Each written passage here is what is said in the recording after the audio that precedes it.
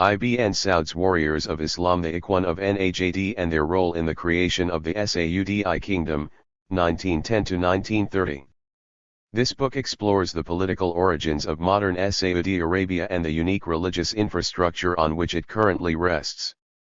Created in 1910 by Ibn Saud, disbanded by him in 1930, the Ikhwan, called Muslim fanatics and communist Bolsheviks by their detractors, swept across Arabia enforcing Wahhabi Islam, extending Saudi political power, and leaving in their wake an almost absolute degree of public security and political stability in the world's major oil-producing country, while the rest of the strategic Middle East became embroiled in revolution and political turbulence.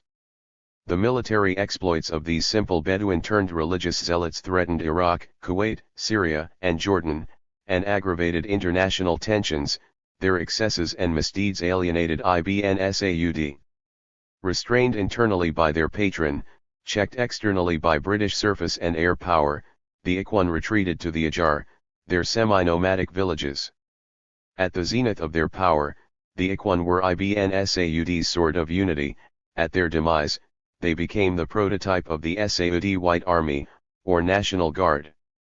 If they struck terror into the hearts of their adversaries, they also brought peace and security to a once troubled land.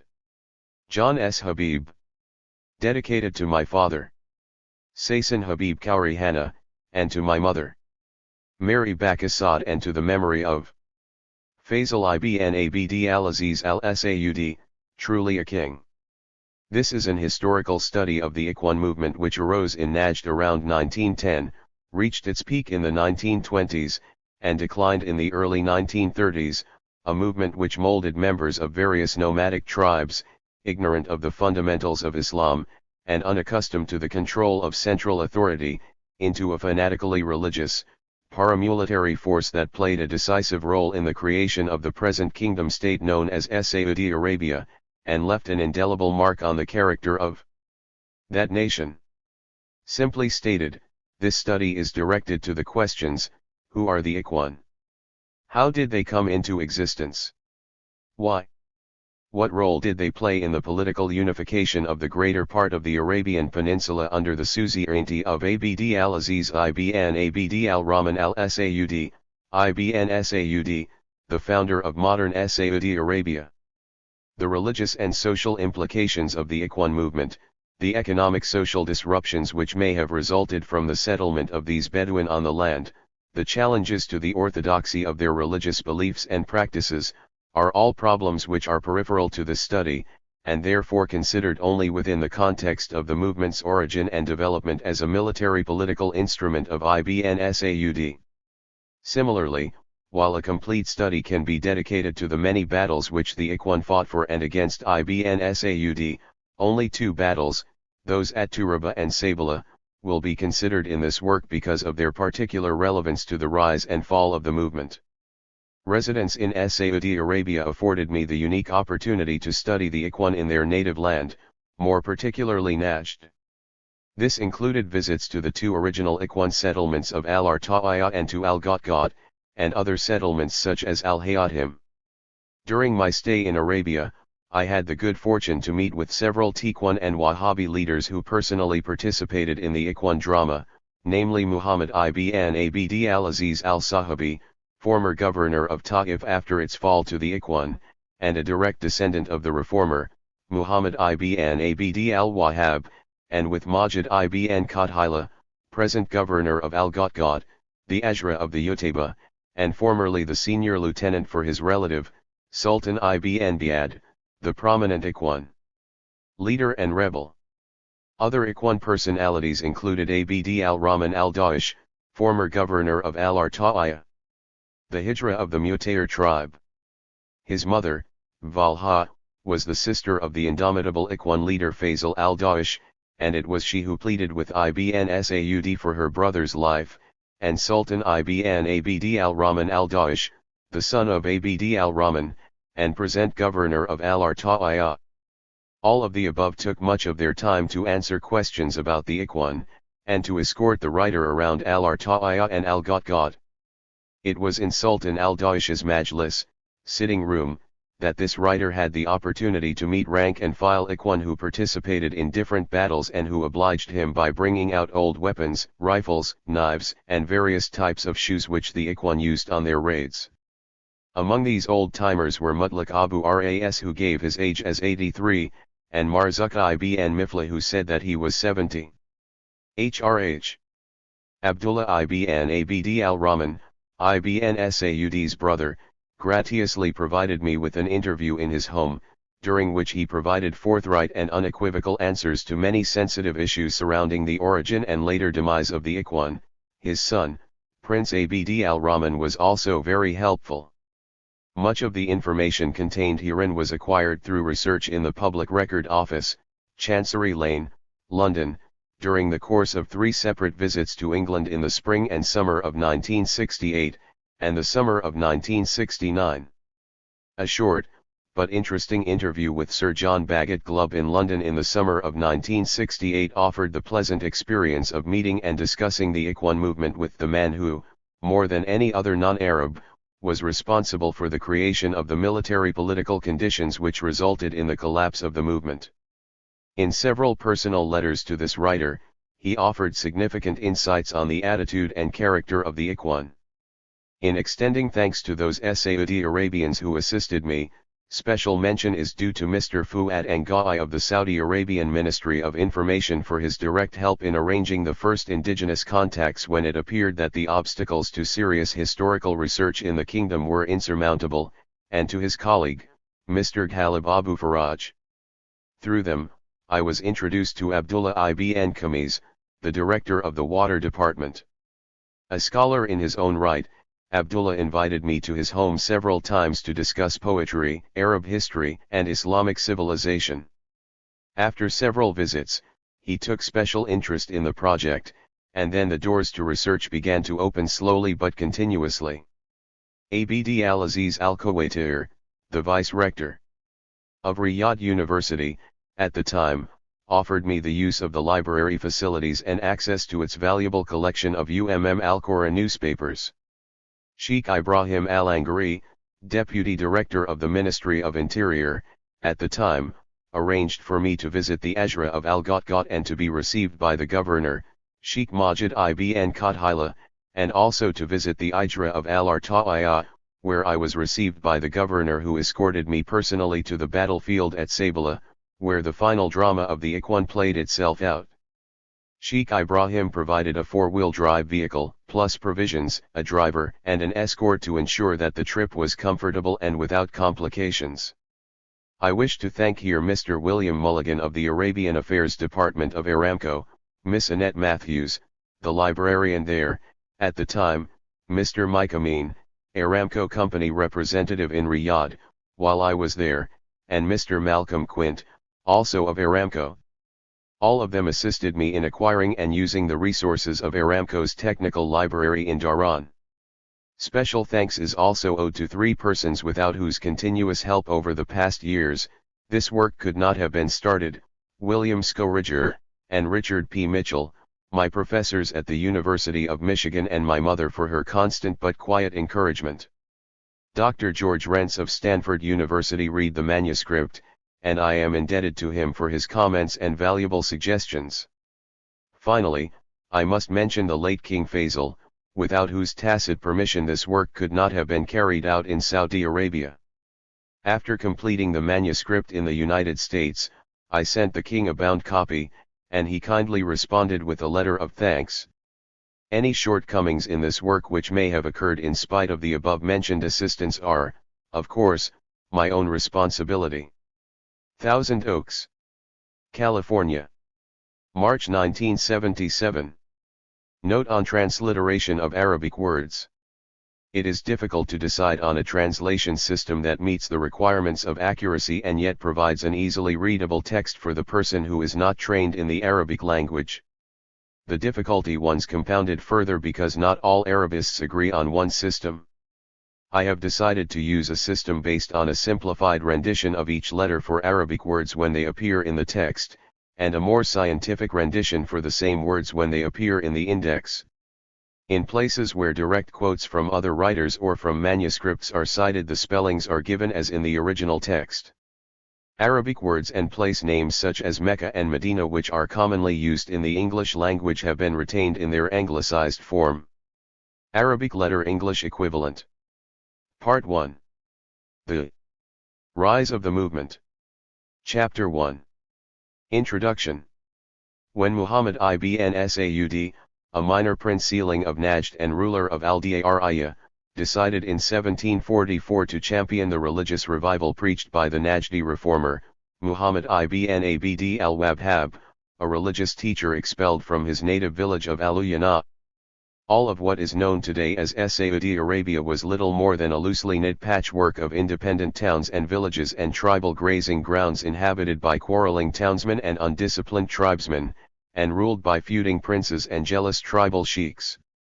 Orthodox Islam, especially among the Bedouin of Najd, had degenerated into a multitude of superstitious practices, cults of tree and stone worship, tribal and customary law, for the most part, prevailed among the Bedouin and sedentary population, respectively, and had eroded the influence and primacy of Islamic law known as Sharia.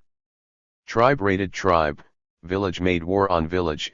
2. Some Bedouin looted merchant caravans. 3. While others robbed travelers and intimidated pilgrims on their way to Mecca. Sometimes whole segments of tribes sustained themselves economically through such violence and theft. 4. Abd al-Wahhab's call to return to the practice of true Islam based on the Quran and the Sunnah 5 as interpreted by the strict Hanbali school was sustained and championed throughout the peninsula by Muhammad ibn Saud and his partisans. So thorough was the conversion of the Najdi people that they became intense devotees of Abdul Wahhab and thereafter became known in different parts of Arabia and the outside world as Wahhabis. Actually, however, they referred to themselves as Muwahhidun or al-Tawhid, that is, Unitarians, or people of unity, a term which emphasized their belief in the oneness of God. 6. The combined power of religion and the sword introduced an almost absolute degree of public security and centralization of governmental authority and universality of religious practice into that part of the peninsula that came under their control. After the collapse of the First Wahhabi Empire, conditions of anarchy and violence prevailed in most areas until Ibn Saud restored security to the lands which he captured. The rise of the House of Saud was simultaneous with the ascendancy of the House of Abd al-Wahhab. Together they shared victory and defeat, success and failure. By 1811 their successive military victories in the peninsula, in Syria and in Iraq caused the Ottoman Sultan to order his Albanian vassal in Egypt, Muhammad Ali, to send a military expedition to crush Wahhabi power at its source. This objective was finally achieved with the destruction of Al-Diriyah, the Wahhabi capital, in the summer of 1819. With the Wahhabis defeated and various members of the House of Saud taken hostage, killed, or exiled, Najd once again reverted to conditions of intertribal feuding and village rivalry in the vacuum created by the breakdown of central authority. Although a few members of the House of Saud in the following few decades succeeded in extending their control over small areas, nevertheless by the close of the 19th century their loss of Najd was complete. By 1900 Riyadh was governed by Ajlan al-Shamari in the name of the great rival of the Saud family, Muhammad ibn Rashid. The Hashemite princes governed the Hijaz for the Ottoman Sultan, while the Ottomans themselves controlled Al-Hassa, the eastern province. Najd once again fell into the backwater of the international scene, and when Europe turned its eyes toward Arabia it now focused on the Hijaz.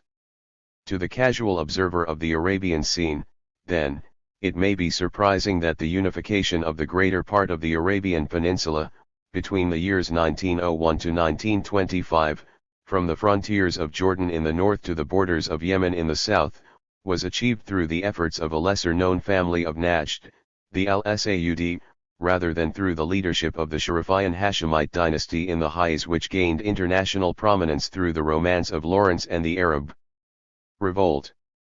Boasting Jeddah, a seaport, and the political seat of the Hashemite government, a city relatively sophisticated through long contact with the Ottoman Turks, foreign Lagatyans, and hundreds of thousands of pilgrims from all parts of the world, containing Mecca, the holiest shrine of Islam, Medina, the city of the Prophet, and Taif, that mountain resort tucked away in the mountains southeast of Jeddah. The Hijaz contained the principal cities of Arabia which could be expected to spawn the man or men who could unite the peninsula. Yet Mecca, guarded by a relatively modern army, the jewel in the crown of the self-styled California of Islam, proved to be the weakest link in the chain of cities. When it finally capitulated to the Ikhwan, it did so without the shot of a gun. Not even a symbolic clash of swords echoed its final days. The threat of the Ikhwan, ready to be unleashed against the city, was sufficient to cause its surrender, while Jeddah was spared largely because of the presence of foreign Lagatyans. Najd's inherent superior capacity to reunify the peninsula, on the other hand, rested on the solid political, religious foundations laid there 200 years earlier by Muhammad ibn Abd al-Wahhab and Muhammad ibn Saud, foundations which by 1900 had become buried, so to speak, under the shifting sands or Najd, but which were, nonetheless, extant. The figure of King Hussein, self-proclaimed leader of the Arabs yet unable to rule his own estate, contrasts markedly with that of Ibn Saud who, dedicating his life and talents to the reclamation of his family holdings, began in 1901 the formidable task of clearing away the sands and laying bare the Wahhabi infrastructure, and rebuilt on it a new Wahhabi kingdom. Seen in this light, Ibn Saud's reunification of Najd with the Hijaz and with Asir was a calculated repetition, not an accident, of history. Within 3 decades of his capture of Riyadh he was proclaimed king of the Hijaz and Najd. Ibn Saud dominated the events in Arabia from that moment when he and his 40 companions captured Riyadh in 1902 until his death in 1953. A Najdi, having only the very fundamentals of a religious education, ate bread to toughness in exile with his father among the Al-Murrah Bedouin, that most deprived and primitive of the peninsular nomads. He had never been to the Hijaz until 1925 when he went there to claim what others had conquered, first in God's name and then in his.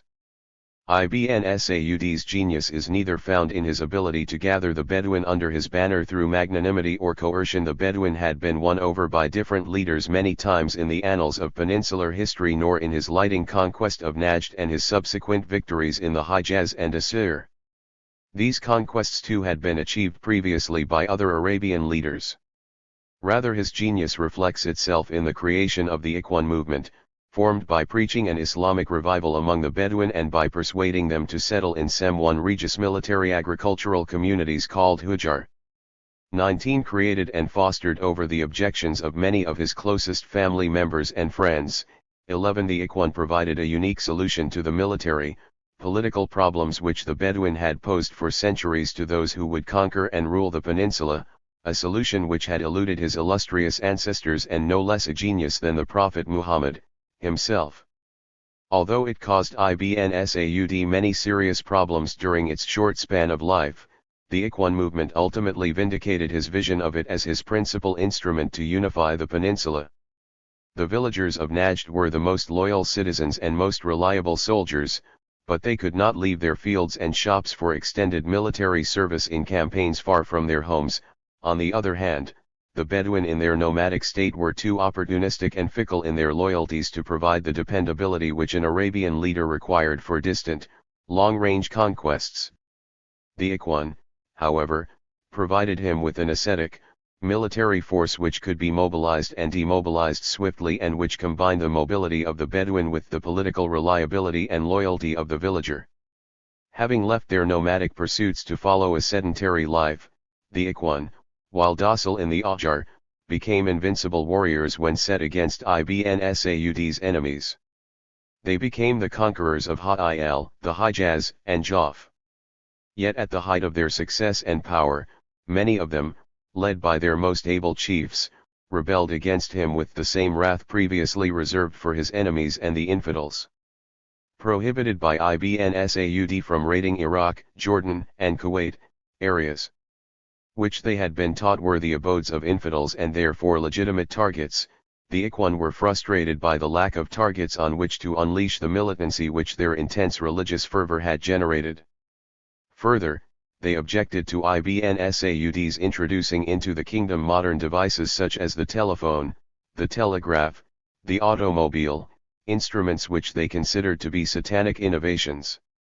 They objected to his increasing contact and cooperation with the British. Accusing him of betraying the letter and the spirit of the very doctrines which he, himself, had fostered among them, they challenged him either to lead them against the infidels in Iraq or to face them in battle.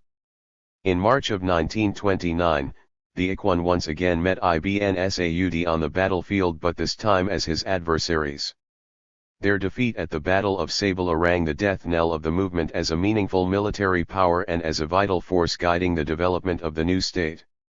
The Ikhwan rebellion was the final effort of fanatical Bedouin led by traditional tribal chiefs to continue their influence and control over the new, rising nation. It was intended to stave off the fate that they had sensed Ibn Saud had decreed for them. Instead, it succeeded only in advancing the date of their own destruction. The Ikhwan were punished for disloyalty, the chief leaders were sent to prison where some later died.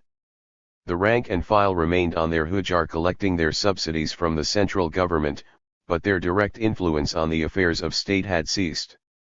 They were no longer the dominant military power in the country.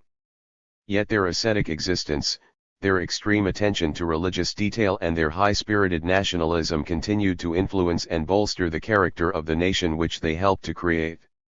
Chapter 2. Najd 1900–1912. The Arabian Peninsula is known in Arabic as Jazirat al-Arab, the island of the Arabs, bounded as it is by sea on three sides, and the vast Syrian desert to the north. Najd is, in a sense, the island within this island. The home of Unayza, Burayda, Riyadh, and a myriad of other towns and villages such as Mahma and Zilfi, it is hemmed in on all sides by the forbidding sand deserts or the rock lava bed wastes.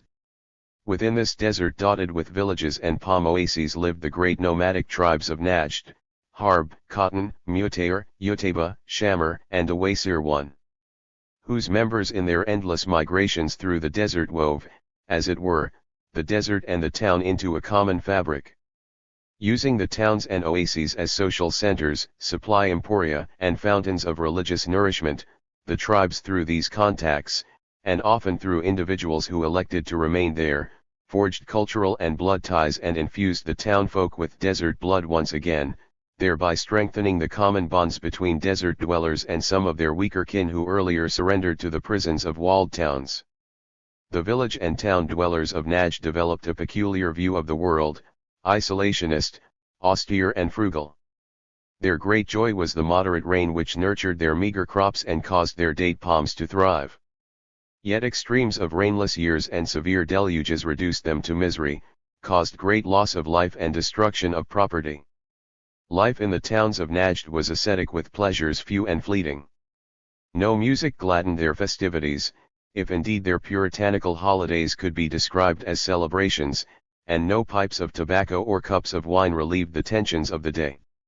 Recitations from the Quran and from the Hadith, compilations of the Prophet Muhammad's sayings, were the high points of the Puritan ceremonies which united them in marriage or commended them to unmarked graves. Today on the verge of starvation, tomorrow waxing fat, this was the shared fate of the townsman and the Bedouin. If the mentality of the Najdi Bedouin and the villagers differed when compared, this difference faded dramatically when contrasted with that of the other Arabs who inhabited the peninsula, the city people of the Hijaz, the northern tribes, and the oases dwellers of Al-Hassa. The people of Najd, Bedouin, and sedentary alike, considered the inhabitants of the Hijaz as racially impure and religiously suspect. More than 1,000 years of pilgrimages had introduced a mixture of various races and Islamic creeds there, the intermarriage of which created a new people, whose manners, customs, religious practices, and attitudes marked them as a separate people, and doomed them to a lower social status in the eyes of the humblest Najdi. The Arabs of northern Najd, especially the Shamir of Ha'il and Al-Ruwayla of the Jaf, reflected the characteristics of the pre-Islamic Arab. Quick to make war and poetry, flaunting death in a flash of gallantry, they wore the mantle of religion lightly on their shoulders. A less severe people who looked north to the fleshpots of Syria and Jordan where many emigrated annually with the flocks, for them life was happier than the dour, triste existence of their southern Wahhabi neighbors.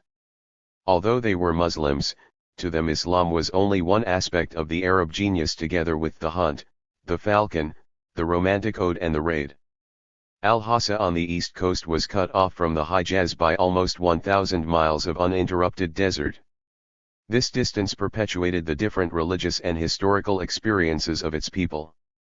Although Al-Hassa is geographically contiguous to Najd, an abyss of mutual religious and tribal prejudice separated their peoples as effectively as the desert which yawned between the Hijaz and the eastern province. As the abode of the S47A3 sect of Islam, Al-Hassa concerned the Najdis only because of the danger posed by the Turkish garrison stationed there, and because of the small, but unruly and powerful Ajayman tribe which called it home. In contrast with the merchants of the large towns in the Hijaz who prospered on the pilgrimage trade, gouged the pilgrims, exploited them, few pilgrims ever returned a second time, the traders of the desert towns of Najd treated the Bedouin well. Revisiting these towns during the seasonal migrations, the Bedouin bought their frugal needs from the shops and in turn provided the townsmen with camels, livestock. 10. The rise of the movement. And, in good years, milk products. For all the difference in the modes of daily life, the town dweller and the occupant of the black hair tents lived a remarkably similar life. Sedentary or nomadic, the inhabitants of Najd were tough and rough-hewn, chiseled as it were from the same rock, and together they formed the most united, homogeneous interactive community in the peninsula. Najd then, more particularly that area called Al-Arid, formed the core of the peninsula, and loyalty to the Wahhabi tradition ran through it like a vein of granite, and this was the secret of its past strength and future renaissance. For to be sure, the strict practice of the Wahhabi faith had faded here and there in Najd, to some extent among the townspeople, but mostly among the Bedouin. Crossing the barren wastes without benefit of religious teachers, medical doctors, or other formal assistance, the Bedouin reverted to superstitious practices, charms, and amulets, which the original Wahhabi reformer thought he had obliterated forever. Once religious instruction was provided, however, the Bedouin returned to the Wahhabi fold and became as dedicated and as militant as their ancestors. The fundamental cause of the internal religious and political deterioration in Najd, after the fall of al-Dirtaya, is not hard to find. In 1744 a success formula, consecrated by oaths, had been very simply devised between Muhammad ibn Abd al-Wahhab, the reformer, and Muhammad ibn Saud, the empire builder. The sphere of religion would belong to Abd al-Wahhab while that of politics would be Muhammad ibn Saud's. 5. This religious political union generated the momentum which produced the first Wahhabi empire, and the offspring of the subsequent marital unions of these two families produced the leaders who, in later years, harnessed and exploited it. So strong was this leadership and so loyal were the people of Najd to this leadership that neither the Egyptian Ottoman expedition against Najd, which dethroned the Saud dynasty and destroyed their capital, nor the tragic intra-family feud which ultimately sapped the family's strength and caused it to lose all of Najd to the Rashid family could alienate completely the Wahhabi conscience of Najd. The Rashid conquest of Najd was made possible only through the intervention of an overwhelmingly powerful Egyptian military force which exhausted the resources of the Saud family, generated, and then exploited intertribal and intra-family feuds. The people, as with any people subjected to long periods of war, wanted a stop to hostilities, almost at any price. A grove of palm trees cut down as sanctions against an insurgent village is not overnight resurrected come the peace, wells destroyed, stopped up or concealed as punishment to recalcitrant tribes are only with great difficulty restored or relocated, if ever. 6-8 decades of internecine warfare gave Riyadh and Najd to the Rashid family and allowed the Turks to reoccupy Al-Hassa. Once Ottoman political objectives had been achieved by the destruction of al-Dirtaya, the Sublime Porte felt that Najd was best left to the quarreling tribes. Content to retain firm control over the peninsula's litorals, Hijaz, Yemen, Al-Hassa, none of which were challenged by a foreign power. The Sublime Porte cared little who ruled Najd as long as its hegemony was not challenged. While not desiring a dangerous revival of Wahhabi power through the restoration of the Saud dynasty, neither did it want to eliminate that family completely as a political military force, lest the tribal balance of power be upset, and the destruction of the Saudi monolith result only in its replacement by an equally dangerous and unchallenged power represented by the Rashid family. The Rashids became the sole instrument of the Ottoman will in Najd not because of a natural alliance between these two groups, but because Ibn Saud's father, Abd al-Rahman, who was the senior member of the family, refused to govern Riyadh even nominally in the name of the Sublime Porte. Sending his family and retainers to Kuwait for political asylum, Abd al-Rahman took refuge with the Al-Murrah tribe in the empty quarter, and there reared his young son, Ibn Saud, among those hardy Bedouin. Later he joined the family in Kuwait. With Abd al-Rahman absent through self-imposed exile in Kuwait and the rest of the Saud family scattered, the Rashids' control was complete although superficial. Even as the Saud family fortunes revived after Ibn Saud's capture of Riyadh in 1902, the Ottomans, judging from their failure to come to the immediate aid of the Rashids, did not fully appreciate or evaluate the threat that this posed to their position in Arabia. As for the British, the only other world power with an interest in the area, they were anxious not to do anything which would prejudice Ottoman control over Arabia. This was clearly spelled out in a reprimand message sent to Whitehall in London to the Government of India for the attention of Major General Sir Percy Z. Cox, the political resident in Bahrain. The cable dated July 9, 1913 noted: "The Government of India was instructed by telegram on the 10th of June that His Majesty's government policy is to consolidate the Turkish government in Asia Minor, and to abstain as long as possible from intervention direct or indirect in Najd, that the political officer should hold as little communication as possible with Ibn Saud, that His Majesty's government desire above all things that nothing should be said or done at the present juncture to arouse suspicion in Turkey or elsewhere, that they desire or will encourage disintegration of Turkish power in Asia." In view of these frequent and explicit orders, Lord Crewe does think it necessary to telegraph again. 7. So strictly was this policy applied that the journey of Captain Shakespeare required coordination at the highest echelons of government, as the following cable shows. Viceroy of India to the Foreign Office. From Viceroy. Date: December 20, 1913. Foreign. Secret.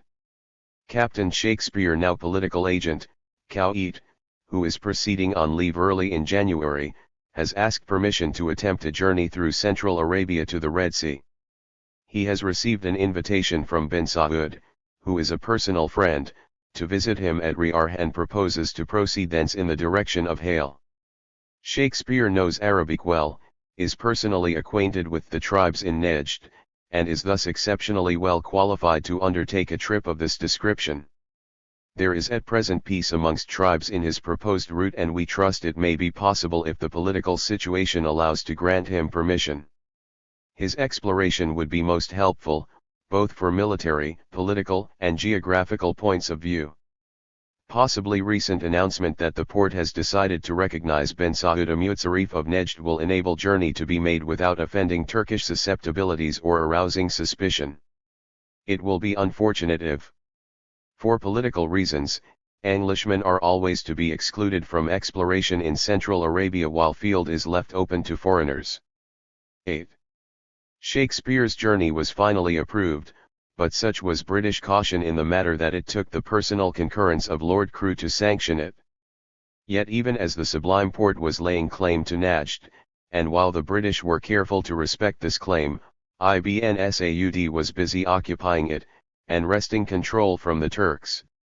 After the capture of Riyadh in 1902, Ibn Saud quickly aroused the interest and gained the support of the people in the towns and small oases around Riyadh, settlements which had traditionally supported the Saud family.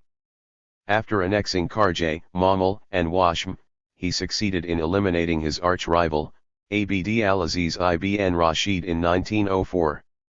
With the occupation of Buraydah in 1908, his threat to the Turks became vital.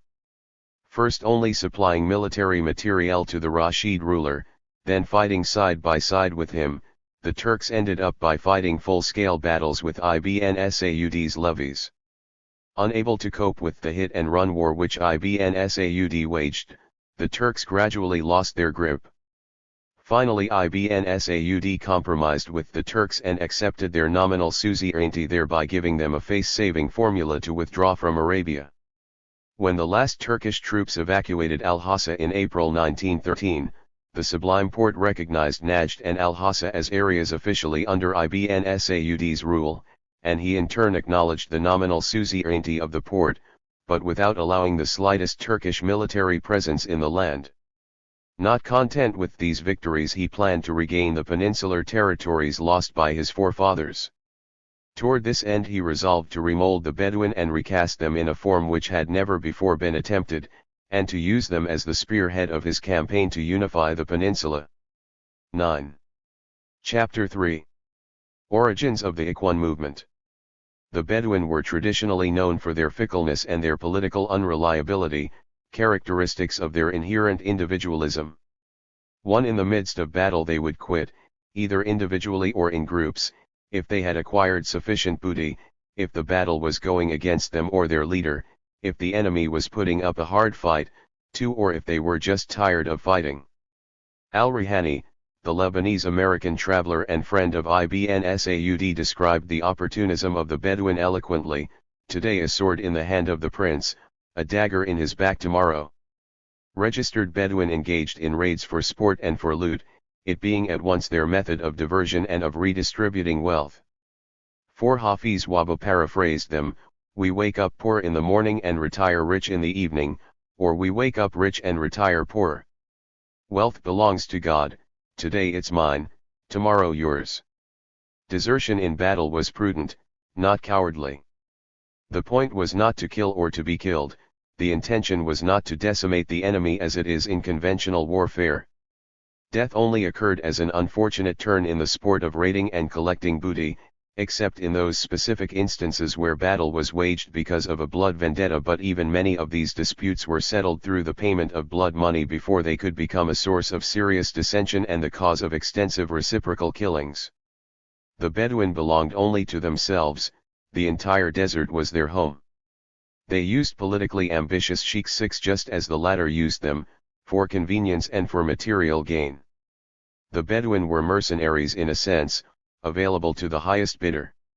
Sanctions could not be placed against them, they owned no land, no homes, and only very little material wealth. 7. Origins of the Ikhwan movement is. Taking their battles as sport and only rarely as serious welfare, the Bedouin were not generally good fighters. Opportunistic and motivated by the need to fulfill a specific requirement, money, revenge, diversion, the Bedouin were not a reliable element of an army. In contrast, the townsmen of Najd loathed raids and intertribal fighting. Farmers, merchants, tradesmen, and teachers, they preferred the routine pursuits of their peaceful existence to the sport of battle. A sedentary people subject to a leader from whom they sought protection and to whom they pledged loyalty, once conscripted as soldiers, they had the stable resolve of a home militia. Disciplined and determined, they followed the commands of their leader in order to preserve a vested interest in the land, or in goods, or to keep the caravan and trade routes open to send and receive merchandise. They fought with the bravery and courage of men who had much to lose and who were anxious to win the battle and return home. The nucleus of the army with which Ibn Saud originally expelled the Turks from Najd was composed of townsmen. Bedouin contingents participated only when it suited Ibn Saud's particular needs and the corresponding whim and desire of the Bedouin. As the Turks conceded the loss of each town, the inhabitants pledged loyalty to Ibn Saud and provided for their own defense, thereby eliminating the need of a garrison. This also enabled Ibn Saud to operate with a smaller force and to enjoy greater mobility in a large area friendly to him but hostile to his opponent. As Ibn Saud's arena of operation grew larger and more remote from Riyadh, however, it became apparent to him that the military force with which he won Najd was not suitable for the military conquests which he planned in more distant parts of the peninsula.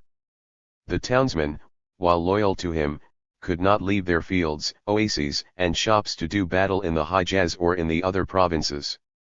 What he needed was a fighting force that had the mobility of the Bedouin and the loyalty, bravery, dedication, and stability of the Tosin men. He neither could nor did he want to turn townsmen into a Bedouin-type paramilitary striking force. His only other human resources were the Bedouin. Yet he well knew that they, in their traditional state, were too unreliable to trust on long marches far from Najd where they may suddenly desert, or join the opposition. Ibn Saud fully understood the tragic effect of the Egyptian expedition against the Wahhabis in the early 19th century. Bedouin tribes of the Hijaz and Najd, originally loyal to the Saud family, later defected and allied themselves to Ibrahim Pasha, the leader of the expedition, and boldly guided the Egyptian troops across the desert to the very walls of Al-Diyariya. He also knew that the brave villagers of Najd alone had delayed the Egyptian advance and final onslaught until they succumbed to the sheer superiority of military strength. The inhabitants of Al-Diyariya refused to surrender and fought from house to house against the Egyptians until the city formally surrendered, and even then the end was quickened by the defection of a Bedouin chief, Gaisab al-Utabi. 9. To resolve this dilemma, Ibn Saud, using imagination and daring, transformed the Bedouin within a few years so skillfully that they were mobile enough to cross the length and breadth of the peninsula, and sedentary enough to be in a specific locality when he needed them. He did this with so little fanfare that when they first appeared on the Arabian stage it was as Ikhwan, 10 ready and eager for war. The term Ikhwan is the plural of the Arabic word akh/, which means brother. Among Arabs today it is a very common form of address applied equally to a stranger whose name may be unknown but who is known to be an Arab, or to a close friend. The plural of the word may also be correctly used to signify offspring of a common parent or a person from the same tribe, religion, or even occupation. 11. The term, as used by the Ikhwan of Najd, themselves, signifies the brotherhood which they found through the common religion which they share, a relationship which superseded family and tribal ties, and even past animosities, as enjoined by the following Quranic exhortation. Cling all of you to the rope of God and do not separate, and remember God's blessings, for you were enemies and he joined your hearts together and you became, by the grace of God, brothers. 12. By definition, the Ikhwan of Najd are those Bedouin who accepted the fundamentals of Orthodox Islam of the Hanbali school as preached by Abd al-Wahhab, which their fathers and forefathers had forgotten or had perverted, and who, through the persuasion of the religious missionaries and with the material assistance of Ibn Saud, abandoned their nomadic life to live in the Hajar which were built by him for them. The Ikhwan are those who migrated from nomadism to Islam and who openly showed this break with the past by wrapping a turban, zimma, around their headdress, gutra, in lieu of the black rope, zikal. 18. Hafiz Wahba describes them as a people of Bedouin who left their Bedouin life and who agreed to fight for God and the raising of His word. 14. Tied inseparably to the definition of the Ikhwan is the concept of immigration, Azraq. Instruction in the fundamentals of Islam alone does not qualify one to be a brother, akh. The believer must quit the nomadic life, sell his flocks and migrate to a hijra. Simulating the Prophet Muhammad's flight from Mecca to Medina, which signaled the dawn of the Islamic era, the Bedouin's hijra symbolizes the irrevocable break with the nomadic past. Defining the Hajar, Al-Rihani writes, Hajar is the plural of hijra, and hijra in the dictionary means leaving the abode among the unbelievers and moving to the realm of Islam. 15. Finally, Wahba combines the idea of the Bedouin and of the hijra into a definition of the Ikhwan. The term came to denote the Bedouin population which left their abodes of tents and became settled in a special place, and built for their homes mud huts known as Azjar, as a sign that they left their own detestful life for another more beloved life. 16. The central position which the concept /7 Jara enjoys in the settlement of the Bedouin on the land may be attributed to the definition of the reformer, Muhammad ibn Abd al-Wahhab, himself, that the Hijra is the move from the land of polytheism to the land of Islam. 17 Abd al-Wahhab's use of the term /Zajra here refers symbolically to the flight of the Prophet Muhammad from Mecca to Medina as interpreted in Abd al-Wahhab's book. Al-Usul al-Thalatha wa Adilatuha, The Three Principles and Their Proofs. This book was used by the missionaries as a catechism during their preachings among the Bedouins.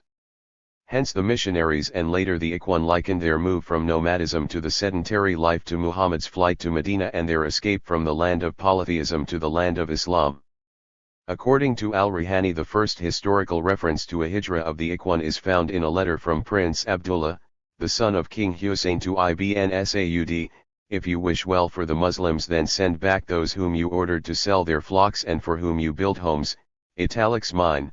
15 While all of the Ikhwan were Wahhabis to the extent that they were taught the fundamentals of Islam as based on the writings, interpretations, and exhortations of the reformer Abd al-Wahhab, not all Wahhabis were Ikhwan.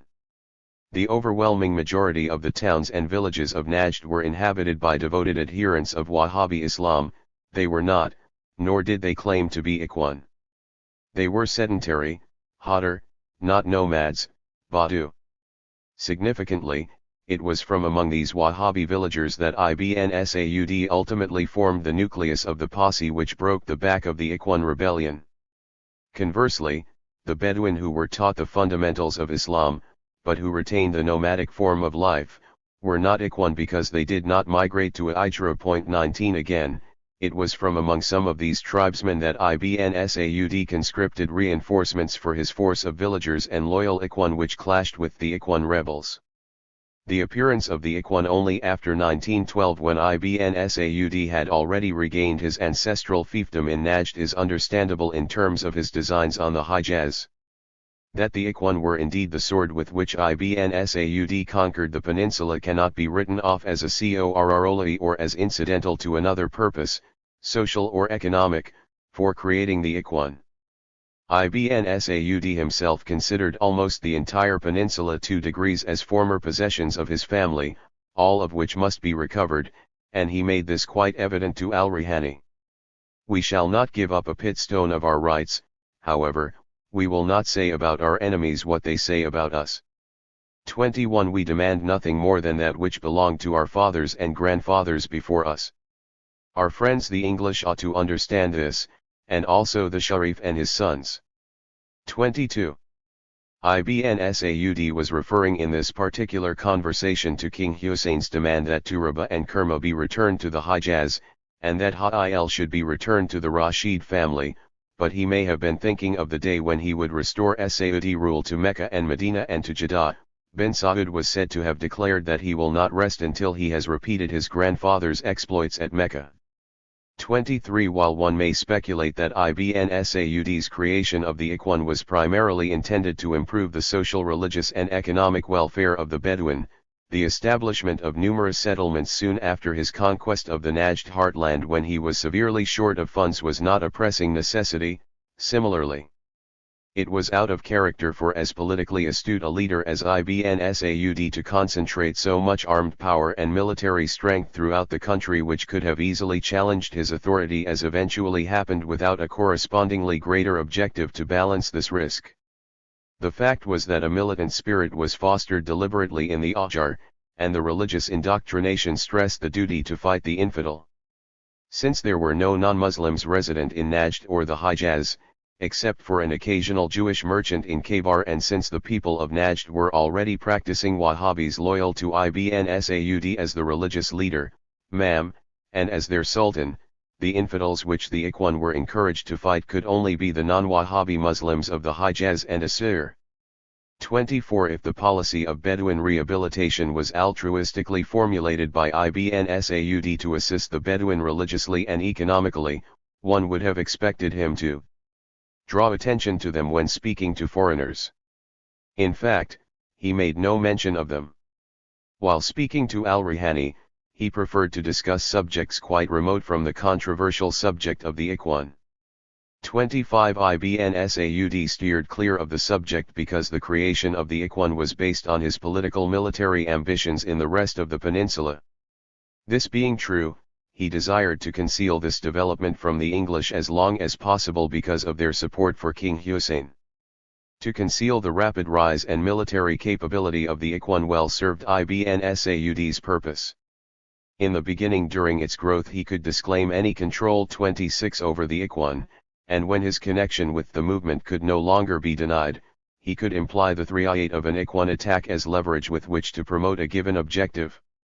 Because of the secrecy which enveloped the early beginnings of the movement, its origins are clouded in mystery, confusion, and contradiction.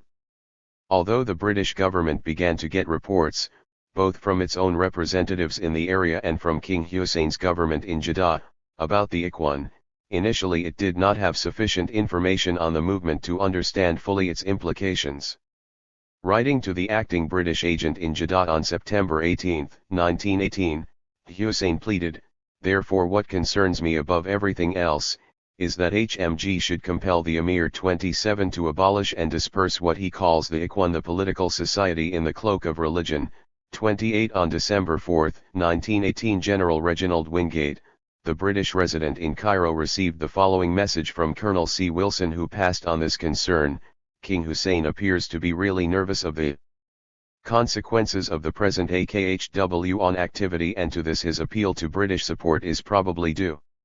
His statement Great Britain had agreed to support him is, I understand, not a fact." 29 On the same subject, General Wingate had written several months earlier to the Right Honourable Arthur James Balfour, noting, "You will observe that the King's, Hussein, distrust of the Ikhwan sect is very marked." 80 He then went on to express his opinions about the potential danger of the movement. One senior official of the Foreign Ministry wrote the following note on the cover sheet which forwarded Wingate's letter: "King Hussein would hardly be justified in demanding the suppression of the Ikhwan in Ibn Saud's sphere, though he may take what measures he chose to exclude them from his own. As this is primarily a religious affair concerning independent Arabs, it would be difficult for HMG to take action." 31 From this, it is clear that as late as 1918 the British did not understand the purpose for which Ibn Saud created the Ikhwan. Conversely, King Hussein, with much more to lose, correctly assessed its political overtones. There are those who insist that Ibn Saud did not form the Ikhwan, but rather that it existed and he merely exploited them for his own purpose.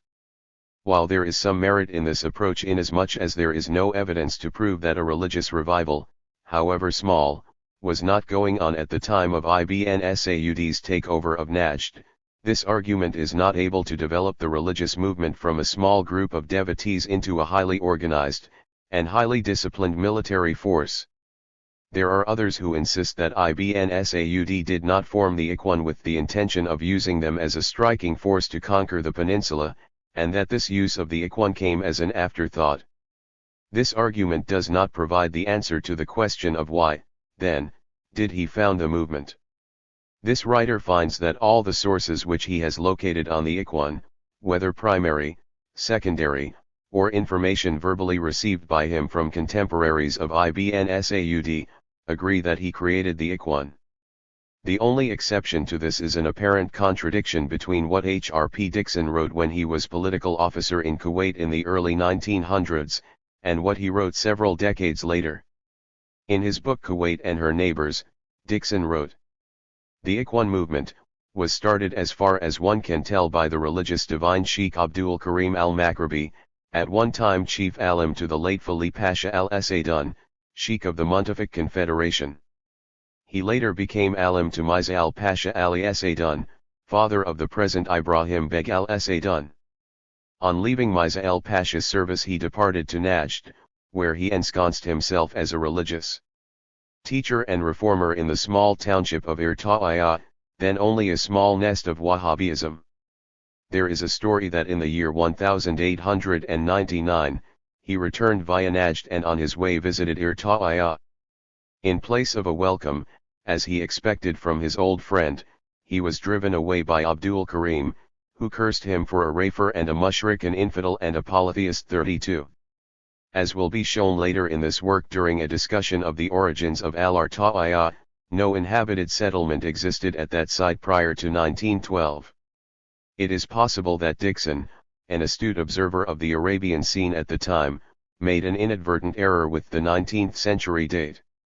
The grandson of Abd al-Karim al-Maghribi told this writer in Riyadh in December 1968 that his grandfather emigrated to al-Arta'iyah only after that Hijra had been established. Majid ibn Qathila confirmed this and noted that al-Maghribi, a pious immigrant from North Africa, settled in al-Arta'iyah because of its ascetic and religious reputation. 33 The British Public Record Office preserves a report written by Dixon on September 2, 1929 while he was political agent in Kuwait. At the time he wrote, "The Ikhwan on the other hand were brought into being by bin Saud to fight his battles and win them in the name of religion. Italics mine. As Bedouins they would never have been reliable, as Ikhwan and inflamed by the din, religion, they became well right invincible. They may be likened to Cromwell's Ironsides or the German storm troops." 34. As for Ibn Saud telling Dixon that he had nothing to do with the start of the Ikhwan, 35 Dixon himself wrote as early as 1920 to the civil commissioner in Baghdad that Ibn Saud had told him Tam the Ikhwan. 36 In that same message, Dixon wrote, "On my recent visit to Hassa to meet bin Saud, January 29 to February 20, I went to pains to try to discover as much about the Ikhwan movement as possible. This, I found a rather difficult task as wherever I made inquiries I seemed to be looked upon with suspicion. It was obvious to me that people had been given the hint, by someone or other in authority, to give away as little as possible. One could not help but come to the conclusion that bin Saud himself was at the bottom of the matter. I believe now he had issued general instructions that as little as possible regarding the new movement should be divulged to strangers. He does not want it to be known that he himself is at the bottom of the whole thing, and is fostering and guiding the movement for his own ends." 37, Italics mine. Colonel C. E. Wilson in a letter sent to Major Young wrote in 1919, Ibn Saud's formation of the Ikhwan was probably carried out with a view to political rather than religious aggrandizement, but we must take facts as they are, and Ibn Saud is the head of the really fanatical Ikhwan, thus support given to him is really support given to the Ikhwan movement. 38 As a British official of the political office, Baghdad, H. St. John Philby took a trip from October 29, 1917 to November 1, 1918 into Najd for the purpose of heading a British mission to meet with Ibn Saud. At the conclusion of his mission, he wrote report on the operations of the Najd mission. This report describes the Ikhwan movement as Ibn Saud's synthesis of the two elements which most accurately characterize Arabs, Islam and nomadism. In setting to work at the task of consolidation, by which he was confronted, Abdul Aziz cannot have failed to be impressed by two models from the history of Central Arabia. Muhammad ibn Rashid had owed his strength to the peculiar characteristics, which made the Shamir what they have been and are a Bedouin tribe based on a Bedouin city, while his own great ancestor, Saud ibn Saud had carried his conquering arms to the farthest corners of Arabia by reason of the judicious combination of religion and policy, to which he owed his power. Ibn Saud followed neither the one model nor the other in its entirety. He set to work to combine the two, and the result was the Ikhwan movement, whose essential characteristics are as follows. 1. It was restricted to the Bedouin, who, though nominally, for the most part, adherents of the Hanbali, or as they came to be called, the Wahhabi doctrines, were in practice divided into their allegiance between those doctrines and the codes of unwritten customary law, by which their lives were regulated. The townfolk of Najd, among whom the tyranny of public opinion in matters of religion is strong and well organized, are tacitly assumed to be devout Wahhabis and, therefore, required no special attention. 2. Suitable sites were, as discovered, made available for the foundation of permanent settlements, and a number of villages have sprung up, during the last 5 or 6 years. To sum up, we may say that the object of Ibn Saud in fostering the Ikhwan movement has been to increase his military service over a greater number of his subjects, to minimize the weakness inherent in a Bedouin state and a Bedouin army, and to economize his resources by substituting the hope of eternal reward for more mercenary considerations. 39. Philby's analysis given above corresponds very closely to the information provided by surviving Ikhwan personalities, Majid ibn Qadhila of Al-Ghatghat, Muhammad al-Sahabi, and the Dushan of Air Ta'iyah, all of whom told this writer that one man and one man alone was responsible for the creation of the Ikhwan and ultimately for its downfall. Ibn Saud. 40. Chapter 4. The Ikhwan, Myth and Reality. Emerging, as it were, out of nowhere to act out a brief drama on the stage of domestic, and, then later, international politics, the Ikhwan's appearance generated speculation and conjecture as to its real identity. This speculation was exacerbated, for the most part, by the dearth of factual reporting and information available to the public on the movement. Ibn Saud, for reasons noted earlier, played down his involvement with the Ikhwan, and apparently had given instructions that Ikhwan activities should not be discussed with foreigners. Another reason was the geographic isolation of Najd and the lack of communications with the outside world. By the time news concerning the Ikhwan trickled out, it had been distorted, either through exaggeration in the telling, deliberate misrepresentation, or misinformation. We may never know how much, if any, responsibility falls on Ibn Saud for the reputation of the Ikhwan as terrors best avoided, and as invincible fighters who always decimated their adversaries. Obviously such a reputation, if believed by the opposition, weakened the enemy and strengthened Ibn Saud. On the other hand, it may never be known to what extent Ibn Saud's enemies, themselves, exaggerated the Ikhwan danger and fanaticism in an attempt which ultimately backfired to disrupt the fast-growing cooperation between Ibn Saud and the British. Equally an obstacle to information on the Ikhwan was their own attitude. Fundamentalist, taciturn, introverted, they themselves were not disposed to return the Islamic salutation, As-salamu alaykum, peace to you, to those Muslims whom they considered infidels, much less discuss the fundamentals of their religious revival with the foreigner. Only one attribute of the Ikhwan is found in all reports on them, whether friendly or inimical, namely, their religious fanaticism, more, their eagerness to die in battle on behalf of God and Islam. All other accurate information about their religious beliefs, practices, and origins must be gleaned from a morass of facts intermingled with fiction, exaggeration, and sometimes deliberate distortions. The fundamental misconception about the Ikhwan is that they formed a secret movement with a mysterious ritual, covert membership, and other elements peculiar to a closed-knit clandestine society. Writing to the RT. Honorable Arthur James Balfour on October 3, 1918, Reginald Wingate, the British High Commissioner in Egypt, pointed out. You will note that the king's, Hussein, distrust of the Ikhwan sect is very marked, and I think that this rather than a dislike to treat on equal terms with another Arab chief, is at the root of his disagreement with Ibn Saud. I have not sufficient information about the power and aims of the Ikhwan to be able to appreciate to what extent his fear of their influence is well founded. But my experience in the Sudan has shown me the danger of a secret organization working under the cloak of religion, one amongst an unsophisticated Muslim population. In times of stress, this type of Muslim takes to religion as individuals of some Christian nations take to strong drink, and is prone to become tender to the first spark of fanatical impulse which, if fanned by unscrupulous or misguided leaders, will produce a conflagration that is at any rate for a time impossible to control. 2. That same year an unidentified Foreign Office official in London scribbled the following note on the cover sheet of a document reporting on the situation in Arabia.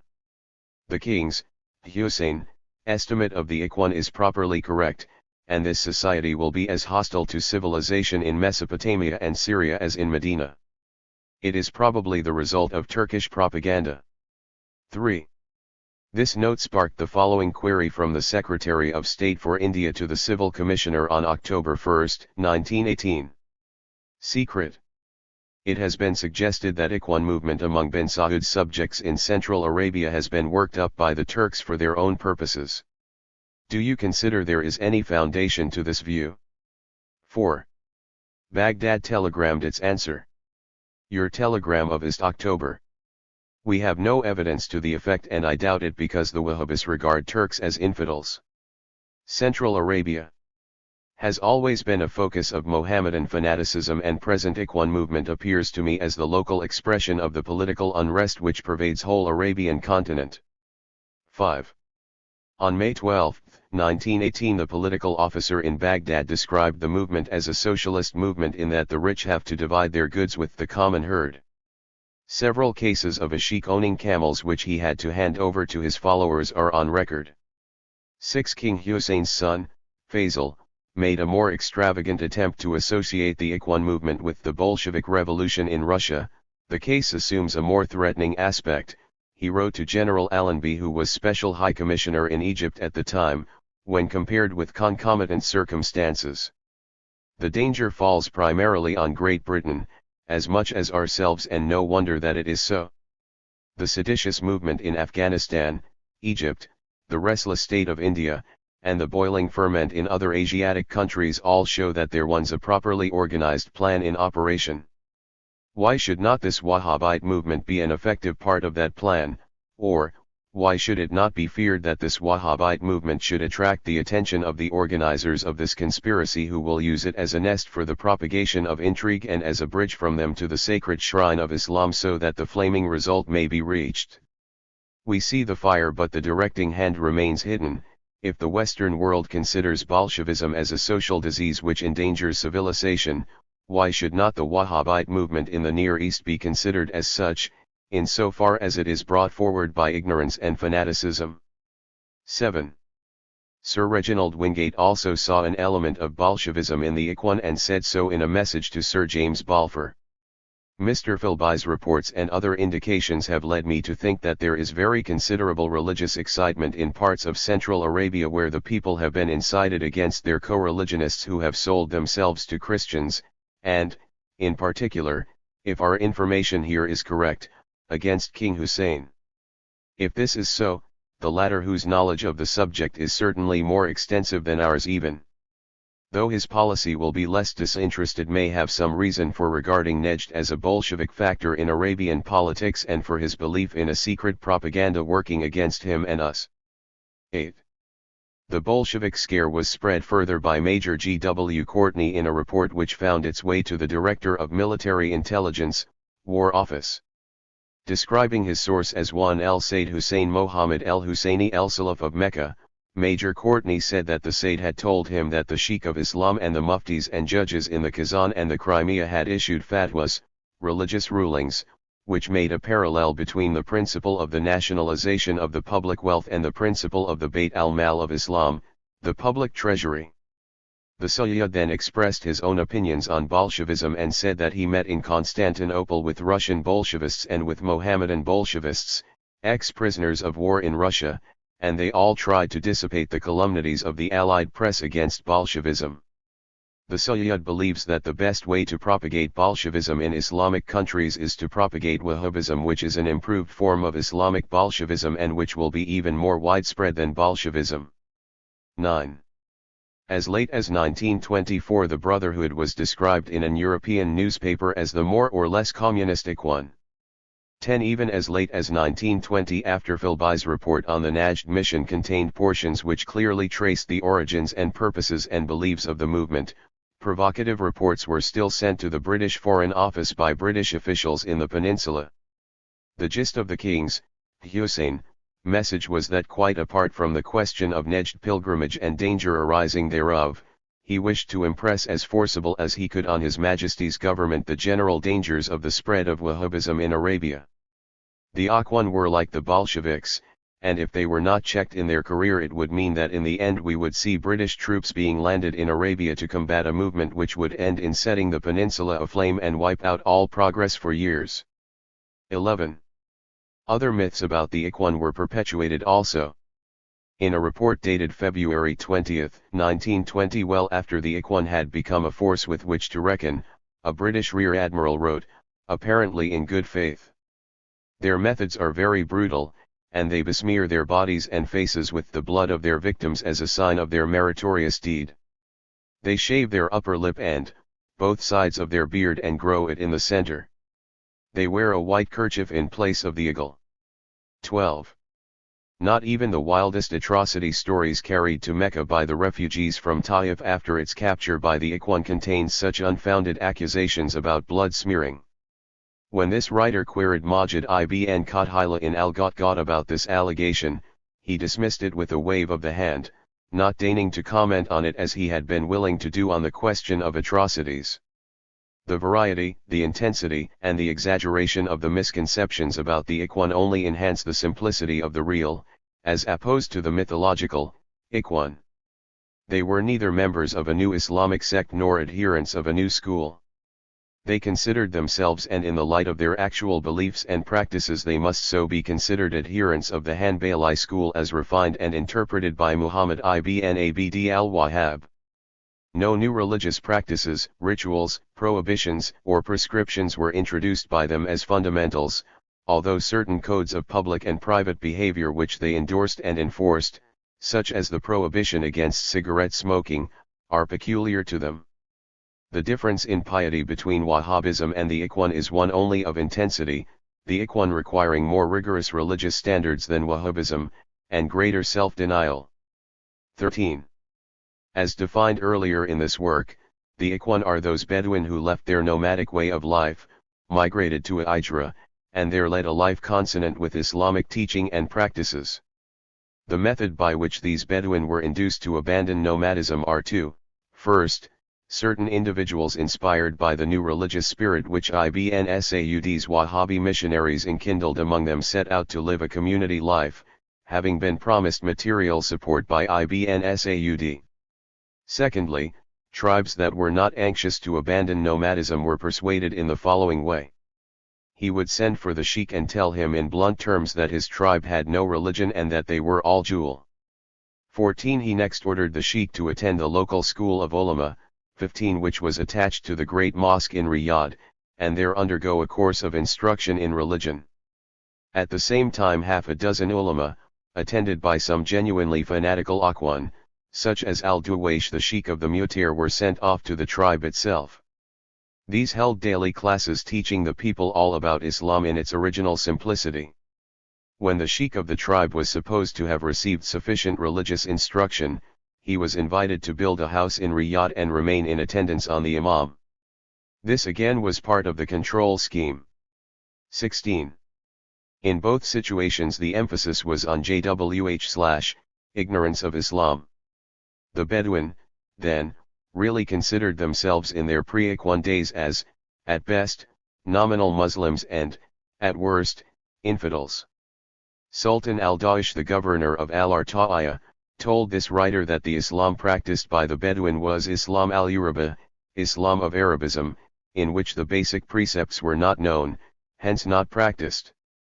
Majid ibn Qadhila also told this writer that the Bedouin did not even know the correct religious postures for prayer, and that customary and tribal law were practiced alongside with popular medicine and trial by fire and ordeal. 17. According to Ibn Saud, before the Ikhwan movement began, more than 90% of the Bedouin had never heard of religion, their marriages were never solemnized, and circumcision was not practiced. 18. This concept of Muslims in Arabia in the post-Islamic period being referred to as non-Muslims is not new. The term was used by the early Wahhabis, and even Muhammad ibn Saud, the first member of the Saud family to support and champion the Wahhabi reformer, was considered jahi/l, ignorant, prior to his becoming a Wahhabi. 19. In conversations with this writer both Muhammad al-Sahabi and Majid ibn Qadhila used the phrase "when I became a Muslim," when talking about their conversion to Islam. When asked what they were prior to becoming Muslims, the answer invariably was "ya/," implying that prior to their religious training by the Wahhabi teachers whom Ibn Saud had sent to teach them, they were not Muslims. Thus, rather than considering themselves as the proponents of a new sect of Islam, the Ikhwan felt that they had embraced Islam much as had their forefathers almost 1500 years earlier, and their submission to it was no less complete and no less enthusiastic. As with both Sunni and Shia Islam, the precepts of the Ikhwan beliefs rested on the same 5 pillars. A. The Shahada, there is only one God and Muhammad is his prophet. B. fasting, during the month of Ramadan. C. Zakat, payment of taxes to the Islamic treasury. D. Pilgrimage, to Mecca once in a lifetime if possible. E. Prayer, at the 5 prescribed times, daily. There were no secret rituals, codes, signs, or other trappings of a closed society. They did prohibit the use of pork and liquor, injunctions against their consumption enjoined by the Quran. Smoking was considered to be a grievous sin, it was prohibited throughout the realm. The use of silk clothes was banned. The only luxury appeared to be the use of incense 29 or coffee, or tea. Gambling, fortune-telling and similar types of diversions were condemned. The Ikhwan did not return the Islamic salutation Salam alaikum, peace to you, to non-Ikhwan. Close confidants and other friends of Ibn Saud record that the religious scholars, W/AMA, and the enforcers of Wahhabi precepts, the Mustawai, who would have been their social peers and who would have moved with them in the same social circles had they not been infidels, avoided them, and that they only saw each other by an accident passing in a corridor. 21 Another Ikhwan habit was to cover their faces rather than look at an infidel. 22 As former Bedouin, the Ikhwan were most noteworthy for their renunciation of tribal loyalty and even family ties in favor of the bonds of brotherhood. In a desert, tribal society where the family was an individual's security, identity, and legitimacy, the renunciation of all this was no light matter. It underscored the degree to which Ibn Saud was able to substitute the Brotherhood of Islam domiciled in the Ijra for the protection, security, and identity which they surrendered when they left the tribe. The simplicity of Ikhwan life was symbolized by the unadorned, domeless mosques, the exterior and interior of which were void of even the most abstract decoration. Vows 23 were prohibited, and the taking of oaths in other than God's name was blasphemy. Even the Prophet Muhammad, who was given great respect, was stressed as a mortal like all men. 24 Some writers have incorrectly interpreted this as meaning that the Ikhwan denigrated the Prophet. Others claim that the portion "and Muhammad is his prophet" of the S7 Hada was omitted. 25 The fact, however, that the entire formula appears on the Ikhwan war banners disproves this allegation. See Plate 5. Sulaiman ibn Samhan al-Najdi, an A/7M, who authored the book, Al-Hudiyya al-Sunniyya, The Orthodox Path, one of the books which the missionaries to the Bedouin used as an instruction manual, made the Prophet Muhammad's favored role in Islam among all Muslims very clear. And what we believe is that the rank of our Prophet Muhammad, on him be peace and prayers, is absolutely the highest of all created beings, and it is permissible for the Muslim to say peace be on him and to visit the mosque where he is buried, but the visit to the mosque must be incidental to the primary purpose, i.e. prayer. 26. Nor did the Ikhwan appreciate any less the early companions of the Prophet and the holy men, A/Awliya, who first put Islam on the road to success. 27 What they did, however, was return to pure Islam which Muhammad had preached. Worship is due to God alone.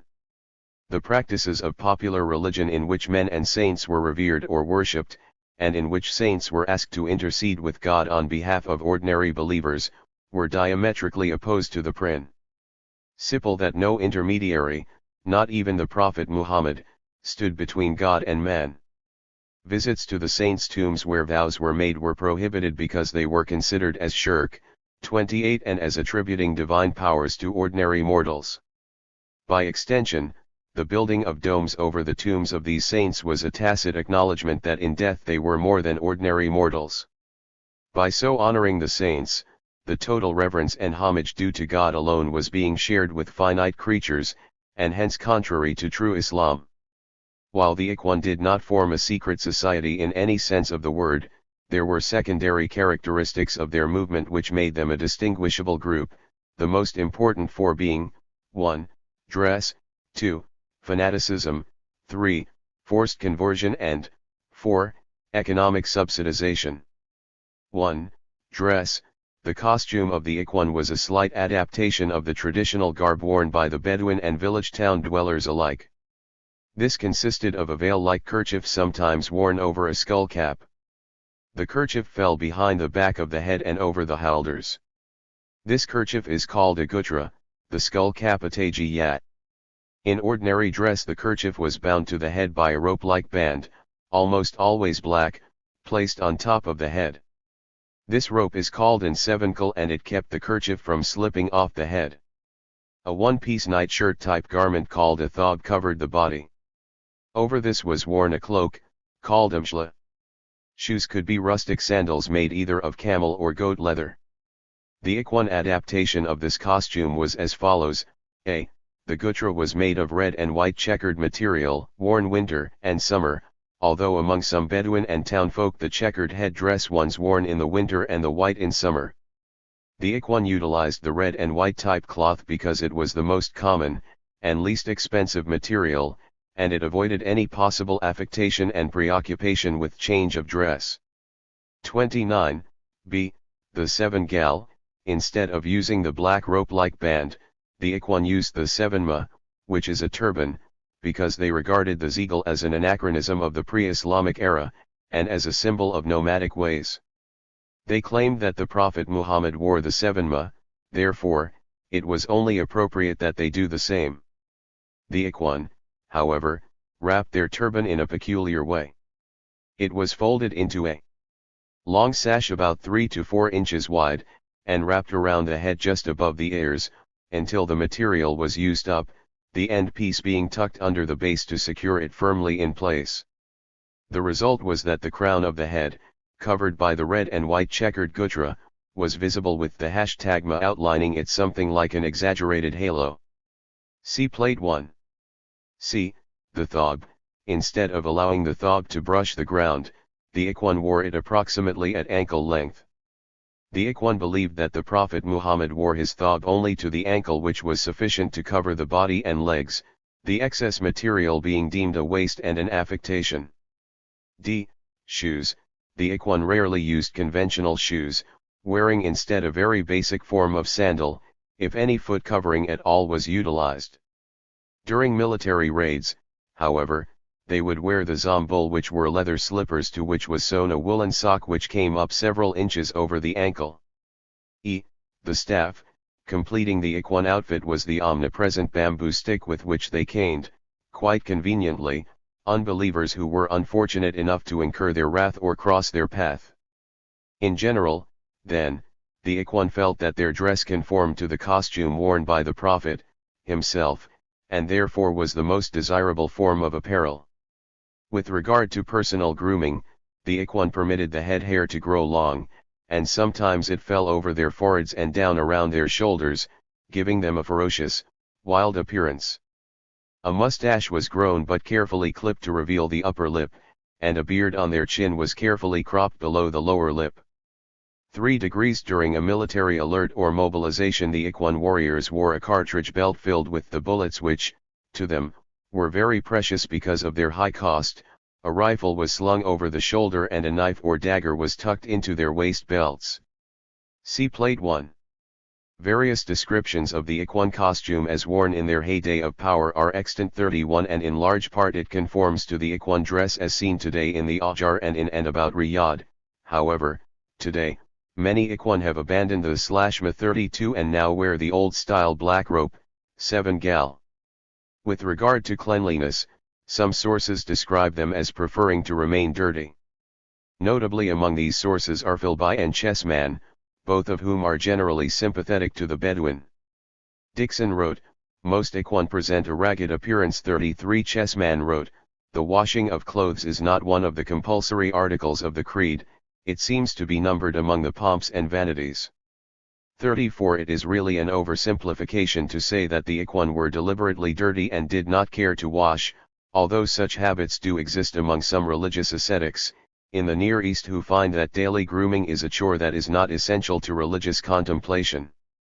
Judging from the Ikhwan who are observable today, some appear to be impeccably clean and others appear to be unnecessarily unkempt. Financial standing, education, and training have much to do with cleanliness. Also, inasmuch as the Ikhwan were recruited completely from among the Bedouin who were not known for their personal cleanliness, one can understand why it would appear to be a trait peculiar to the Ikhwan, whereas in reality it was a Bedouin trait which had carried over. With regard to the Bedouin, the fundamental question on cleanliness was the availability of water, the lack of which ofttimes made the decision for them. Al-Rihani notes, as for their cloak, they wear it for a time, then wash it once or twice, and then wear it inside out. He has them asking, how should we wash, and we need the water to drink. 35 persons familiar with the lack of water in the Arabian desert can fully appreciate the other essential uses to which the sparse supply of water can be put other than washing one's clothes and body. Al-Rihani's observation does not refer specifically to the Ikhwan but to the Bedouin. Actually, the Bedouins' conversion to Islam taught them cleanliness. Nevertheless, the habits learned in their original desert home continued with them and conditioned them to use water very sparingly. The Ikhwan could be easily identified by their dress, and the sight of the seven ma was often the signal for pedestrians to change their route to avoid a direct confrontation with an Ak, because the wrath of the Ikhwan could be incurred by the slightest deviation from the Wahhabi creed, and the AK felt that he was ordained by God to see that his law was implemented. To the AK this was dedication, to their victims this was fanaticism. 2. Fanaticism. The fanaticism of the Ikhwan is well known and true. It has been preserved in stories among the people of the Hijaz, Taif, Mecca, Medina, and among the people of Iraq and Kuwait, and even among the Ikhwan themselves. The Ikhwan knew that they were fanatical, that is to say that they were uncompromising and literal in their application of religion, but they considered this to be virtuous. To these zealots, tolerance in religion was tantamount to indifference. They could not understand why an individual or a group of people or a tribe, given the opportunity to become true Muslims, would refuse this chance unless they were anti-God, in which case they deserved to die. By killing them, the Ikhwan felt that they were rendering a service to Islam, and at the same time putting another paving stone in their own road to heaven, even if these stones were, in fact, the bones of their victims. While this is harsh judgment, it is true, although there are mitigating circumstances which lessen the culpability of the Ikhwan if not the magnitude of their misdeeds. The question to ask one's not so much were the Ikhwan fanatics, but why were they fanatics? Ikhwan attitudes can only be understood against the original background of these Bedouin who, originally indifferent to religion in general and Islam in particular, were deliberately and consciously inculcated with religious indoctrination that did not allow for compromise or tolerance. The unalterable fact is that they did what they did not out of inherent cruelty and maliciousness, but as the logical result of their religious training at the hands of people who should have and probably did know better. Ikhwan fanaticism was not directed against any particular race, creed, or color. It was directed against all those persons, whether they be blood relatives, fellow tribesmen, or fellow countrymen, who, when judged by Ikhwan standards, did not measure up to being true Muslims. Examples of families split down the middle, segments of tribes disowning others, father and son turned enemy, are not rare. If members of one branch of a tribe became Ikhwan, they would more than likely want to share this blessing with another branch, and would invite them to become Ikhwan. If the offer was refused the first time, 2 subsequent invitations would be issued. If these were rejected, then the Ikhwan members of the tribe would move against their non-Ikhwan tribesmen with all the ferocity and force available to them. 36. The religious students and teachers who were sent from Riyadh by the religious authorities to teach the Bedouin knew only too well that they were preaching to a group of primitive people, who, once they accepted an idea, could be expected to implement it literally. 37. The Bedouin were told that in their unconverted state each was jahil, and that for Muslims the wealth and even the life of the unbeliever was legitimate, Allah. Hence the wealth of the infidel neighbor became the proper and legal objective of the Bedouin. The atrocities which the Ikhwan committed against innocent people who were merely guilty of smoking tobacco is typical of the Ikhwan desire to impose their own moral standards on the masses, even though smoking tobacco itself was not prohibited by the Sunnah. The beating of women who wore silk garments, the verbal and oftentimes physical abuse of citizens arriving late to prayers or not observing the Ramadan fast minutely are other examples of Ikhwan brutality in meting out swift punishment to those Muslims who did not follow their rules of religious piety. In some parts of the country such Ikhwan behavior was more often the rule than the exception. It became increasingly clear to Ibn Saud that the Ikhwan were becoming uncontrollable and arrogant. Occupying a choice place, as they did, in the Riyadh regime, conscious of their power, their organization, and their zealousness, the Ikhwan took it on themselves to enforce religious law and sometimes raided infidels in the name of Ibn Saud without his specific permission. It is certain that Ibn Saud did not personally approve of the more exaggerated aspects of Ikhwan fanaticism. Also, he was unable to be the omnipresent overseer of Ikhwan conduct in the more remote parts of the kingdom. Finally, as Ikhwan power increased, they used it as leverage against Ibn Saud, and in the last analysis, if a choice had to be made by him either to reprimand the Ikhwan or turn his back on their abuse of power, he preferred for the time being to overlook the abuse. He never forgot it, however, and at the appropriate time he made them pay dearly for their arrogance.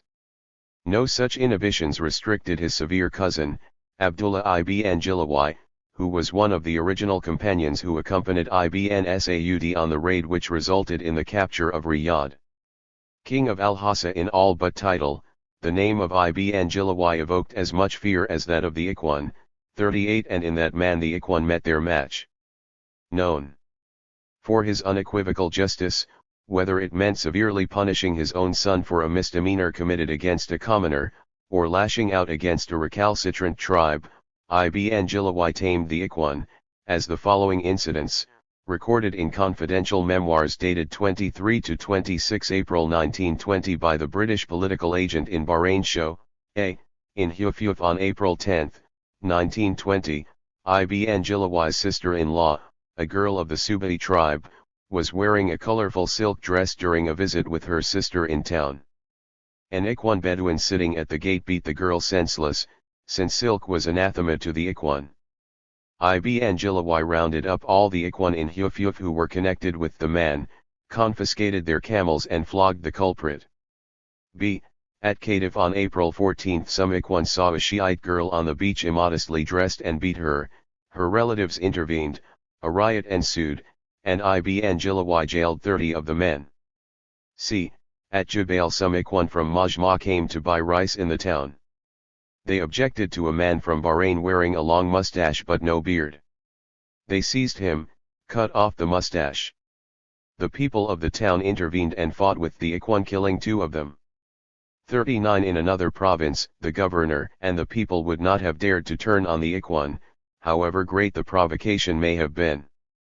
In Al-Hassa Ibn Jilawai's reputation for combating the Ikhwan was probably enhanced by the belief widely prevalent at the time that he had warned Ibn Saud very early that the Ikhwan would get out of hand and cause him much trouble.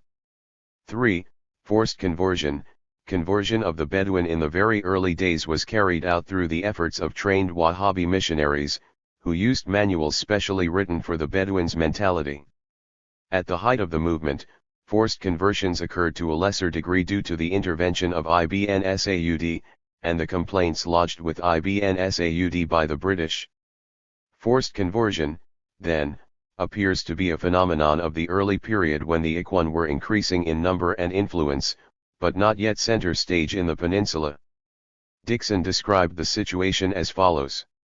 Forcible proselytizing was an article of faith among the Ikhwan up to a short time ago. It was their methods in this matter which caused such consternation among the people of Hijaz and surrounding countries. Ben Saud tells me he never countenanced these acts at all from the first, but was unable to stop them till the end of 1919. Today all forcible conversion of spreading of the faith by the sword has been definitely abandoned. 40. Forced conversion was carried out largely by the Ikhwan without Ibn Saud's permission, but inasmuch as he benefited enormously through the new converts, he may not have opposed forced conversion to the full extent of his capability. It was only after it came clear that such activity damaged his own image abroad that Ibn Saud began to put meaningful pressure on the Ikhwan to desist in this type of zealotry. On the other hand, he authorized his cousin Prince Ahmed Thunayan to deny to the British that the Ikhwan had engaged in forced conversions. 41. Since the Ikhwan believed that they alone possessed the secret of religious truth, they wanted to share it with everyone, either through peaceful persuasion, or by threats of force, and then, if needs be, by the application of force. As they carried out this belief, reports of forced conversion gradually trickled into the offices of the British political agencies from all parts of the peninsula. Captain Garland wrote, "The tenets of the Ikhwan Creed are very similar to those of Wahhabism, though its followers are without doubt more fanatical. To the non-Muslim, however, it is the brutal methods of effecting conversions and of punishing sinners, rather than the principles of the creed itself, that appear objectionable. There is no doubt whatever that the Bedouin are systematically terrorized into conversion, and those to refuse are done to death. In war, the Ikhwan are said to take no prisoners, but to cut the throats of all who fall into their hands." 42. The political agent in Kuwait wrote, "Large bodies of Bedouins now in Kuwait are seen to have adopted the white headdress of the Ikhwan, but it has been ascertained that the change of headdress has been occasioned by fear rather than any change in their religious ideas. Many of them confess that they are wearing this headdress merely to protect themselves from attack by the Ikhwan, and their enjoying a quiet cigarette seems proof of their words." 43. Examples of alleged forced conversions exist in British records, and verbal sources in Riyadh today confirm that invitations were sent to non-Ikhwan to join, and if they did not become Ikhwan, they were put to death. 44. These pointed invitations were terse. Letter number 1. In the name of the most merciful God. From Thayyib el-Dahasi to Sultan and Muhammad el-Abad. Peace be upon him who shall follow the true direction. We solicit peace for you, and those who will come to us shall obtain the safety of God and his family and property as well. Those who come to us will resign themselves to God and will enjoy protection of Sultan ibn Hamid and the Ikhwan. Letter No. In the name of the most merciful God. From Thayyib el-Dahasi to Misfur ibn Samran el-Dahasi. After all, we solicit peace for you all, male and female. He who comes to us will enjoy the safety of his property and his family, and will really resign himself to God and should be protected by Sultan ibn Hamid and the Ikhwan. And you, O Misfur and Shiley, if you come to the Islam, you both will take your camels and be in the safety of God. Letter number 3. From Thayyib el-Dahasi to el-Dahasat. We invite you to come to Islam, and he who will come to us from amongst you will be in the safety of God and will resign himself to God and will enjoy the protection of Sultan ibn Bijad and the Ikhwan. 45.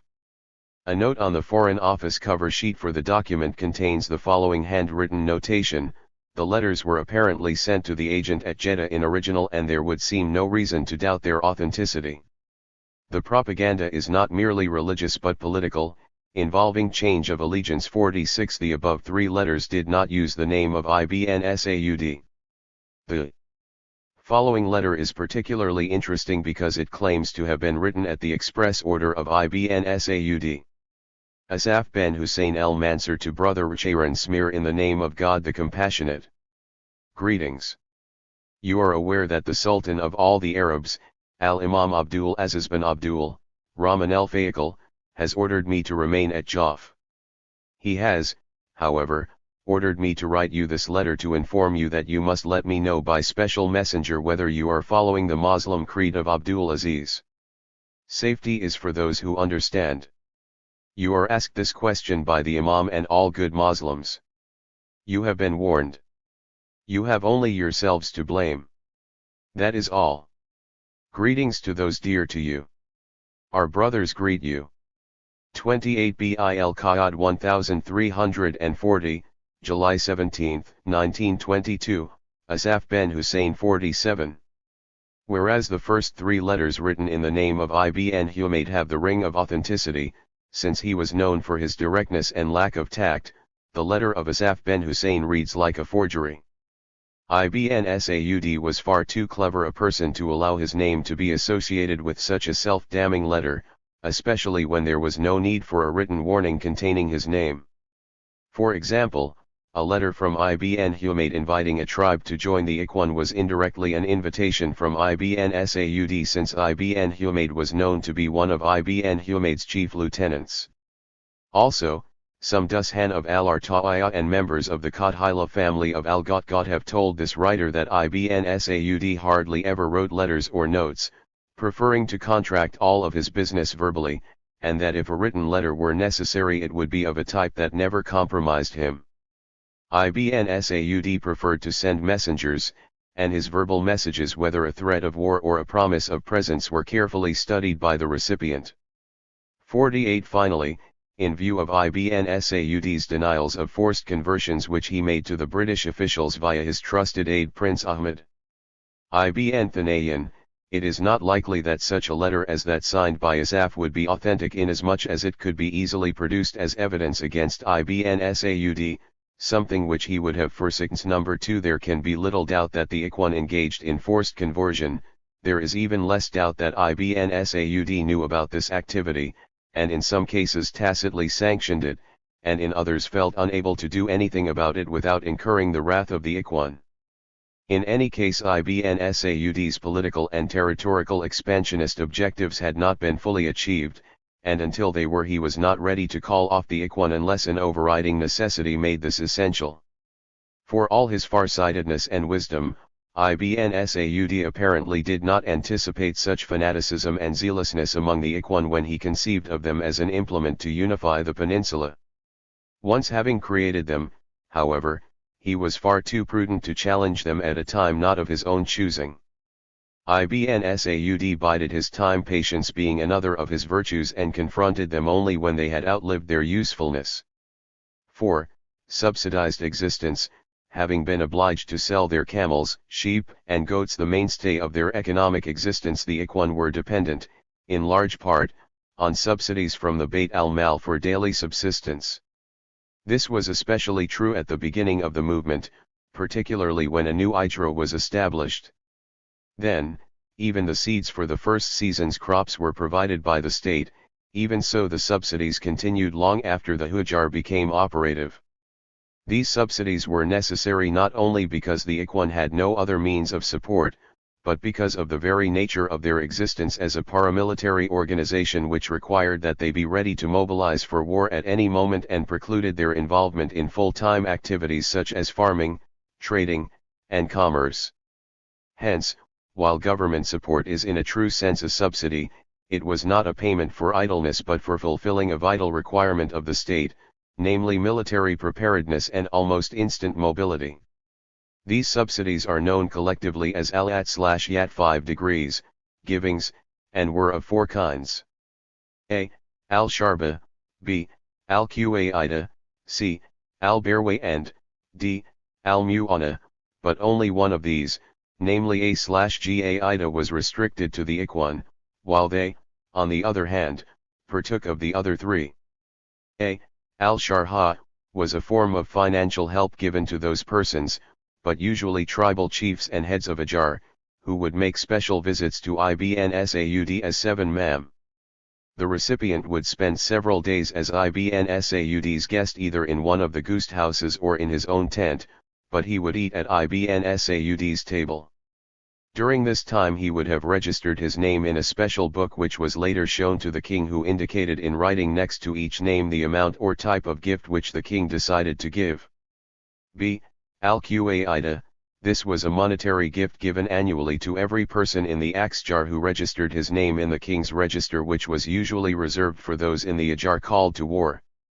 This amount was prefixed. People throughout the kingdom received the same amount. This money was paid automatically each year, without new permission from the king.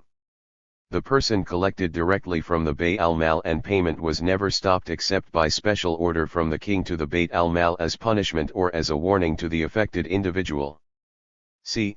Al-Barwa, this was a gift in the form of rice, coffee, tea, sugar, or other similar commodities distributed from certain special centers located in fixed geographical areas, such as Al-Hassa, Katif, Jabal.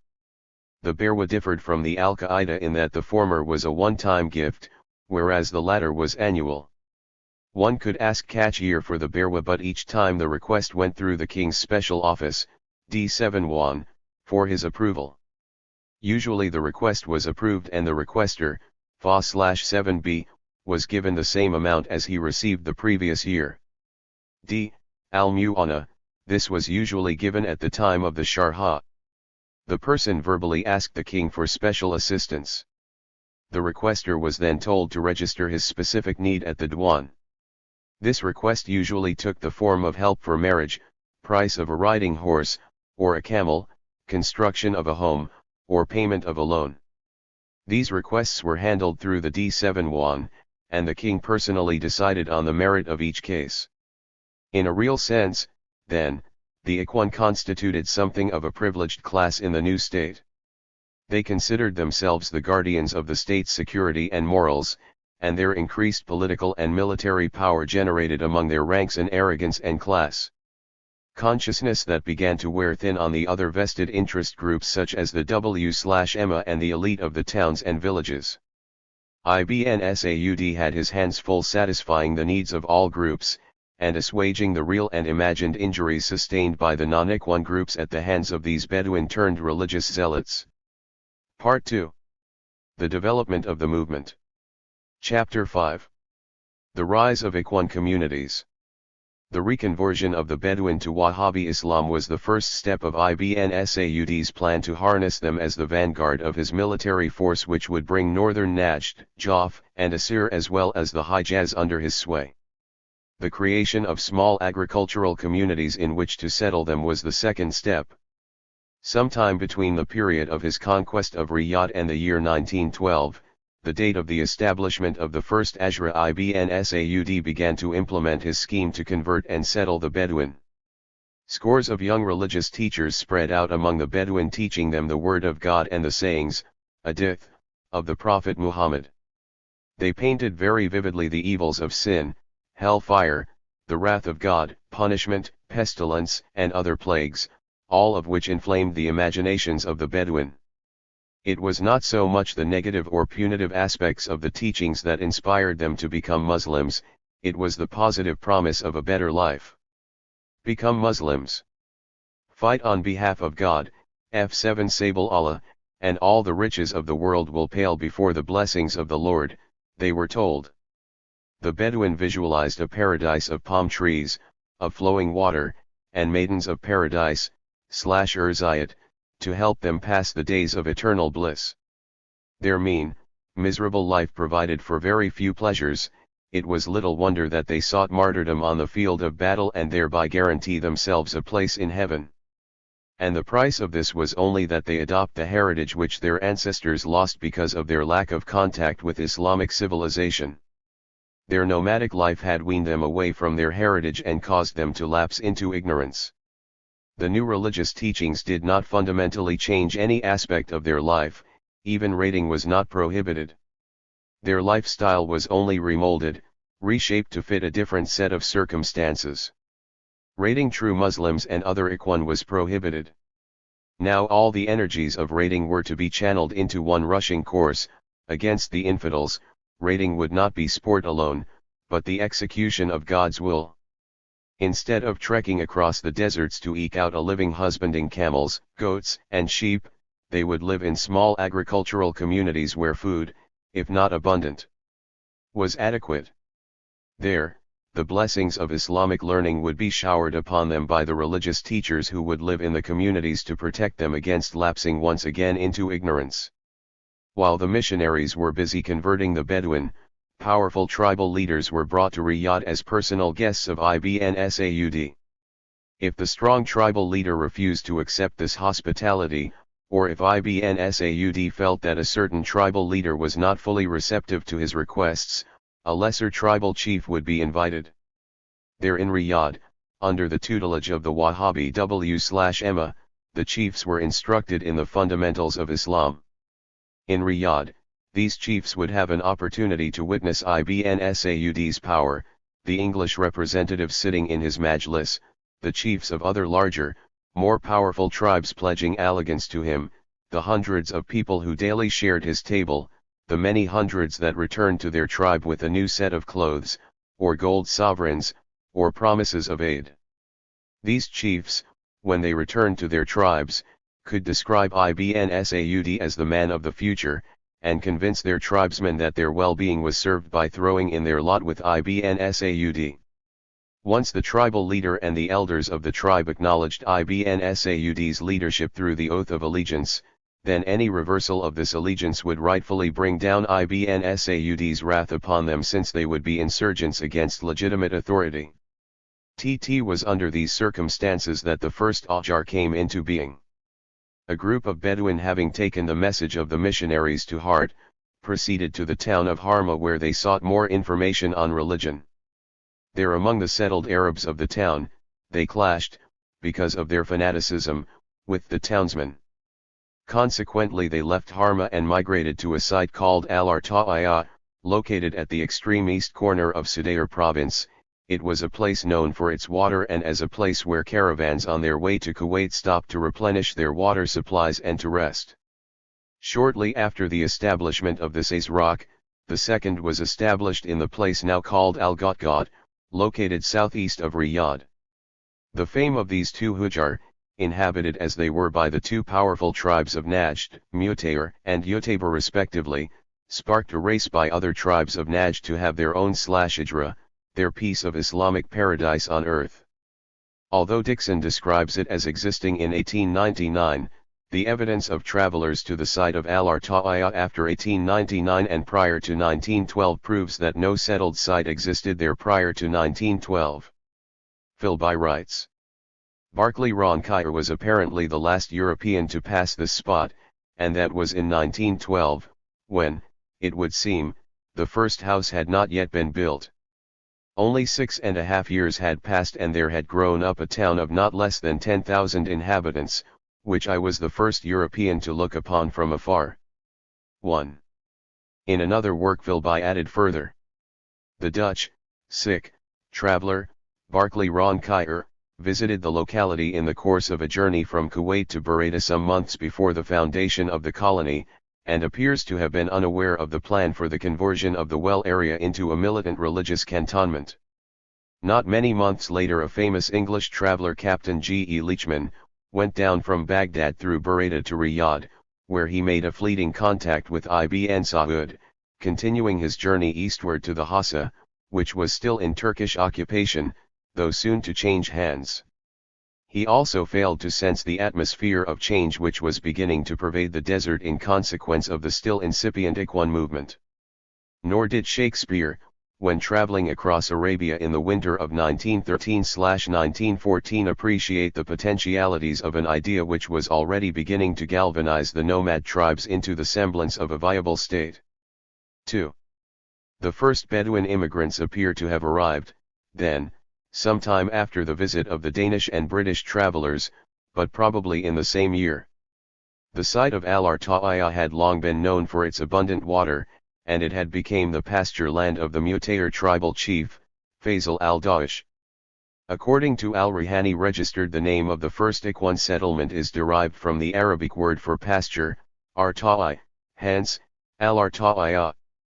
Lorimer's Gazetteer of the Persian Gulf, published in 1908, which included all information available to the British government on central Najd as of that date, makes no mention of Al-Arta'iyah, although the location geographically falls in the major route between Riyadh and Kuwait. Even for the minor routes, the Gazetteer routes the traveller as follows: Zilfi in Sidair direct desert route leads to Laykut near Kuwait, and that desert route from Juma and Riyadh converge at Wabra on the way to Kuwait. For only 8 years later, however, the British Admiralty Handbook, citing as its sources Sheikh Spear, 1910, and Barclay Roncayer, 1912, described the site as wells in an extreme hollow with mounds about them, that measured by Roncayer was about 20 feet deep. Water is nearby always plentiful. 5. Yet the Admiralty book makes no mention of a settlement. During this writer's trip to Al-Arta'iyah in March 1968, Sultan al-Dawish, the town governor, pointed out the original well which the Ikhwan first dug at the site, and it was around this well that the Azraq was built and occupied by Mutayr tribesmen. With regard to the founding of the Hijra at Al-Arta'iyah, Ibn Nasir, the Najdi historian writes, Sayyid Ibn Muthib and his brother Radi, Sulh ibn Faiz al-Harbi, Jilawi al-Ashkar and his family, and Fad ibn Fuhad and his group from Mutayr and others 6 founded the settlement in 1912, having left the town of Harma because of a dispute with the local people there involving their religious zeal. Both Majid ibn Qadhila and Muhammad al-Sahabi told this writer during various interviews that Sayyid ibn Muthib was the founder of al-Arta'iyah. While escorting this writer around al-Arta'iyah in March 1968, Sultan al-Dawish said that the town was founded by Abd al-Mushin ibn Abdullah ibn Abd al-Karim al-Tamimi, who first came to the site with about 30 people who dug the first of the 2 original wells at the site. Dixon's mention of Abd al-Karim al-Maghribi as the founder of al-Arta'iyah in 1899 was explained to this writer in October 1968 during a discussion with Sultan al-Dawish and with the grandson of Abd al-Karim al-Maghribi, who referred to his grandfather as al-Darwish, the mendicant. First, they both agreed that al-Arta'iyah was founded in 1912 and that there was no settlement at the site prior to the establishment of the Hijra. Second, they said that Dixon confused 2 different Abd al-Karims, both of whom did live in al-Arta'iyah, and both of whom had gained prominence.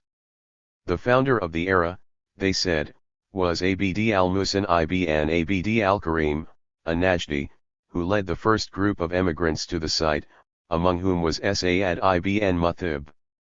The Abd al-Karim to whom Dixon refers, they said, was not really known as al-Maghribi but as al-Darwish, because of his reputation for religious fanaticism, asceticism, and his renunciation of all worldly goods.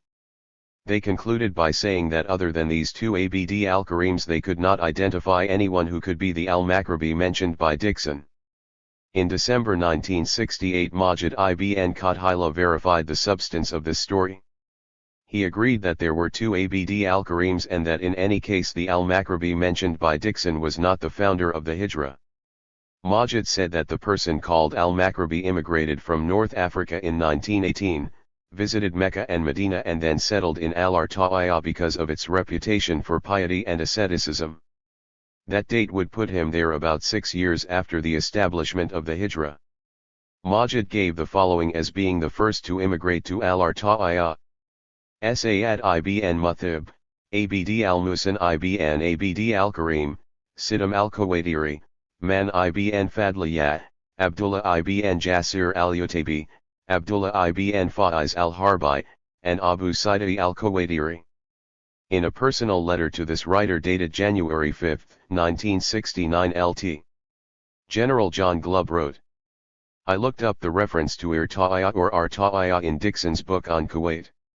He only mentions that Abdul Karim al-Maghrabi established himself as a religious teacher in Arta'iyah. I think that Dixon was certainly wrong in calling Irta'iyah a township in 1899. I certainly always heard that the place was started by Abdul Aziz ibn Saud. I also believe that Abdul Aziz started the Ikhwan movement. 7. Within 2 years of its founding in 1912, control of al-Arta'iyah fell to Faisal al-Dawish, the paramount chief of the Mutayr tribe, who had once been an avowed enemy of Ibn Saud but who later became an Ak and dedicated his sword and his influence to championing Ibn Saud's cause. The most prominent leader in the colony at the time of its founding was Hassan al-Sheikh, a member of the prominent al-Sheikh family. 8. According to the present governor of al-Arta'iyah, that colony under Faisal al-Dawish's dynamic leadership grew to a town of 35,000 persons. 9. Philby, however, estimated that at the maximum the town contained no more than 10,000 or 12,000 persons.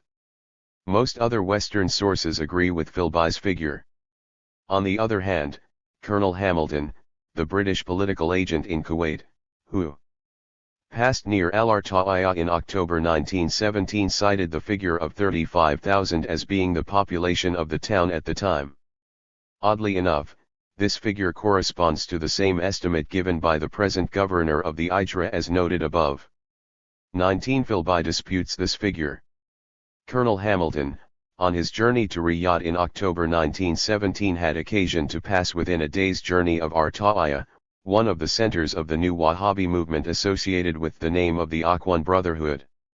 He was impressed with what he heard regarding the tenets of this fanatical sect, and without inquiry, accepted as probably correct a local estimate, which gave the town a population of 35,000 souls. A little reflection would, I am convinced, have deterred Colonel Hamilton from reporting what he had heard without further investigation, and it is not improbable that he did not expect his report to be taken seriously. In the first place, it was prima facie improbable that a town twice as big as the biggest town in Central Arabia could have sprung up in the space of a few years. In the second place, and this point is to my mind conclusive, native estimates of population are notoriously unreliable. Doughty's plan of reducing all such estimates by 90% or might have been usefully resorted to in this case. I saw the town, from a safe distance, in October, 1918, and I am satisfied that its population cannot exceed from 10,000 to 12,000 souls. 11. Phil by safe distance, was a distance of 3 or 4 miles and he was using binoculars, 12, hence he was not in a very good position to accurately estimate the size of the town. This writer attempted to reach the correct population of Al-Arta'iyah by comparing the relative sizes of Al-Gotgot and Al-Arta'iyah. In December 1968 a professional city planner 13 accompanied this writer to Al-Gotgot and made a quick examination of the town. From a perch at the top of the minaret of the main mosque located in the ruined town he made an approximate house count of 500 and from that derived a population of about 3,500 persons. On the other hand, the present governor of Al-Gotgot estimated the original population of the town as 10,000.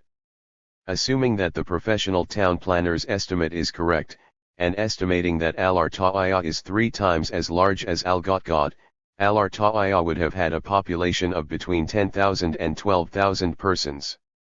Unlike Al-Gotgot, Al-Arta'iyah was not destroyed after the abortive Ikhwan rebellion in 1929, therefore, during this writer's visit it was possible to see the town completely intact, although many houses had been abandoned by their owners and had fallen into disrepair, after Faisal al-Daesh fled the town in 1929. Al-Arta'iyah was built on the basic plan of a wheel with the mosque and the village square forming the center of the town.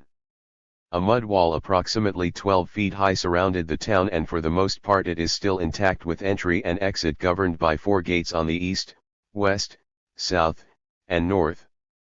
As appropriate to a military cantonment, horse stables and fodder bins were located conspicuously in the center of town near the square.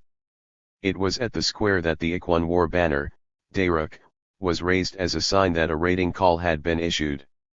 The houses are all 1-story 14 and are lined up contiguous with each other along winding, narrow lanes barely wide enough for a cart to navigate. The buildings are made of mud and have a rust brown color.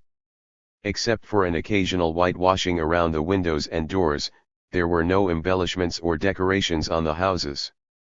Most of the houses are 2 or 3 room structures, one room being the coffee room with a hearth peculiar to Najd. Each house had its own well because Ikhwan womenfolk were not allowed to use a public well. The original large mosque of the Azraq has been torn down and replaced by a modern form of a Najdi-type mosque, but there are several smaller, original mosques still extant and used by the local population. Several mosques have a subterranean mosque under the floor level to accommodate worshippers in the winter, a feature peculiar to mosques in other parts of Najd. The mosques are void of any decoration. Faisal al-Daesh's original house is still in excellent condition, and unlike the other houses has some architectural virtue. The interior of the majlis, sitting room, is embellished with crude but interesting calligraphic motifs and verses from the Quran and with Arabic proverbs. The house is not inhabited. Al-Arta'iyah is located in a wadi, dry river bed, of the same name. When intense rains hit the area, the Wad 7 is turned into a rushing river. The townspeople have tried to preserve some of this water by building a small, crude but functional, dam which stops up a considerable amount of water. The original wells dug by the first immigrants still contain water but are not used. Large gardens to the west of the town, consisting mostly of date-bearing palm trees give something of a verdant atmosphere to the town, which otherwise is set in an unattractive, gray-brown plain devoid of natural beauty. Off on the horizon to the west looms a plateau on which 4 conical towers were constructed by the inhabitants of the town to provide an early warning of a hostile attack. 15. Although Al-Arta'iyah today is a sleepy town on the fringe of Najd, almost forgotten, and although it no longer claims the importance that it once had, its name still evokes a glint of pride and a flash of a smile when mentioned in the presence of an old AK/. But in its heyday, the name alone struck terror in the hearts of Hyazes and awe among the Najdis. Its reputation for fanaticism and militancy was Al-Arta'iyah's stock in trade, and even today the ring of its name among certain Hijazis familiar with peninsula history raises eyebrows. Such was the reputation of the town that on December 7, 1918 Colonel Hamilton wrote, "Everyone appears to be against our going to Arta'iyah, which is said to be a hotbed of Muhammadan Puritanism. Not only is the foreigner unwelcome, but all outsiders are put in quarantine for various periods until their orthodoxy is ascertained." 16. The governor of Arta'iyah told this writer that visitors from Kuwait, specifically, were put into quarantine prior to being admitted to the town, even residents from Al-Arta'iyah who had gone to Kuwait, until it could be proven that they were not defiled by their visit to that city.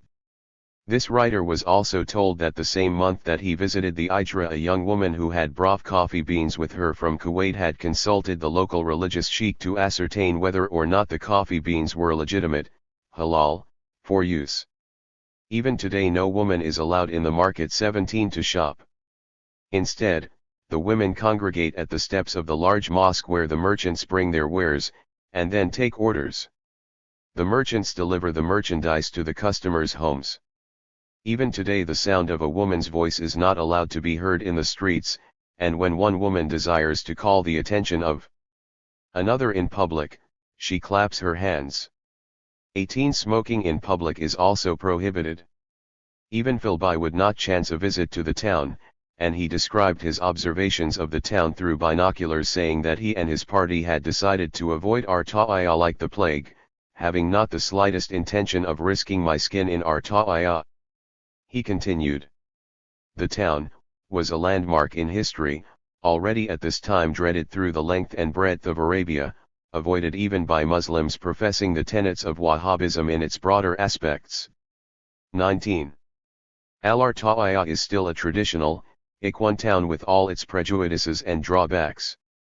Yet Philby's description of this town and its inhabitants, a description which is true and accurate, fails to paint the human side of the picture. It is, therefore, Dixon's final summation of his attitude toward the Ikhwan which this writer took away with him from his visits to those settlements. Though much has been written also about Ikhwan cruelty and frightfulness, I must record the opinion that this was carefully exaggerated to suit political ends at the time.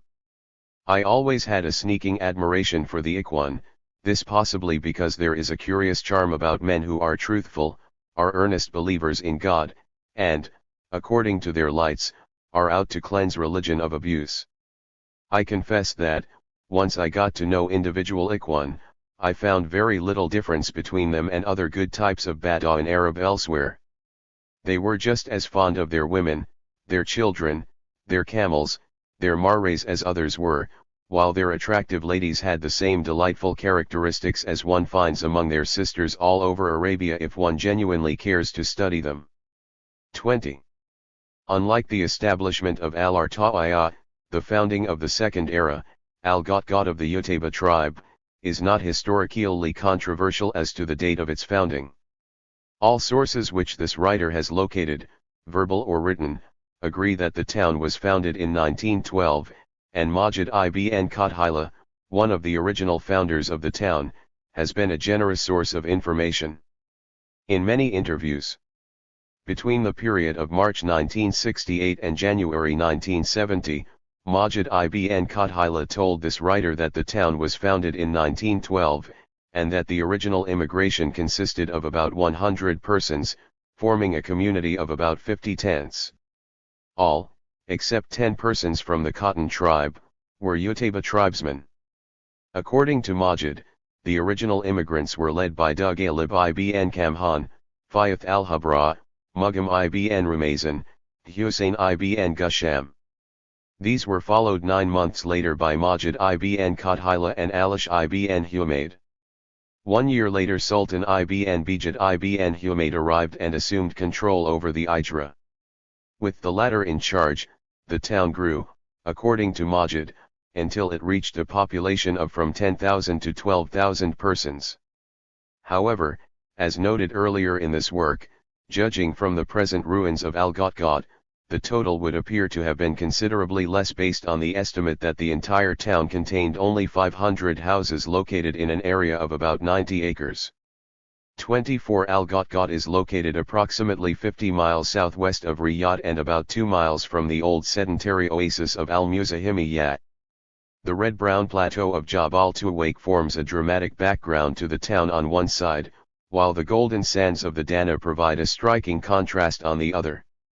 Unlike Al-Arta'iyah, the geographical location of Al-Ghatghat, if not beautiful, is quite scenic. The old town is completely ruined, having been deliberately destroyed in 1929 after the abortive Ikhwan rebellion which Ibn Saud put down at the Battle of Sabila. Nevertheless, enough houses are relatively intact to give the vista an idea of the type of stark existence its inhabitants lived. Except for 1 or 2 houses, namely those of Sultan ibn Bayat and Majid ibn Qadhila, all of the dwellings were 2 or 3 room structures similar to those at Al-Arta'iyah. All were 1 story. Each house had its own well, 22 most of which are still visible in the old town, and all of which have since dried up. The town plan was similar to that of Al-Arta'iyah.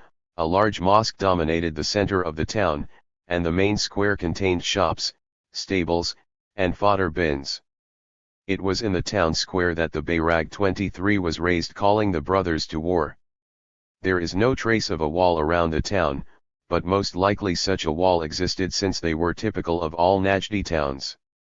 Judging from the completeness of the destruction, one would surmise that the town was bombarded by artillery or was razed by fire. Majid, however, told this writer that when Ibn Saud ordered the town's destruction, he invited the people of neighboring Al-Muzahimiyya to loot the town, which they did. They stripped the valuable wood from the houses. Since the houses were made of clay and straw, and since the roofs were supported by wooden beams, when the beams were removed the houses collapsed. The wooden beams rested on rather crude pillars, which were formed from a series of circular pieces of hard stone cut about 20 inches in diameter, and about 5 to 8 inches high. Laid one upon the other, looking much like a giant vertebrae, the individual pieces were cemented together, and the surface given a stucco-like finish. When the beams were removed, the pillars collapsed. The shell of each house has at least 1 collapsed pillar. Thus Al-Ghatghat remains today a grouping of roofless houses, many of the walls of which are still intact. Much of the ruins, nevertheless, have suffered the ravages of wind, rain, and other natural attrition. Ibn Saud ordered the town to remain unoccupied, but in 1956 the present governor, Majid ibn Qadhila, was allowed to return with a group of former residents. They were authorized to build on the fringe of the town, but not within the old town itself. The original mosque in the center of the old town has been razed, and a new structure has been built on the same spot. It is the only building in the old town which may be used. Together with Al-Arta'iyah, Al-Ghatghat earned the reputation of being one of the most fanatical and militant Ikhwan centers. It was from here that the first Ikhwan military probe into territory claimed by King Hussein set out. Sultan Ibn Bayat, the governor of the town, was the man who personally led the raid against Taif which led to its conquest and to the Ikhwan terror looming over Jeddah, Mecca, and Medina. Finally, here Sultan Ibn Bayat planned his opposition to Ibn Saud which ultimately resulted in the Ikhwan rebellion, and the subsequent destruction of the Ijra because of the part it played in that rebellion. With the establishment of Al-Arta'iyah on the northeast fringe of central Najd, and the founding of Al-Ghatghat to the southeast of Riyadh, important elements of 2 of the most turbulent tribes of Najd, the Mutayr and the Utayba, were fully committed to the standards of Ibn Saud. The groupings of these tribes that remained nomadic were too insignificant to change by themselves the course of their tribe's involvement in the Ikhwan experiment. From the military-political standpoint, this commitment of Faisal al-Dawish, the traditional enemy of the Rashid family, severely limited the latter's capability against Ibn Saud, since the full weight of the Mutayr was now directed against the Rashid capital at Ha'il. Similarly, the Utayba under Sultan Ibn Bijat at Al-Ghatghat protected the western flank from attacks which could possibly originate in the Hijaz. Both centers, strategically located as they were, served as Ikhwan beacons, flashing a message of a revived Islam, with all the enthusiasm of a neophyte, militarily successful movement.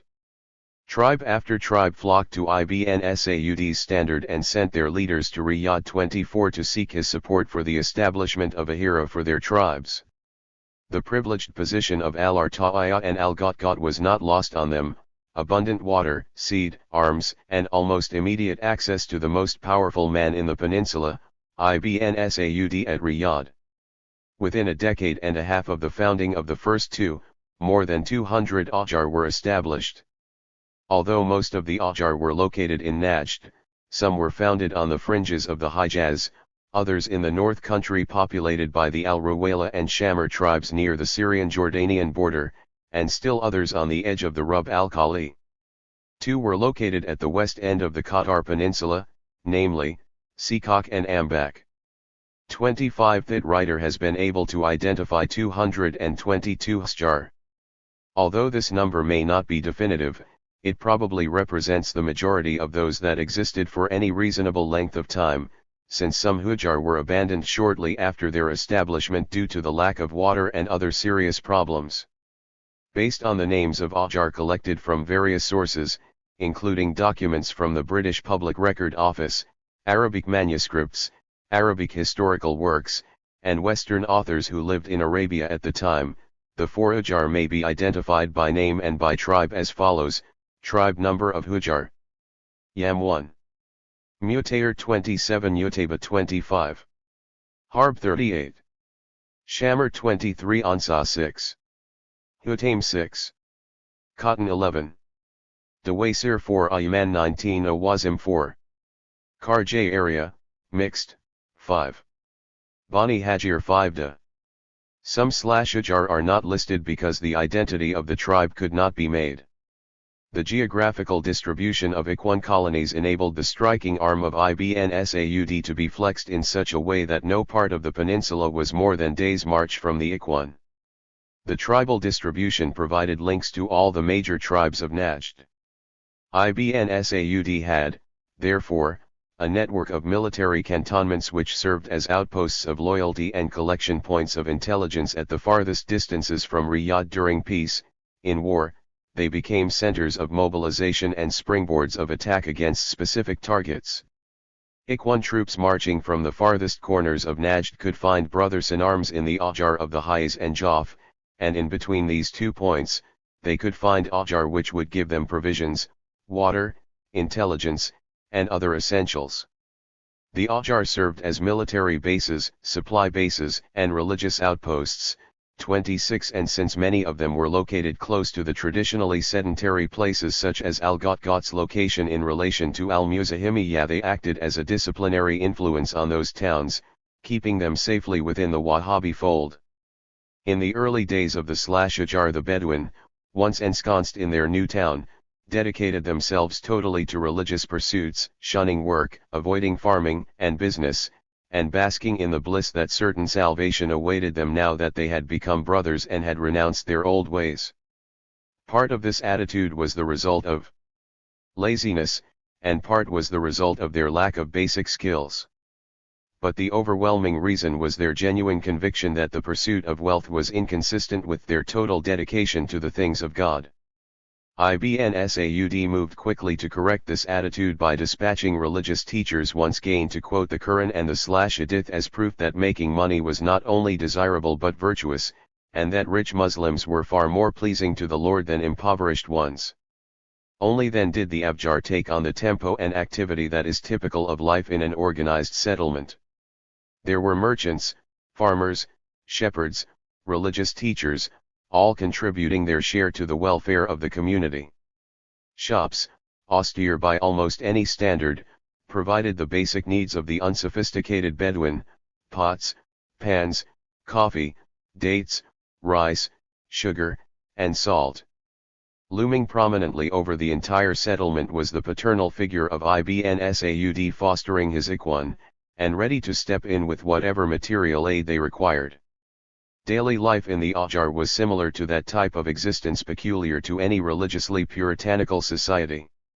It was a life dedicated to prayer and contemplation when it was not geared for a raid, a life broken only by the excitement generated by the arrival of a courier with news from Riyadh, or, as the occasion warranted, by the raising of the war standard in the town square, a signal to the warriors to mobilize for war. Life was devoid of music, dancing, sports, and even children's games were discouraged. The one pleasure which the Ikhwan enjoyed was their women. They married young, and often. The very absence of the other diversions seemed to ferment the religious fanaticism of the people. Their entire preoccupation was religion, and as they focused their attention on Islam, as they understood it, they could only view the world and its inhabitants in terms of black or white. Those who differed from them were obviously wrong, hence deserving of their wrath. Those who worshipped like them were Ikhwan, hence their brothers. This almost childlike simplicity was born of their limited experience and education. Viewed in the context of their isolation on the Ahjar, isolated not only from the stream of developments in the European world, but even from the larger Islamic Arab world of which they were a part, the Ikhwan of the Ahjar could hardly be expected to carry on in a manner other than which they did. In short, they were victims of geographic isolation, living as they were in the Arabian Peninsula, and even within the peninsula, they were isolated in their remote, desolate settlements. As with other areas which Ibn Saud ruled, each Ijra was governed by an Amir and a Hakim, the former being responsible for the promulgation, application, and execution of the decrees emanating from the Consultative Council, Majlis al-Shura, which were signed by Ibn Saud. 27 As for the Hakim, he was responsible for the application of the Sharia. The Amir was tied directly to Ibn Saud and participated in the election of the Consultative Council, and in the confirmation of the newly elected central ruler, 7 Mam, 28, who in this case was, of course, Ibn Saud. The Hakim was tied indirectly to the chief Islamic religious leader, Sheikh al-Islam. In actual practice, however, since there was no fundamental distinction between secular and religious authority, both the Amir and the Hakim were responsible directly to Ibn Saud. He was, in a very real sense, however, limited in his power by the precepts of Islamic law as interpreted, defined, and refined through the medieval scholars, and the four schools of Orthodox Sunni Islam. According to Dixon, there were two governors appointed by Ibn Saud whose duties were the preservation of order and the collection of taxes, zakat, which followed a fixed formula, a certain percentage for land, cattle, etc. On the other hand, the elected Amir was responsible for keeping law and order. 29 And he was assisted in these endeavors by a treasurer, #Amir Bait al-Mal, and about 10 persons for mail and police activities. 30 The taxes, paid to the Imam, were collected twice yearly, and were distributed according to the provisions of Islamic law. The balance went to the Bait al-Mal. Religious power and authority rested largely in the hands of the descendants of Muhammad ibn Abd al-Wahhab. The religious hierarchy was based in Riyadh, and the general education and religious administration of the areas under Ibn Saud's control were entrusted to a body of religious scholars, the W/Emma. According to Philby 31, who was writing in 1922, there were 6 Z/Emma in Riyadh, 3 in the Qasim, 3 in Al-Hassa, and 1 each in the other districts of Najd, approximately 20 in all. The decisions of the W/Emma were binding on the provincial Umara 32, who merely signed and executed the order. The V/Emma also provided the training and direction of the Mutawayin, who enjoyed no special administrative or judicial function, but who were entrusted with the religious instruction of the Bedouin, and enforced their attendance at prayers, the closing of shops at prayer time, and in general enforced public morality. The ratio of Mutawa'im to the Bedouin was 1 for every 50, under the Mzutaw 7 in came the T7/mid, 33 the student who aspired to the position of Mutaw. The organized structure of the Ikhwan made them an almost unique institution in the peninsula, which was characterized by the Arab Bedouin penchant for independent action, and loose organization. The rapid spread of the Ikhwan movement, and the increasing number of Hujjar presented Ibn Saud with a problem that became apparent all too soon. The Ikhwan, impelled by their deep religious conviction, under almost constant motivation by the ulama and the mutawa'in, totally preoccupied with religion for lack of other interests or diversion, posed a threat not only to the power and authority of Ibn Saud but to the Islamic community in the larger sense. Very early in the reporting of British political agents, the warning that Ibn Saud was losing, or had lost control over the Ikhwan became a regular theme, 34, and the warnings increased in number directly in proportion to the growth of Ikhwan military strength. Chapter 6. Military characteristics of the Ikhwan. After the founding of Al-Arta'iyah in 1912, Ikhwan colonies mushroomed throughout the peninsula. No tribe was without converts, no city was devoid of Ikhwan adherents. As Ibn Saud's missionaries made their way across the country preaching among the various tribes, they made converts and inroads among the Bedouin to the extent that whole tribes were divided in their loyalties, some looking to the traditional tribal leadership, others looking to Ibn Saud as religious seven-mam and temporal ruler. By the time Ibn Saud decided to make a final strike against the Rashids, many of the Shamar had already become Ikhwan. One in Kerma, the Amr Khalid Ibn Luwai, a Sharif himself, had embraced the Ikhwan doctrine and pledged his loyalty to Ibn Saud. These Ikhwan minorities in a sense acted as spies, providing the forces of Ibn Saud with information on troop numbers, their weapons, state of alert, and their morale, and the local rulers dared not raise a hand against them lest they incur the wrath of Ibn Saud and his Ikhwan and provide a pretext for attack.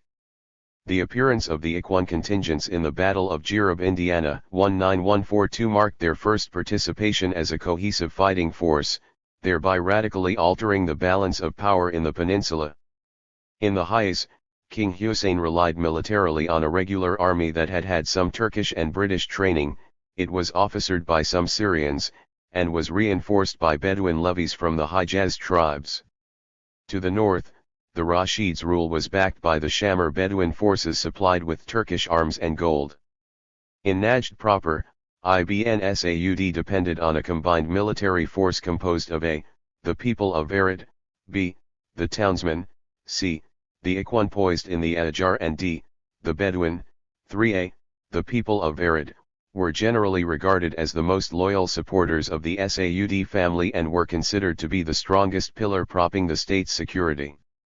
Proud of their reputation for bravery, and rarely ever retreating in battle, they were known to revert to the use of the sword when they had used up all the ammunition in their rifles. The people of Arid constituted the inhabitants of Riyadh proper, the people of the towns surrounding Riyadh, and the semi-nomadic Bedouin living in the vicinity. The Bedouin were mostly Suhul Subai tribesmen. Due to their proximity to Riyadh, these nomads did not look to one Amr but rather attached themselves to the king or other members of the royal family as part of their staff. B. the townsmen, Hadar. These are the inhabitants of the different villages in Najd. Each settlement was required to provide a certain number of soldiers to serve 4 months per year and to provide their own food, rifles, mounts, and fodder for this period. The time limit was required because the townsmen were obliged to tend to their daily tasks of farming, commerce, and trade, which they could not leave for long periods of time unless there was an extreme emergency. If the raid or mobilization period took longer than 4 months, the soldiers were paid for their food from the Bait al-Mal. If there was no war, the villagers were obliged to pay to the Bait al-Mal the amount of money which the levy of soldiers for 4 months would have cost if it had been called up. C. the Ikhwan. These warriors were always prepared for war, and the total mobilization of the men in the Ahjar did not significantly disturb any type of casual farming, commerce, or trade which they may have been conducting. Unlike the townsman who served for a specific time under a compulsory system, the Ikhwan compels himself, jilzim nafsu. When the call went out for war, any person who carried arms was expected to respond, and none remained behind unless he was physically confined to the sickbed or for any other legal reasons for which the person was individually excused. Anyone who did not respond and remained behind was reviled by the women, and was either severely punished or killed as an example to others. 4 males joined the ranks of warriors at age 15-5, although cases of youths aged 8 and 9 years old are recorded as actually having participated in raids. Males as old as 70 years old were also expected to fight. 60. The Bedouin. Each tribe was split, ideologically, into those that accepted settlement on the Ahjar and became Ikhwan and those Nun, and requires the same degree of military strength and striking power as the A/Sabah. D. Al-Hijjad, also known as Al-Mujid. This raid takes place any time from the setting of the sun to dawn the next morning. It is the most difficult type of raid because it occurs in the darkness when it is difficult to distinguish friend from foe, and can be quite confusing unless the raid is led by an exceptional leader. Ibn Saud was skilled at this type of battle because in his early days his forces were so small that he had to rely on surprise. The most important battle which Ibn Saud fought in al-Hijjad fashion was the battle at Rada, between Zilfi and Burayda. The Ikhwan raid at Turaba was also an example of this type of daring raid. These battles were fought with rifles, but many Ikhwan were still armed only with spears and knives. In any case, the rifle 1 degree may have given some longer range, but it did not significantly change the scenario from what it had been hundreds of years earlier. There still were no roads, no telegraphic communications lines, no logistical supply lines, no administrative organization backing up the fighting force. Battles were short and decisive and best fought as close to one's home as possible. Heat, rainfall, the previous year's rainfall were all calculated in considering the time and place of battle. The abundance or lack of scrub vegetation was a significant factor. The camels and horses required food and water, the warriors being capable of carrying only their own meager provisions. 11 other considerations were religious. Ramadan, the fasting month, and the Hajj season both put a damper on hostilities. While the scene remained the same, the cast of characters changed only slightly. Yet the Ikhwan did introduce several new tactics. A. The long march for a short hit-and-run raid. B. The desire for martyrdom on the field of battle. C. Slaying all males in the enemy camps, including the children and sometimes the females. These new tactics threw the whole concept of warfare in the peninsula out of line. Contemporary Ikhwan speak of almost non-stop marches from central Najd into Transjordan, and from Al-Arta'iyah deep into Iraq. On these long marches, the Ikhwan usually continued all through the night, arriving at the enemy camp at nightfall and swarming down upon the unsuspecting enemy just before dawn. Night marches allowed them to approach the camp undetected. During the battle, the Ikhwan would seek death. Sometimes the casualties were high because of their blind, uninhibited plunge into the fray. They were known to charge cannons which were being fired. 12. But what underlined the Ikhwan reputation for ferocity was their habit of indiscriminate killing among the enemy.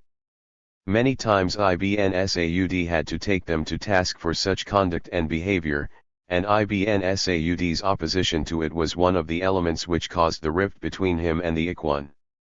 The Ikhwan raided in groups of various sizes, some as small as 50, others as large as 2,000 and, according to some reports, even 20,000.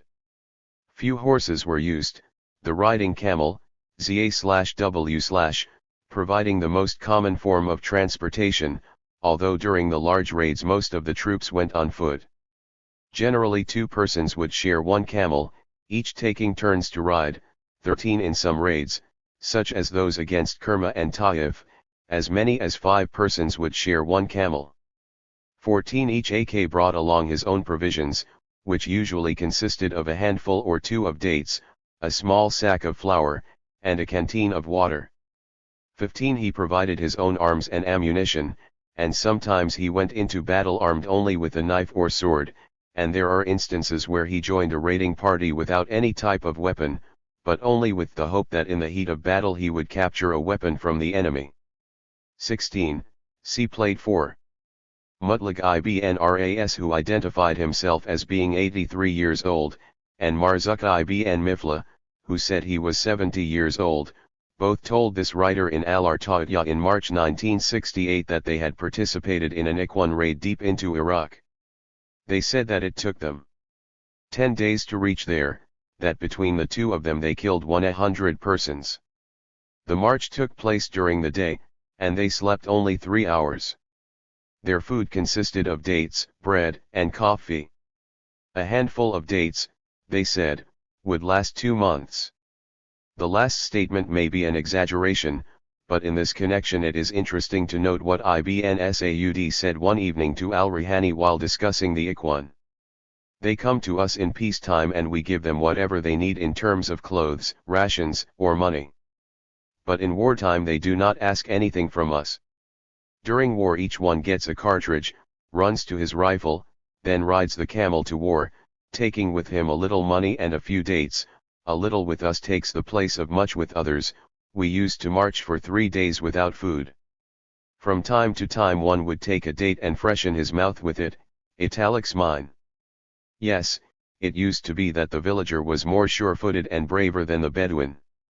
But now the settled Bedouin, the people of the Hujjar, are more stable in war and more anxious to seek martyrdom. 17. The general tactics of battle were surprise and a concentrated blow or strike with no thought given to surrender or withdrawal. If the attack were a surprise, the Ikhwan would descend on the target as a wild mixture of men on horses, camels, and infantrymen wreaking havoc with the enemy camp and slaying the soldiers and people therein with no compassion or mercy. The Ikhwan discounted the enemy's numbers or his weapons, content to match overwhelming odds with their fervor and dedication. Ibn Saud described the Battle of Turaba, 18 to Saud Ibn Abd al-Aziz al-Rashid as follows. The Sharif had with him 4,000 Turkish soldiers who were at Medina and 7,000 men of Hejaz, together with 20 guns, 40 machine guns and provisions and ammunition on 10,000 camels, while our Ikhwan numbered only 2,000 and of these 500 were even without any arms except swords and knives. The Sharif had made trenches as deep as the height of a man and fortifications and had placed guns and machine guns in every position. The Ikhwan started their advance at midnight, and when they said their morning prayers they sought, against the Sharif and his guns, the help of La ilaha illa Allah, there is no God but Allah, and attacked him from morning, and the battle lasted all day and the next night until the Sharif and his men were defeated and ran away until they reached El Baida, near Al-Taif, with 200 camels and horsemen. The rest were killed by the Ikhwan, who also won their enemies' possessions and forwarded to me the good news when I had just left El Consulia. 19. If the battle was a match between two different forces grouped on a battlefield, one waiting for the other to charge, the Ikhwan used the following formation: a standard bearer holding aloft the great green and white Ikhwan banner, Plate 5, was positioned several paces in front of the commanding chief Ikhwan. On either side of the chief were the Ikhwan mounted on horses, acting somewhat in the capacity of modern armor to drive a spearhead into the ranks of the enemy. Behind them were the Ikhwan on camels, prepared to give one great push once the wedge was made. Rushing in behind the camel corps were the infantry, waving spears or rifles, or both, and heading for the enemy. During the battle the Ikhwan used various war cries, the most famous being, "The winds of paradise are blowing. Where are you, who seek it?" 20. Or, "Am a knight of unity, brother of he who obeys God. Show your head, O enemy." 21. Or, "People of unity. People of unity. People of Aja. People of Aja." 22. At the attack, the Ikhwan would often shout, "It is you whom we adore and you from whom we seek help." 23. All of these battle cries replaced the old tribal war slogans that had been used by individual Arab tribes throughout the ages. In addition to their frequent use of dawn attacks and night marches, the Ikhwan used such tactics as flank and rear attacks. Dismounting from their camels and horses, they would advance shoulder to shoulder. In infantry style. 24 The Ikhwan may have been a primitive fighting force, but they had a definite objective, simplicity of plan, offensive action, speed of movement and tactical surprise. 25 For this they needed intelligence information which they acquired by sending strong reconnaissance parties, each consisting of perhaps 30 or 40 camelmen, who would sometimes creep up under cover of darkness and count the campfires. 26 In collecting intelligence the Ikhwan were even bolder than this. A most valuable device to advancing Ikhwan raiders was to send a spy to sit in the camps which they intended to attack. Assuming a suitable disguise, this man would endeavor to stay in the Iraqi tent as a guest until the day before that fixed for the attack. He would then try to slip away, probably under cover of darkness and meeting the advancing raiders at a pre-arranged rendezvous, a few hours before that chosen for the attack to inform them of the 11th hour dispositions of the camps. 27. In spite of its great effectiveness, the Ikhwan were not led by a military hierarchy or administered from a general or central headquarters. The Ikhwan were governed by personalities, the chief being, of course, Ibn Saud. He was the supreme commander in the sense that all Ikhwan until the abortive revolt looked to him for ultimate leadership and guidance. But he did not administer the Ikhwan as a modern army. Instead, the Ikhwan rested on the two great Hujjar of al-Arta'iyah and al-Ghatghat. Faisal al-Da'ish was the chief Ikhwan leader after Ibn Saud, and Sultan Ibn Bayad followed a close second. Other Ikhwan leaders such as Muhsin al-Firm of the al-Ruwayla and Dhaidan ibn Hithlain of the Ajayman tribe played significant roles, but they were secondary to those of al-Da'ish and Ibn Bijad. Both of the latter exercised ingenuity and imagination in carrying out raids, selecting targets, and whipping up enthusiasm for the call.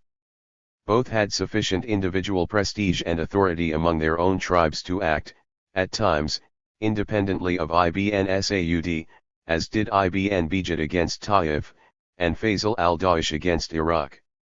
When the Ikhwan leaders decided to carry out a raid, they would order the Ikhwan bayrag planted in the village square. Volunteers would line up for the raid, bringing with them their own provisions, weapons, and a horse or camel, if they had one. There were no specific numbers required by each tribe or each Ijra, the presumption being that since they were all warriors there would be more than enough recruits. Among the larger tribes located in the Ajjar, however, tribal custom prevailed, and in some instances the volunteers would offer themselves as part of the bayrag, or standard, of a sub-tribe within the larger tribe. For example, if the Utayba tribe of al-Ghatghat decreed a raid, the volunteers would go out carrying several standards, layrak. The volunteers under one standard would be from one branch, fact, of the Utayba tribe, for example, from the al-Da'ajan, al-Daghaliba, al-Asha, al-Shayaban, al-Kumaza, or al-Hawayan, or any of the 15 or 20 branches of this tribe. 28 In al-Arta'iyah, a group of men from each /Ura, or quarter of the town, would form one bayrak. 29 This was the extent to which there was any type of organizational, or regimental pattern to the Ikhwan method of mobilization. In any case, this is how the Ikhwan operated as a practical matter. Al-Rihani records a general system of mobilization which may have existed during Ibn Saud's time, but to this writer's knowledge it was never used. Theoretically there were three types of mobilization: the jihad, holy war, and when this was proclaimed, the professional soldiers of the Ajjar who were always militarily prepared went out to battle. In more serious cases of mobilization the Rad 7F, reserve, was called out. This group consisted of those Ikhwan who may have been engaged in some type of religious, commercial, or educational activity within the Azraq.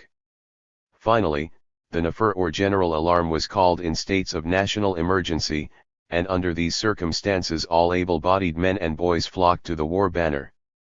30 According to al-Rihani only the Z/Emma could call up the NAF-7R, but inasmuch as the Imam was the chief religious leader, his recommendation would be followed by the ulama.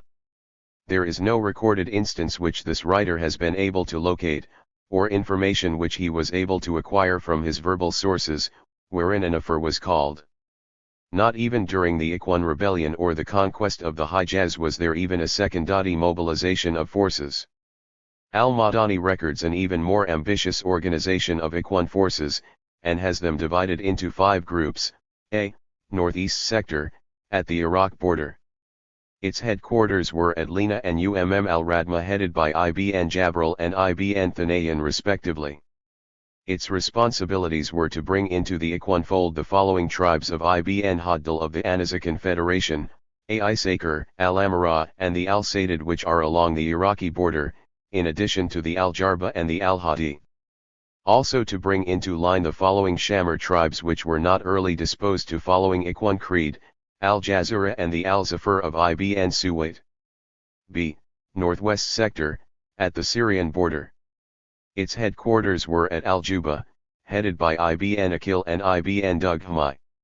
Its general responsibilities were concerned with the Bedouin of Syria as far as Ma'an, and to bring into the Ikhwan fold the Al-Ruwayla tribe of the Sha'alans and the Al-Shararit, as well as such persons as Ibn Jandal, Ibn Milham, Sultan Al-Tayyar, Ibn Samir, and Ibn Mahid, and others of the Al-Saba and the Al-Fatan who emigrated beyond Aleppo, also, the Banu Sakr, Banu Atiyah, and finally to bring the Al-Huwaydat tribes into the Ikhwan fold. C.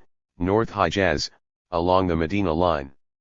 Its general headquarters were located in Dakhna and Timma, and its chief was Ibn Nahid. Its responsibilities were to bring into line the tribes of Farhan al-Ada, chief of the Al-Fajir, and others of the Aniza tribe around Mecca and Khaybar, such as the Wood Ali and Al-Gadawara, and also the Hutaim, the Bani Salim, the Wood Muhammad, and the Masra elements of the Harb tribe. D. South Hijaz, along the Mecca line. Its headquarters was Al-Kerma, led by Khalid ibn Lawai. Its responsibilities were to bring into the Ikhwan fold the Hamran, Salim, Zubayd, and the Masra element of the Harb tribe, and part of the Banu Salim and such groups connected with them that were located along the eastern road which connects Mecca and Medina. E. The reserve branch, located in Al-Arta'iyah, led by Faisal al-Dawish. Its responsibilities extended from the north provinces to the south Hijaz, and this branch went to the aid of those who needed its help. 31 Al-Madani does not give any indication as to the source of his information on these headquarters, and this writer has not been able to find any document or verbal source which substantiates the existence of such delegation of military authority or responsibility. To the contrary, the verbal sources among the Dushan and the Qadhila families challenge the accuracy of Al-Madan I's account, dismissing him as an outsider, who would not know such information, or have access to it. They state simply that the Ikhwan were a loosely organized group of warriors, coming under the immediate direction of their leaders, and that the general trend of the Ikhwan was set by the Mutayr of Al-Arta'iyah and the Utayba of Al-Ghatghat. One great omission which casts a shadow of doubt on Al-Madani's breakdown is his failure to mention Al-Ghatghat, which took the lead in the conquest of the Hijaz by its thrusts at Turaba, Kerma, and Taif. While his breakdowns may be valid for a general distribution of strength, they should not be interpreted as meaning that these 5 outposts directed, administered, and organized Ikhwan activities as a highly coordinated network of headquarters. Because of the dearth of records, one can only estimate the actual Ikhwan membership, and then one must make a distinction between the total number of people living on the Asjar, including the women and girls, and between the actual number of males who were either Ikhwan or would grow up to be such. Adar in Sagra al-Jazira provides the following estimates of the population of the Asjar: Mutayr, 40,000, Dawaysir, 7,000, Utayba, al-Ruwayga, 14,000, Utayba, Barka, 8,000, Al-Ghatghat, 15,000, Ajaman, 15,000, Harb, 30,000, Awazim, 15,000, Al-Mura, 10,000, Shamir, 15,000, for a total of 169,000. 82 Majid bin Qadhila said that the total strength of the Ikhwan at its height was 150,000, of which 75,000 were armed with rifles of some sort, and the rest armed with spears, swords, and other weapons. 33. He was talking about able-bodied male warriors. Philby, Dixon, and Al-Rihani have left estimates, but none of these extend farther than the year 1926. They are incomplete because Ajjar were still being established for new Ikhwan settlers after that date.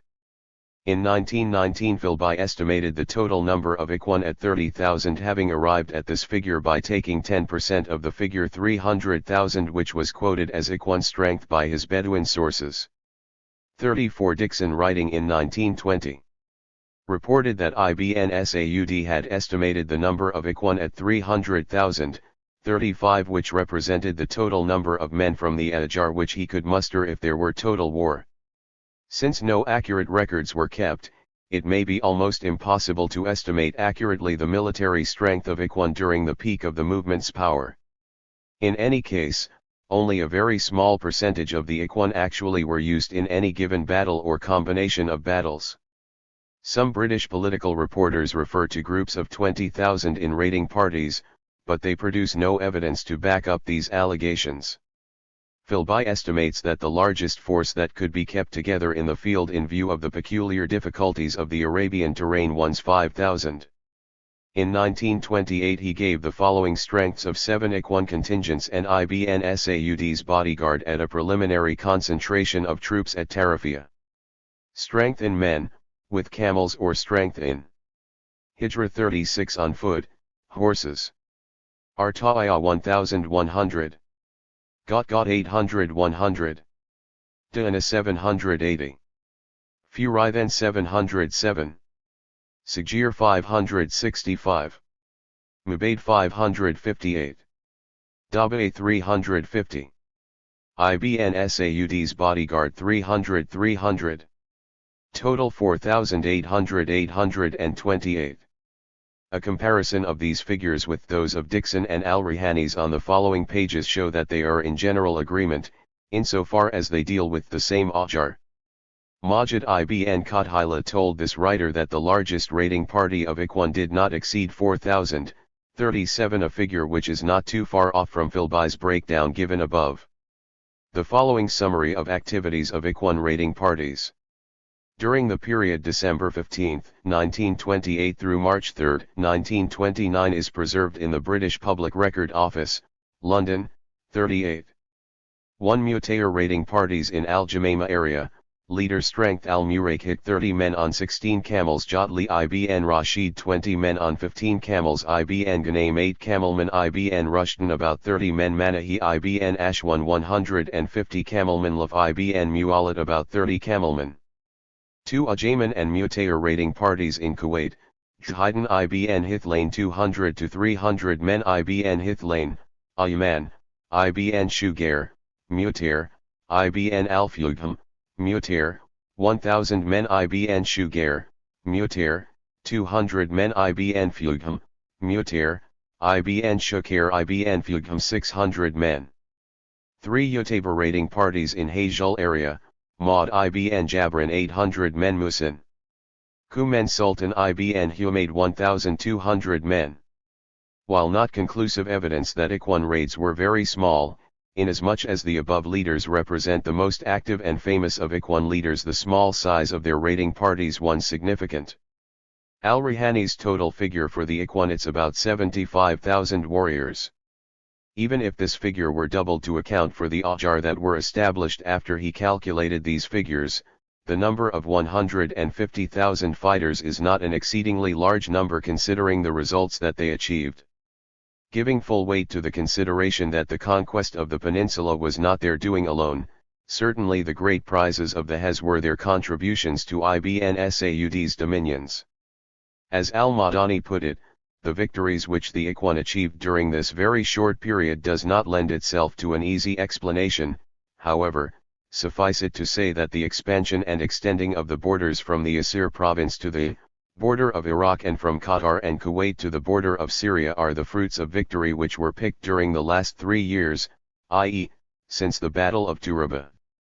39 Not very much has been recorded on the description of the Ikhwan as soldier, although much is known about his fanaticism and dedication. For this reason, the description left by Captain C.C. Lewis is all the interesting, although he is speaking from hindsight, and even so, not very accurately. The Ikhwan are the third important factor in Arabian politics.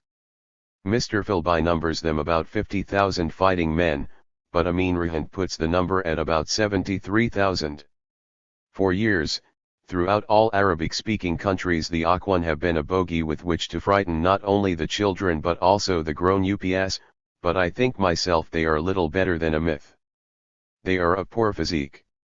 They are certainly fanatical, and brutal fighters, fanatical, perhaps in view of the comforting Wahhabi tenet that if you are killed in battle you will enjoy a large number of houris in paradise. Whilst, if you survive you will share in the loot, brutal, as is shown by the fact that they put to death every man, woman, and child from Muwayla to the Transjordan frontier. Nevertheless, a sound military appreciation of the Ikhwan must lead one to the conclusion that untrained fighters, however brave they may be, have no possible chance against trained troops. I should very much doubt whether the Ikhwan were better troops than the Shaban of Iraq. I would have backed any of my own companies of Shabana against double the number of Ikhwan. 40. Speaking as he was in 1933, several years after the Battle of Sabila where Ikhwan power was crushed, far away in London with no member of the Ikhwan to offer a rebuttal, Captain Lewis showed that he had a surprisingly short memory. He fails to explain why the trained regular troops of King Hussein were unable to defend Taif, Mecca, and Medina, much less to protect Jeddah from the poor physiqued Ikhwan. Hussein even employed aircraft piloted by mercenaries against them. Nor does he explain why the well-trained Iraqis, officered by the British, were unable to cope with the unruly Ikhwan, even after pitting aircraft, armored vehicles, and other motorized cars against them. Even the well-trained forces in Jordan were unable to manage the Ikhwan, it taking concerted effort of Ibn Saud and the British in Jordan and Iraq to subdue them. The Ikhwan may have been brutal, and one may justly indict them for this, but to write them off as Captain Lewis did as little better than a myth is unfair to the Ikhwan, and those Arab and British soldiers that had to face them on the battlefield. 41. Lewis is on safer ground when he discusses loot. But even in this matter the Ikhwan were organized and disciplined. One British Indian Muslim named Faziluddin recorded in his diary, loot collected by Ikhwan $35,000 out of which 1/5 went to the Ikhwan Bayt al-Mal. Rest of the money distributed among Ikhwan troops. The Ikhwan are said to be very honest in the collection of their booty and deliver it faithfully to their Amir. 42. Al-Rihani confirms this. Not one of the Ikhwan ever dares to conceal anything, no matter how valuable or trivial. After the sacking of a town or the taking of a Gaza party, they come with the booty, valuable things, money, live wealth, and lay it before the Sultan or one of his generals for common distribution, and every brother, Mofewa, Bedouin or other Arab receives his share of 4/5 of it, the other 1/5 going to the Imam or the state. No partiality, no favoritism is shown, no special advantage or privilege does anyone, not even the Imam, enjoy. 43. Majid ibn Qatila told this writer that the Ikhwan collected all of the booty and sent it to Ibn Saud, especially gold and silver which they did not use or wear. 44. Judging from the austere manner of their living, the Ikhwan even with their booty did not enjoy a comfortable life. For the most part, a fine sword or rifle was the greatest prize of war, and if there were fighting among them with regard to booty, more likely than not it was for possession of a better weapon. The Ikhwan, then, were fanatical soldiers who neither feared death nor sought the material pleasures of life. If they brought terror into the hearts of their enemies, they also brought peace and security to a troubled land. 45. A peace which Philby called Pax Wababika. Its achievements in war, however, seem to pale into insignificance compared with its record in peace. Throughout the length and breadth of Wahhabi Arabia, there is now an atmosphere of peace and security which is quite unprecedented in the history of the country. One may wander about in any part of it now by motor car or by camel without risk of molestation, and in the Hijaz, once the most turbulent and unruly part of the whole land, the pilgrims can go to and fro without the slightest anxiety as regards the security of their lives and property. Yet nowhere can one see any sign of the troops or police on which in any ordinary country such peace and security are based. The old guard posts on the roads of the Hijaz and the Hassa have fallen into ruins and are no longer used to accommodate the garrisons of former times. There are a few soldiers and police in uniform at Jeddah and Mecca, but elsewhere in the desert and in the districts there is no outward and visible sign of any guardians of the peace. The shadow of the Wahhabi army, hidden away in the Ikhwan colonies scattered about the great desert, broods over all Arabia. Potential disturbers of the peace know it and have on occasion suffered severely from its sudden onslaught, so they disturb the peace no more. And the army, like the old legions of Rome, cultivates its vegetables and dates and cereals in its cantonments peacefully until such time as it may be called for service by its king. 46. Comparing the old Bedouin now transformed into responsible Ikhwan, Wahba wrote. The Bedouin's only worry was plunder and loot, which he considered among the greatest of Bedouin traits. Alas for the weak person caught up amongst the Bedouin, the commercial caravans were under their mercy and dared not pass through their territory without their permission. But now the Ikhwan are the protectors of the road. They respect the traveler, for the Muslims' blood and property are sacred. Where the Bedouin once feared death, now they rush to it seeking martyrdom and a meeting with God, and the Ikhwan mother, when she bids her son farewell on his way to battle, sends him off with this greeting: May God unite us in paradise. 47. Chapter 7. Early problems with the Ikhwan. Ibn Saud began his reform movement among the Bedouin against the advice of several advisors and close confidants, one most notably among whom was Abdullah ibn Jilawai, the satrap of Al-Hassa. Ibn Saud was told by Jilawai that to tamper with the Bedouin was to play with a hornet's nest. One could never fully predict how much trouble would ensue, although trouble there surely would be. History has shown both Ibn Saud and his anti-Ikhwan advisors to have been correct. As Ibn Saud had intended, the Ikhwan did provide the vanguard of his military force which unified the peninsula in his name, but only after a series of problems and a period of conflict during which it was not at all certain that his word and sword would prevail. The swift successes of the first Ikhwan colonies caused a rush to the Ikhwan standards. Flushed with a zealousness that could not be contained, the Ikhwan began the task of bringing the non-conforming tribes to obedience, /aa. From the early beginnings of the movement until the end of 1919, when forced conversion came under Ibn Saud's official ban, Najd and the fringes of the western and northern provinces were the continuous battlegrounds of the Ikhwan pitted against the tribes. Some tribes resisted and fought back, the most stubborn being the Ajayman of Al-Hassa and the Shamir, the backbone of al-Rashid's power at Hale. Yet, not satisfied with challenging the orthodoxy of the Bedouins' faith, the Ikhwan, as their numbers swelled and their powers increased, zeroed in against the Wahhabis of the settled Najd communities, people who had remained steadfast in the Wahhabi faith while the Bedouin had long ago lapsed into the practices of popular religion. When not raiding their neighbors, the Ikhwan passed their days in the Azjar praying in the mosque and doing only the most basic chores. Envisioning themselves as the chosen of God, the elite of the Muslims, they remained idle waiting for the Islamic millennium. They let Ibn Saud arrange for the digging of wells, and lived on the early provisions which he had sent, seeds and other materials, as preliminary assistance, pending their achieving self-sufficiency.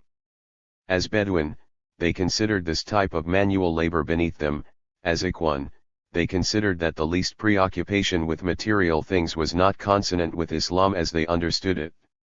The question of Ikhwan fanaticism against the tribes which refused to settle in the Azjar, and against the law-abiding citizens of the towns and villages, together with the problem of Ikhwan indolence on the Hujjar, provided Ibn Saud with the first taste of the bitter problems that he was to have with the Ikhwan until the decisive confrontation at Sabila. Even now the Ikhwan were muttering that Ibn Saud was not fully practicing the faith. They were annoyed at him for his increasing contacts with the English, and especially because of his prescription against their raiding the tribes that remained steadfast in the Wahhabi faith but which refused to settle. By 1919 a keen British observer, Captain Norman E. Bray, saw the beginning of the problem and wrote to the India office. Ben Saud is likewise uncertain of his own position and equally fearful as to what may result. He recreated the Ikhwan, originally to provide himself with a means of self-defense against aggression, but for the present the horse of religious ferment has exceeded his expectation in its power and the rider finds it harder to control than he had anticipated. 2. A few years later Alois Musil, after making a trip through northern Najd, described the problem more specifically. The Ikhwan, like other mercenaries, are hated and feared. They hardly form a suitable basis for Ibn Saud's empire, since, with their commander, they would be the first to reject Ibn Saud should he fail to follow all of the prescriptions of their creed. They now accuse him of being too mild toward other Muslims and too obedient to the Europeans, and their disapproval of his attitude is increasing with his introduction of various reforms. 3. To resolve the problem of indolence, Ibn Saud sent out an army of religious teachers and other missionaries. They told the Ikhwan that agriculture, trade, commerce, and industry were not contrary to Islam, that a rich Muslim was preferable to a poor one. The accumulation of wealth and property through work was encouraged. Ultimately the Ikhwan accepted this interpretation, and according to al-Rihani some Ikhwan settlements had outpaced the older, more experienced settled towns and villages in industry and agriculture. Plus, to solve the touchy problem of the Ikhwan attitude toward the tribes and villagers, Ibn Saud called a conference of ulama in 1919. 5 fundamental problems were presented to them in question form for their consideration.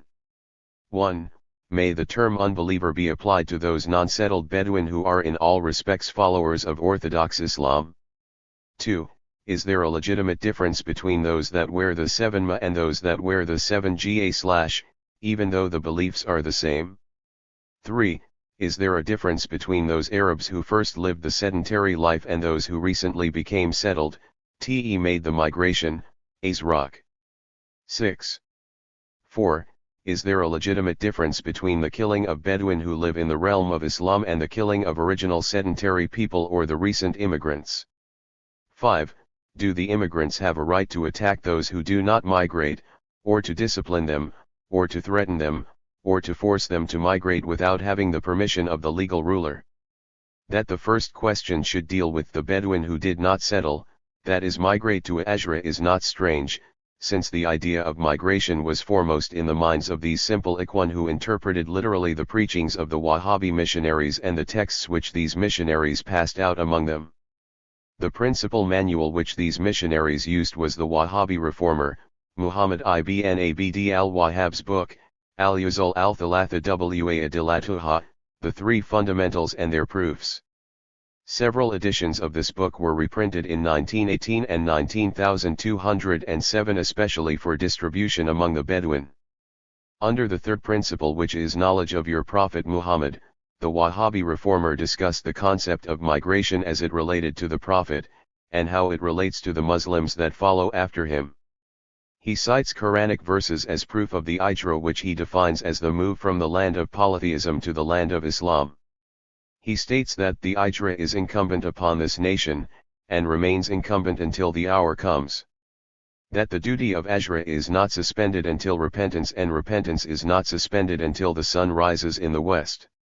8. This manual was used together with the works of Ibn Hanbal, to whose school the Wahhabis belonged. Ibn Hanbal interpreted the Hijra as being incumbent on the Muslims until the infidels are killed, their voices stifled, and their movement stopped. 9. To the Ikhwan, then, the Bedouin who adopted the true fundamentals of religion but who did not settle did not in effect complete the requirements for becoming a true Muslim. To support their reasoning they cited the reformer Muhammad Abd al-Wahhab and Ibn Hanbal, and to support their raids against those Bedouin who did not come to obedience, the dictum that the /Jara continues until the enemy's voice is stopped was cited. It was no wonder then, that Ibn Saud was obliged to call a conference of Z/Emma to answer these simple Ikhwan. As for the wearing of the turban, the Ikhwan were on weaker grounds in assuming that all Muslims should wear it in keeping with the practice of the Prophet. Sulayman ibn Samhan had denied that the turban was an essential part of a Muslim's dress because the Prophet Muhammad both before and after receiving the revelation wore the regular Arab dress, and did not wear anything that distinguished him from them.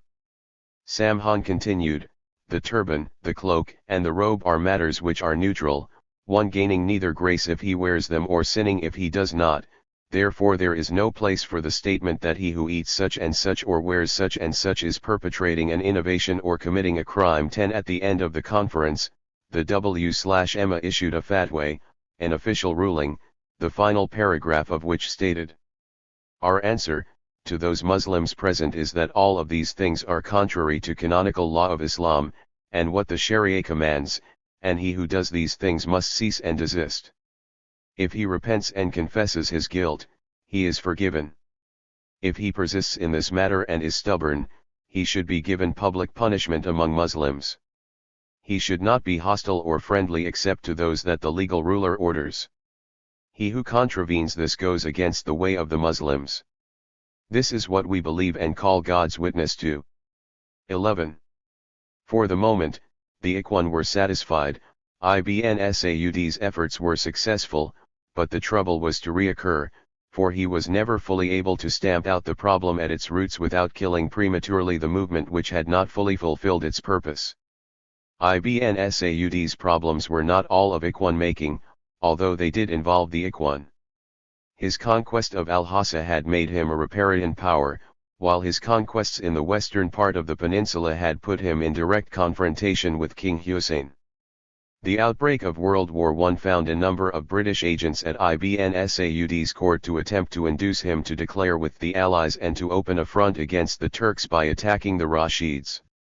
In return the British provided Ibn Saud with £5,000 monthly as a stipend in addition to a veritable arsenal of arms and ammunition. 12 While Ibn Saud needed and appreciated the subsidy, he knew that it was only a fraction of the money which was pouring into King Hussein's coffers.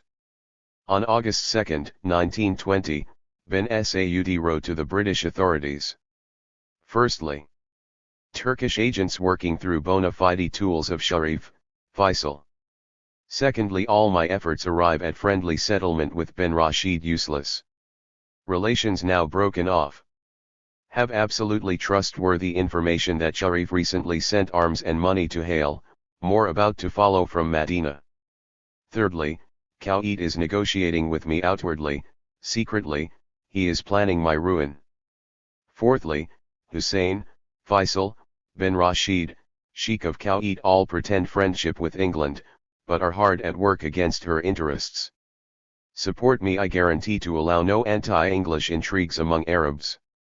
On the other hand, if you continue to place me on par with those who are playing you false, then let me know. I will cease troubling you with further communications. F/FTHLY, you give your traitor friends titles and rich lands. I, your true friend, remain poorer than I was before, thus my revenue all mortgaged. 1. Beg you request HMS government increase my subsidy and help me more financially. I cannot carry on. Answer, let me know how I stand. 13, italics mine. He knew also that professional Arabists such as Lawrence had convinced Britain that Hussein was the man of the hour and that Ibn Saud was a passing phenomenon. While it was conceded by them that Ibn Saud personally was a great man, it was estimated that upon his demise the state that he had created would crumble. For Hussein in turn, impressed by British successes in Europe and by his own gains against the Turks in the Hijaz, assumed a greater arrogance toward Ibn Saud, treating him like a vassal, and provoking him and the Ikhwan. He was confident, on the one hand, that he was powerful enough to defeat Ibn Saud militarily, and on the other hand that the British were committed to defend him and guarantee his survival. Hussein's attack against the village of Kerma, a frontier town between the Hijaz and the Najd, sparked a confrontation that once again threatened to turn the Ikhwan against Ibn Saud. The Ikhwan insisted upon coming to the defense of the town in response to the plea for help from its governor, Khalid ibn Lawai. Ibn Saud, on the other hand, tried to persuade them that the time was not ripe to meet King Hussein's forces militarily and that it was more important to attack the Rashids at Ha'il. His advisors, and even his father, 15, whose advice he usually cherished, counseled him to attack Hussein's forces. They were convinced that Hussein, who was supported by the British, and who attacked their religious brothers, was the heretic and the enemy, not the Rashids who were Muslims allied with another Muslim power. Sensing the danger of the problem, Ibn Saud once again had recourse to a public meeting and called all the Ikhwan leaders and other notables to meet with him at Shakra, a town located somewhat halfway between Riyadh and Mecca. There, confronted with a large group of townsmen, Bedouins, and Ikhwan, he made his stand. First he let the opposition speak. Led by Faisal al-Dawish, the Mutair chief and spokesman for the Ikhwan, they demanded to be led against the English and Hussein, whom the English have armed and who threaten our brethren in the faith in Kerma, or to attack the Ajayman who, protected by the English, are forever raiding into our land and escaping back with loot and without punishment. All we want is to attack the foe of the faith. 16 Ibn Saud well knew that the time was too early to strike against Hussein, especially at Kerma. He still needed to convince the British, many of whom had begun to doubt his loyalty to the Allied cause, and some of whom were actively working to destroy the existing links of confidence between Ibn Saud and the British.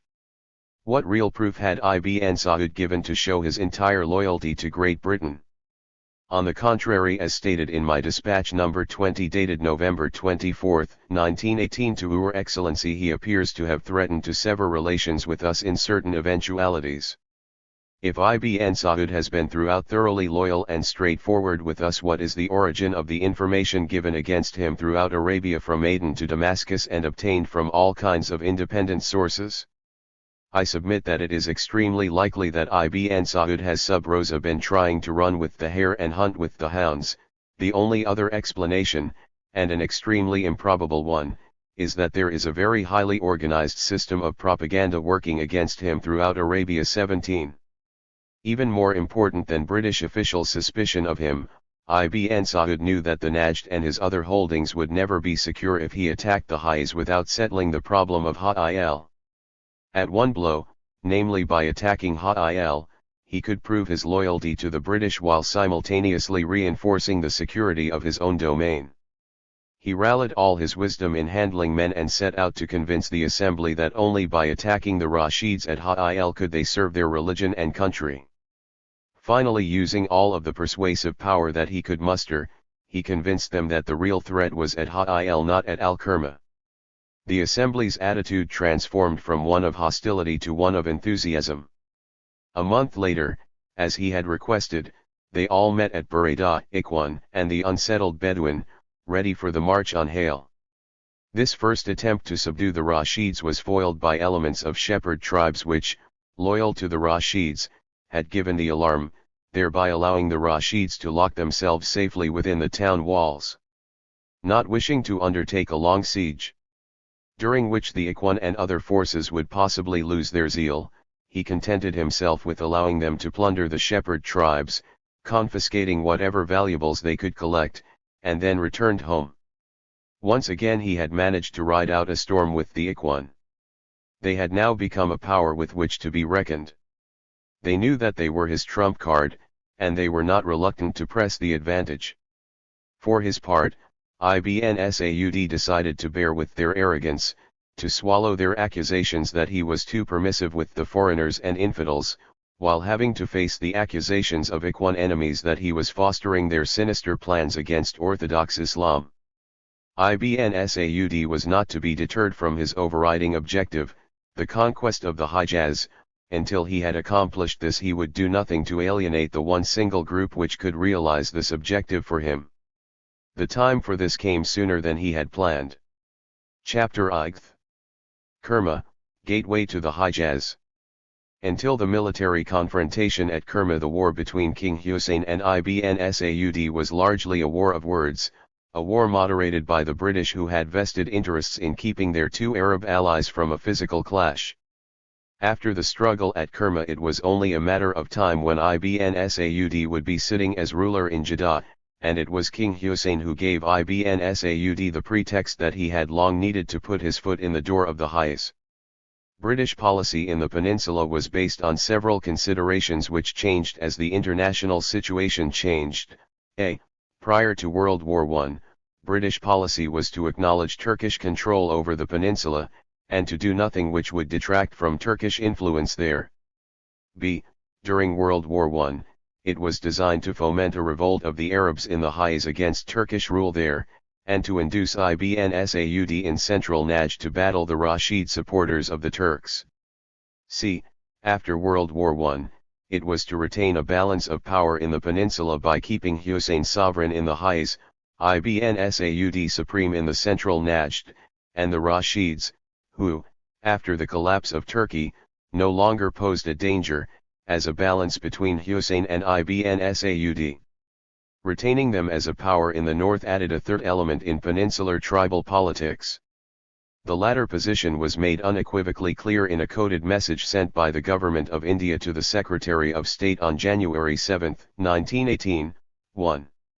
Ibn Rashid is at present in no position to do us much harm and affords an occupation to Ibn Saud, while his total elimination from Arab politics might be an embarrassment to us. His retention will assist in the maintenance of balance of power between Ibn Saud and Sharif. We therefore recommend Cox should keep Ibn Saud in play by presence of money, but that assistance in arms and instructors should not be given except very sparingly. Otherwise we seem to risk establishment of two powers in Arabia mutually hostile, but to both of whom we have given pledges of support. We realize fully our obligations to Ibn Saud and have no wish to play unfairly by him. But we wish to avoid possibility of our generosity putting him in a position to upset equilibrium of Arabia. British policy in Arabia came to the crossroads at Kerma, a relatively small, intrinsically insignificant settlement located on the threshold of the Hijaz. Once again the British position was further complicated by a fundamental dearth of information on the peninsula in general and Najd in particular. Of the area, experts Philby and Colonel Wilson were identified as champions of Ibn Saud, while Sir Reginald Wingate and Colonel Lawrence were regarded as pro-Hussein. This was officially acknowledged in a secret report too on the Najd-Hijaz crisis, which went on to say, "It may be argued that the advice of local officers is so conflicting as to make it impossible for His Majesty's government to form an equitable judgment on the merits of the case. Sir R. Wingate warns us that King Hussein would probably abdicate sooner than accept even provisionally the assignment of Kerma to bin Saud, and Faisal has made it quite plain to us that he will not tolerate Wahhabi occupation of the district." On the other hand, if Mr. Philby's reports are accurate, the inhabitants of Kerma have adopted Wahhabi tenets and espoused bin Saud's cause of their own free will, and their forcible reconversion or expulsion would be unpleasantly suggestive of religious persecution. 3. What was worse than the conflicting opinions of relatively skilled observers of the scene was the failure of Hussein to comprehend fully his own weakness, the Ikhwan strength, and the extent to which the Ikhwan were calling the signals and forcing Ibn Saud to follow their lead. That the Ikhwan constituted the catalyst between Ibn Saud and the Sharif was not always understood by their opponents. While the British authorities felt no special indebtedness to Ibn Saud, there was a great reservoir of goodwill toward, and the feeling of a moral commitment to Hussein. Thus, when the storm over Kerma broke, the immediate reaction was to go his support. It was only the rare observer who would almost forlornly call for a review of the entire picture, as one officer did. In our anxiety to support King Hussein, other aspects of the question should not be overlooked. Recent events show him much in same light as that which he has long been regarded by important sections of Mohammedan thought, viz., as a puppet dependent on British for support and, devoid of, real influence other than that bought with British gold. Ibn Saud, on the other hand, owes his strong position alike to his race, his religion, his geographical situation, and his personality. He does not depend upon us, and I submit we should be careful not to be driven prematurely into an attitude of hostility to him and his adherents, In this connection it may be considered desirable to depute Mr. Philby to proceed to his camp and to enter into direct negotiations with him. 4. The question of Kerma from the international aspects of jurisdiction goes back far enough in peninsular history to get entangled in a web of Wahhabi, Turkish, Sharifian claims on precedence. Whatever the disagreements between the various parties, whatever their legal rights and claims, the uneducated fanatic Ikhwan knew only one thing: their brothers in Kerma were being attacked by Hussein's forces and they insisted on going to their aid. For Ibn Saud, who had to reckon with the British and with Hussein, the question was not so simple, and he was willing to put the matter of Kerma up for arbitration. As it turned out, Hussein's impetuousness and arrogance gave Ibn Saud the opportunity to play the role of the moderate party while having overwhelming striking force on his side. Kerma was an oasis town of about 5,000 persons, 2/3 of whom were freed slaves, and the other third members of the Subai tribe. In addition, there were about 300 Ashraf residents there. It was a trade center between the Hijaz and Najd and a commercial center for traders of the Najd provinces of Washm and Al-Qasim. The Amir of the town was Khalid ibn Mansur ibn Luwai, a Sharif himself and a member of King Hussein's branch of the family. Since the time of the First Wahhabi Empire, the overwhelming majority of the townsmen had adopted the Wahhabi tenets of Islam, and since the rise of Ibn Saud in the central Najd, a large number of these had espoused the Ikhwan cause. Among these was Khalid ibn Luwai himself, who, having become angry with Hussein because of the latter's insults to him, decided to throw in his lot with Ibn Saud.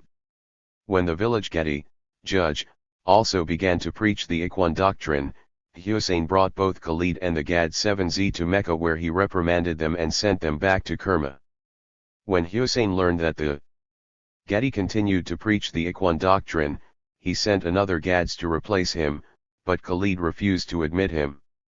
Hussein then sent a military force to implement his order of installing the new Gad 7, but this effort was spoiled by Khalid and his Ikhwan's military victory over the Sharifian forces. This was the basic conflict. Hussein was acting lawfully in his attempt to replace the old Gadi with a new one, since he was the legal ruler of Kerma, yet Ibn Saud could not allow members of his religious sect to be punished by another leader without being rightly accused by the Ikhwan of Kerma and of Najd of failing in his duty as their 77 am to protect them. The simple matter of the change in religious loyalty had in effect signaled a change in temporal leadership and authority. 5. The situation that prevailed in Kerma also existed in Turaba, a neighboring oasis. While the Ashraf owned most of the land, the majority of the inhabitants were Wahhabis, and many of the latter were Ikhwan. As early as 1917, Khalid ibn Luwai had warned Ibn Saud that King Hussein had intended to recover Kerma and expel its Wahhabi leadership. The following year Hussein sent 4 expeditions, all of which failed to recover the oasis for him. As long as the Sharifian forces were occupied with the siege of Medina, there was little that King Hussein could do to put a full army in the field against Kerma.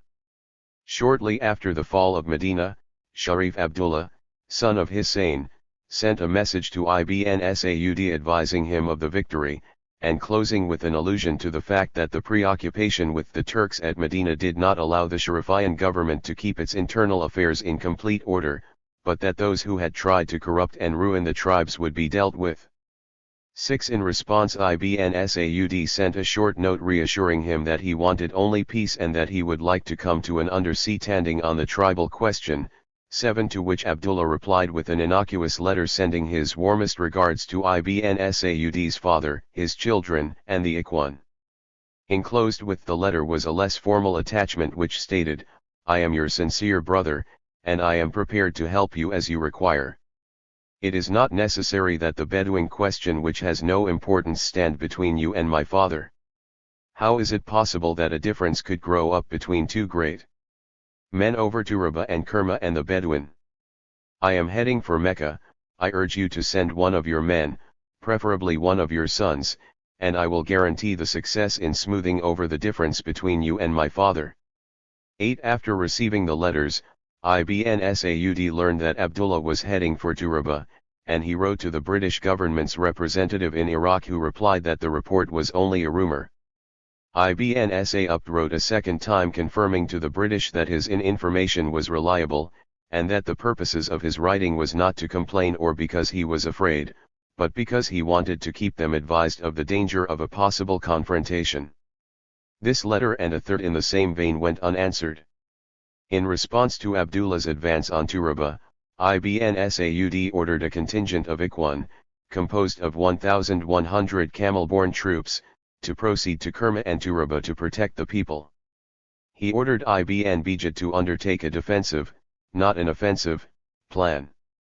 To supplement his Ikhwan, Ibn Saud sent a group of spies to surveil Abdullah to ascertain whether he was going to Mecca or whether he was proceeding to Turaba. According to al-Rihani, Abdullah told him later that he did not want to go to Kerma and that he tried to persuade his father of this, but that Hussein, as chief of the Hashemite army, ordered Abdullah to obey his orders. 10 As Abdullah approached Turaba picking up reinforcements on the way, Ibn Saud received information on his movements which caused him to write the following to Abdullah: I find a discrepancy between what you have previously told me, namely, that you are returning to Mecca, and what appears to be taking place, namely an attack on Turaba and Kerma. This is contrary to what you have indicated to the Islamic world in general and to the Arabs specifically. Rest assured that the people of Najd will not forsake their brothers and that life in the defense of them means nothing.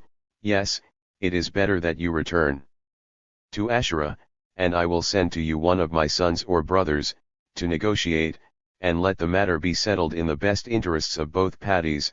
On June 3, 1919, Ibn Saud sent a separate letter to Colonel Bassett, the British representative in Jeddah, which pointed out that he had agreed to put the question of Kerma and Turaba under arbitration, and that meanwhile he had been respecting all the terms of the treaty between him and the British government. He pointed out that he shall not be responsible if he Hussein commits an aggression, and awaited, a reply to my reference for 1 month, but have received none up to this day, and my tribesmen did not commit any trespass or transgression until after he, Sharif, had committed the same, and his actions with the inhabitants of Najd were contrary to law and reason, inasmuch as bloodshed and plunder of property were committed in spite of my writings to him to withdraw to his territories. When I should do the same in order to avoid any embroilment until the disputes are settled and the boundaries are fixed by arbitration through His Majesty's government, but he never replied.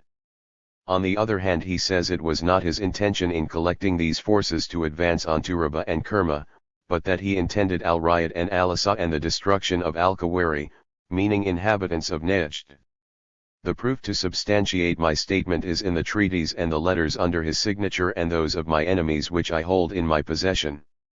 12 Ibn Saud was referring to an oral message which Abdullah had sent via one of the messengers after he had arrived in Turaba and had set up camp there. Shortly after his arrival, he sent out letters to the various tribes and surrounding villages demanding that their leaders either come to Turaba within 6 days or that Abdullah and his forces would wreak havoc on them. To Ibn Saud's messenger he gave the following exhortation: tell the Kawari 13 and those around them what has happened here. Tell them, that we did not come to Turaba for the sake of Turaba and Kerma only. We shall fast in Kerma, God willing, and shall pass the feast of the sacrifice in Al-Dsa. 14 Upon receipt of the written letter and the verbal message from Abdullah, the Ikhwan, instead of reacting with the fear and docility that apparently had been expected, screamed their war cries: the winds of paradise are blowing, where are you, who seek it? You alone, O God, do we adore, from you alone do we seek help. 1 hour before the evening prayers the Ikhwan were already marching toward Abdullah's camp, accompanied by an additional 400 fighters that joined the original contingent. Abdullah, as was his wont, 15 went to bed for the evening, and allowed his camp to do likewise, without taking the necessary precautions. Flushed by the prospect of an easy victory at Turaba, the Sharifian arrogance was further inflated to the extent that al-Rihani records that Abdullah ordered a Bedouin, who brought a message that the Ikhwan were attacking, to be beheaded, or beaten to death, depending on the version of the story. 16 In any case the Ikhwan approached Abdullah's camp, then broke up into 3 different groups, a cavalry group, one group led by Khalid ibn Lawai, and another led by ibn Bayad. They struck as one full surprise blow, bringing down terror and slaughter upon the unsuspecting Sharifian army.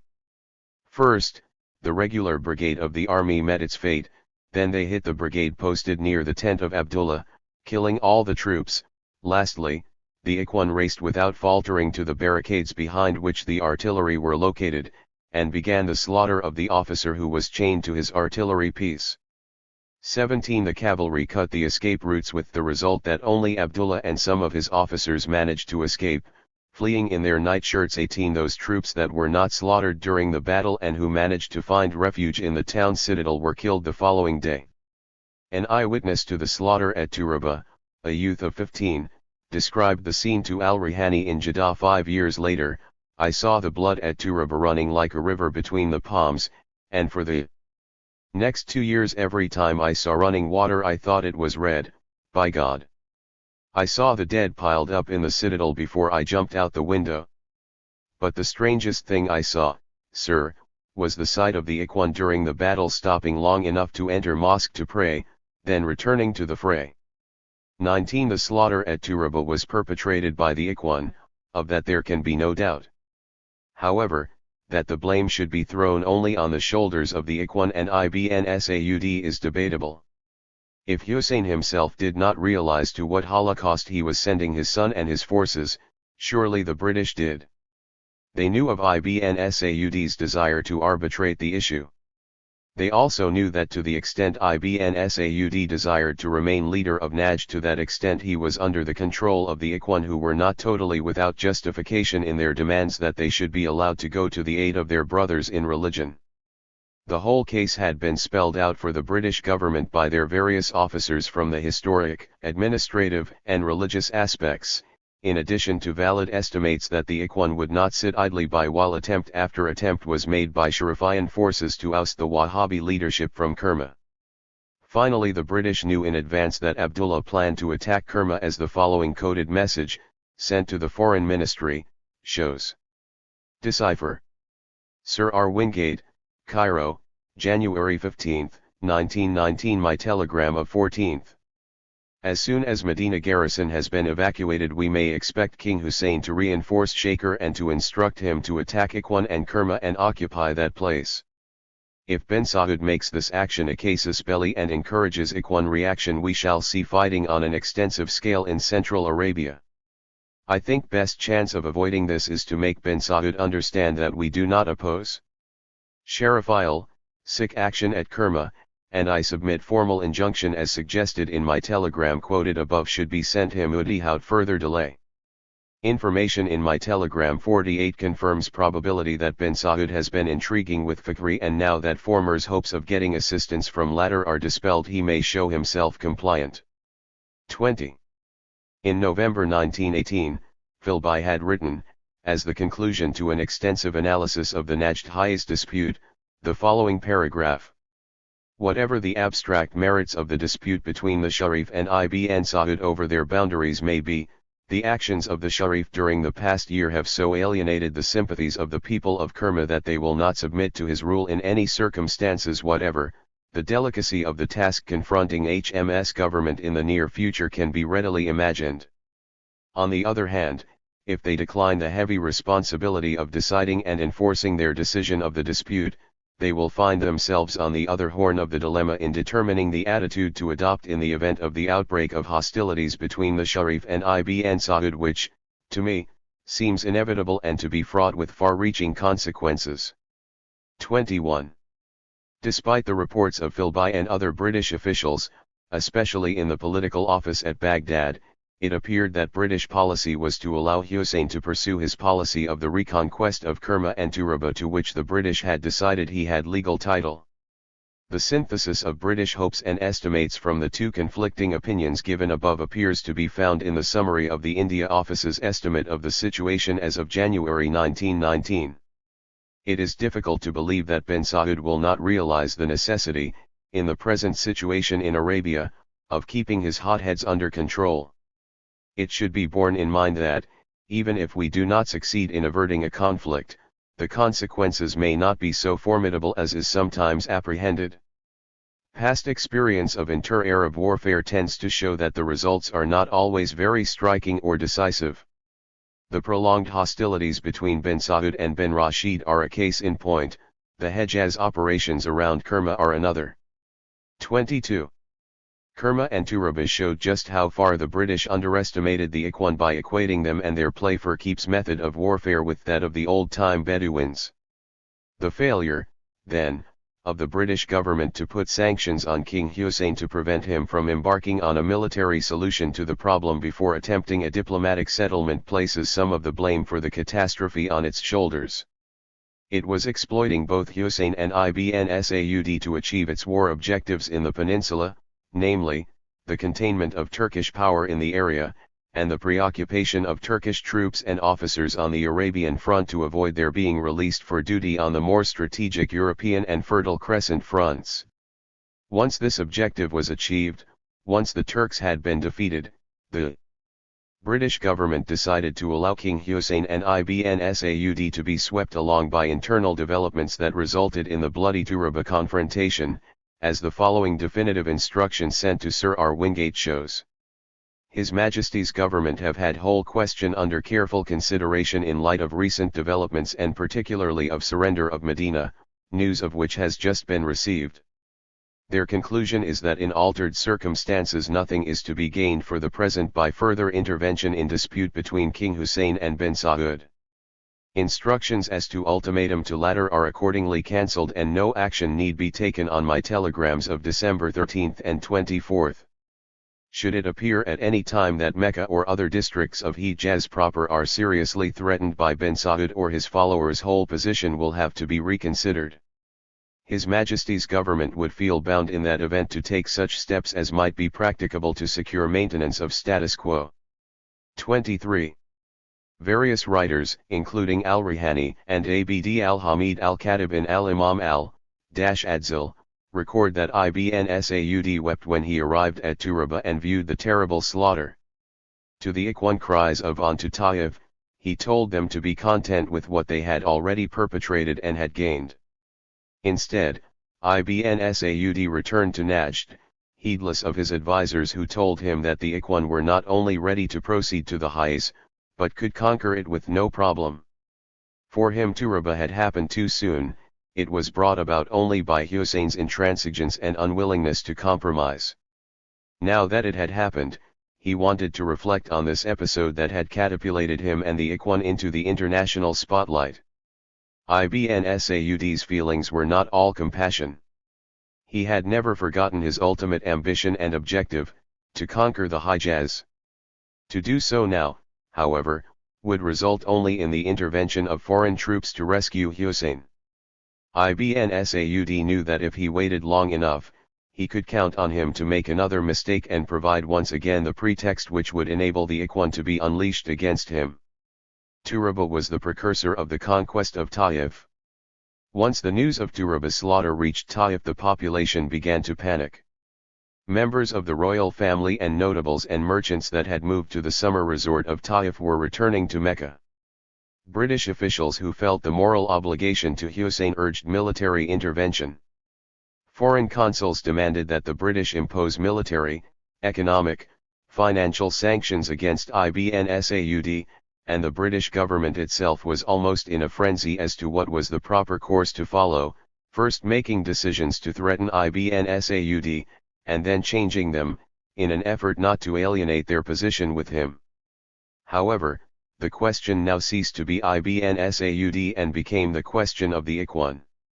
The fundamental issue was how much pressure could be put on Ibn Saud to restrain the Ikhwan, and assuming that Ibn Saud was willing to do this, to what extent would the Ikhwan respond to his counseling against further raiding? Apart from this, the British government was obliged to review the whole situation, reassess the problem in terms of its commitments to both parties and to its own area interests. The first obvious result of the debacle at Turaba was that Hussein's army was totally demolished and that it was unlikely it could be resurrected in the foreseeable future, if at all. Captain Garland put it briefly but accurately when he wrote to Allenby in Cairo. It is a sad fact that, In every conflict with the Ikhwan, the Sharifian forces have been badly defeated. Abdullah's regular army has failed the expectations of the British officers who served with it during the war.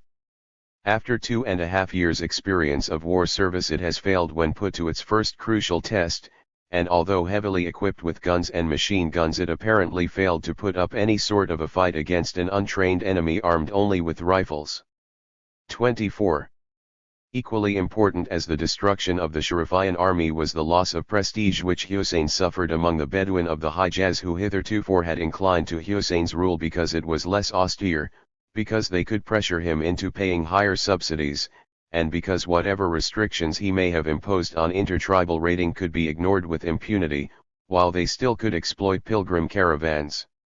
Now, however, few tribes, if any, wanted to be caught on the wrong side of victory, and as the Ikhwan missionaries made their way through the tribal areas and into the small towns and oases on the fringe of the Hijaz, they found the Bedouins more responsive and some downright eager to become Ikhwan. While Ikhwan missionaries 25 had gone out from Kerma prior to Prince Abdullah's defeat at Turaba and had made numerous converts among the Bedouins, after the debacle Ikhwan propaganda and activity became bolder and more productive.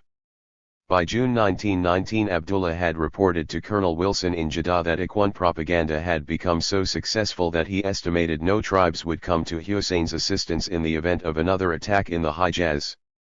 Abdullah further estimated that Ibn Saud would not advance further into the Hijaz until all of the tribes of the southern Hijaz had joined the movement.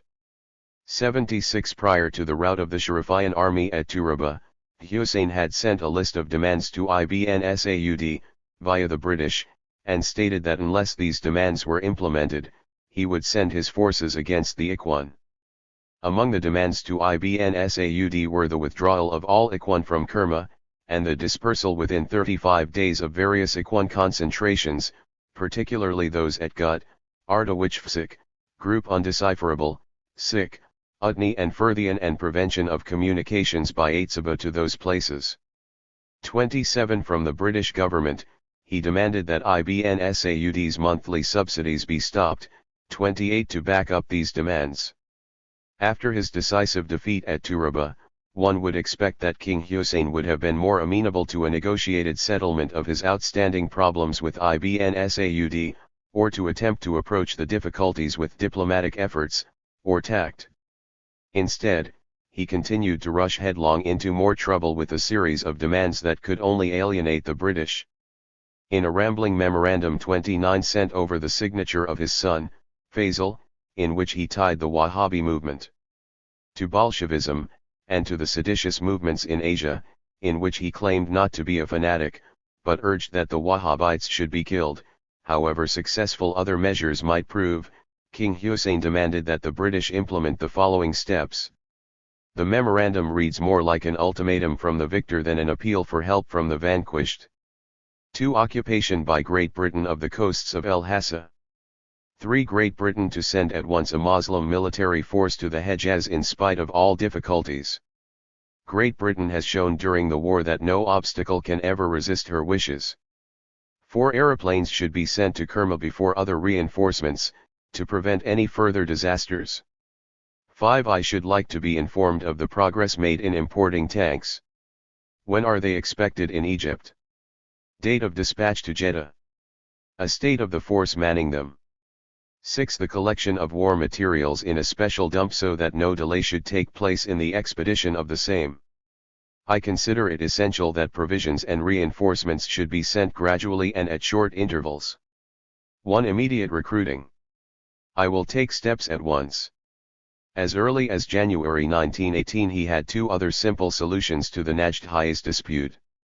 The question of Kerma is due to Ibn Saud, he wrote, and can be very easily solved thus. Great Britain should sever relations with him. 8 degrees. He coupled this solution with the threat to abdicate if this recommendation was not implemented, and if Britain did not pressure Ibn Saud to order his Ikhwan out of Kerma. A year later, not having had any luck persuading the break in relations between Ibn Saud and Britain, he persisted in his threat to abdicate, which led a senior official in the British Foreign Office to pen the following note on the cover sheet of a message containing this new threat. Meanwhile, Hussein's constant threats to abdicate become monotonous, and it might perhaps have a healthy effect to pretend to take him at his word and ask whom he would wish to designate his successor.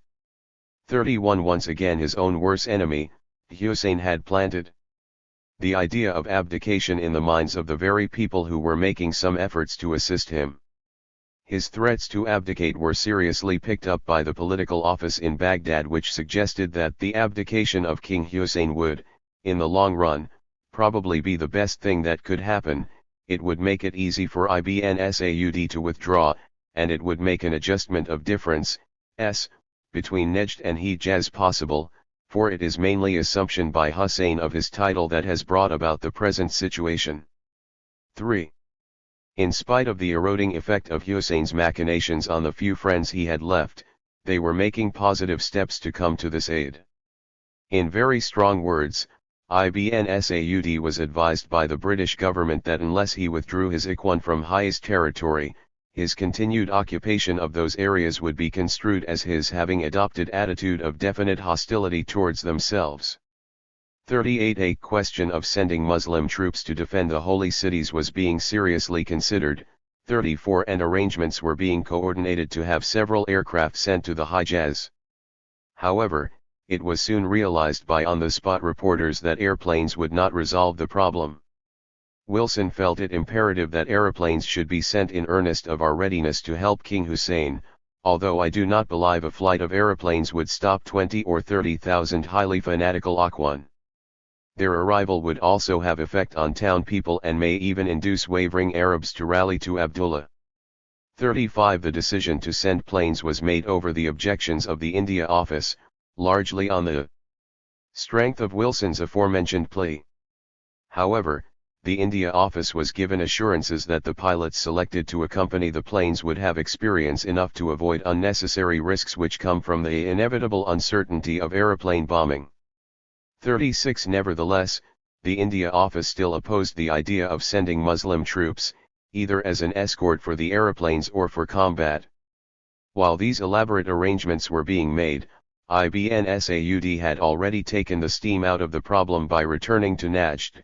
Once again his own vision had guided him to the correct decision.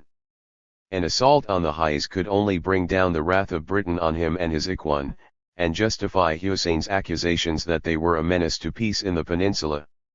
By withdrawing, Ibn Saud left the initiative in the hands of the British and Hussein. If they wanted war he was ready, but he would not seek it.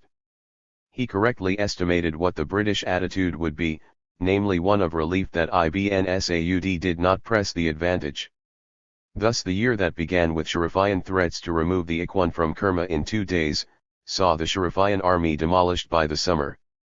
When winter came the British were counseling negotiations once again. Their efforts were directed to persuading Hussein that unless a negotiated settlement was reached with Ibn Saud, another attempt to call for the Ikhwan withdrawal would only lead to a new conflagration in which Hussein's forces would once again be overcome. As for the Sharifian suggestions that the British would intervene, no one knows better than His Majesty that British troops could not come to his assistance. He would be the last to invite or expect them to do so. In these circumstances, it would seem the height of unwisdom to provoke a further advance which His Majesty has not the means to resist.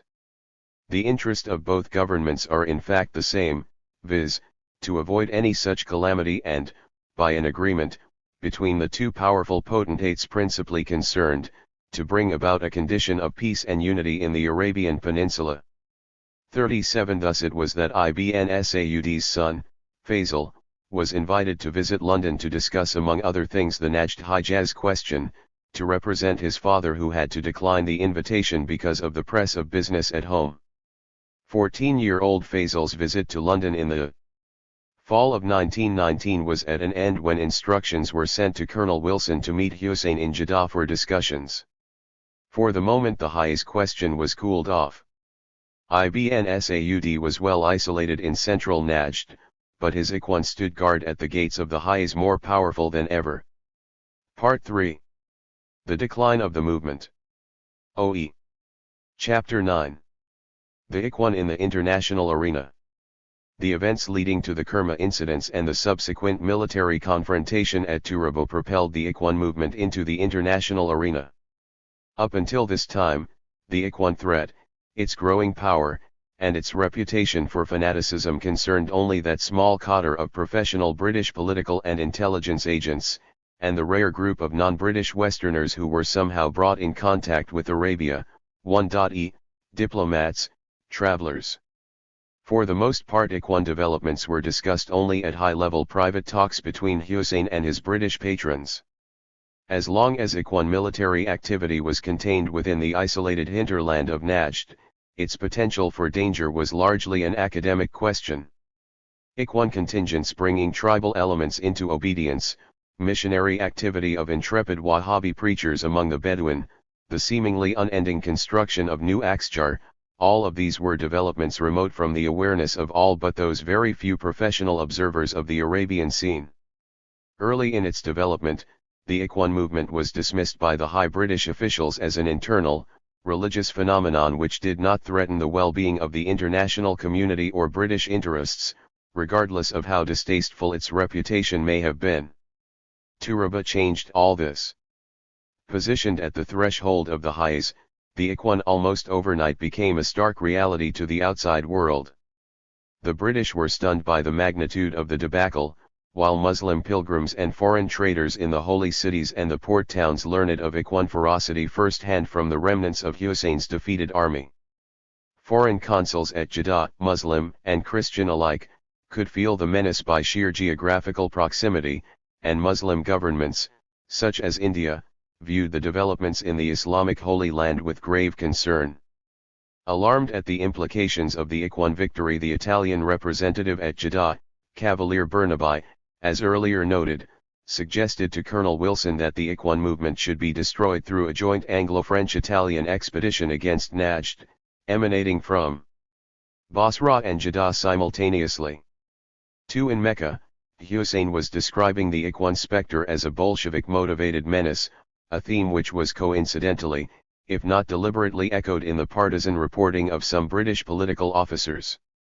As early as 1918, the German vice-consul expressed concern over an intra-Bedouin feud involving Ibn Bijad III and other elements within the Utaba tribe that had not converted to the Ikhwan life, and by 1922 French intelligence reports had traced Ikhwan missionary activity as far as Syria, for yet it was the British who really felt the brunt of Ikhwan power, for it was they who had to hold the Ikhwan at bay for the rest of the international community. The British, then, were quite pleased that Ibn Saud did not press the advantage and embark upon a military campaign against the Hajj, but they did not remain idle.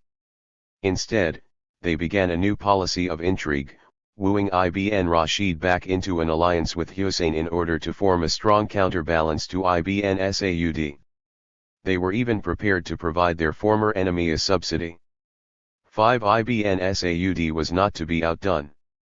He had returned contentedly to Najd after the Turabo victory because he knew that to move on the Hijaz would be to force the British to oppose him militarily, thereby postponing indefinitely, if not destroying forever, his dream of conquering the Hijaz. Further, Ibn Saud had outstanding problems with Kuwait, and the Rashids at Ha'il were still a thorn in his side. To counterbalance British collusion with the Rashids, he made contact with the French in Damascus. 6. He was delighted with French opposition to the rule of Hussein's son, Faisal, in Damascus.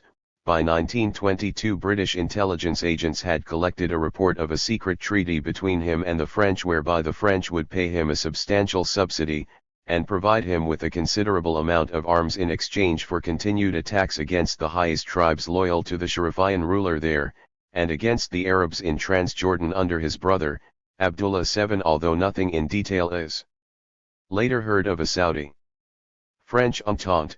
The British were not slow to realize that such a pact could materially change the balance of power in the Arab East.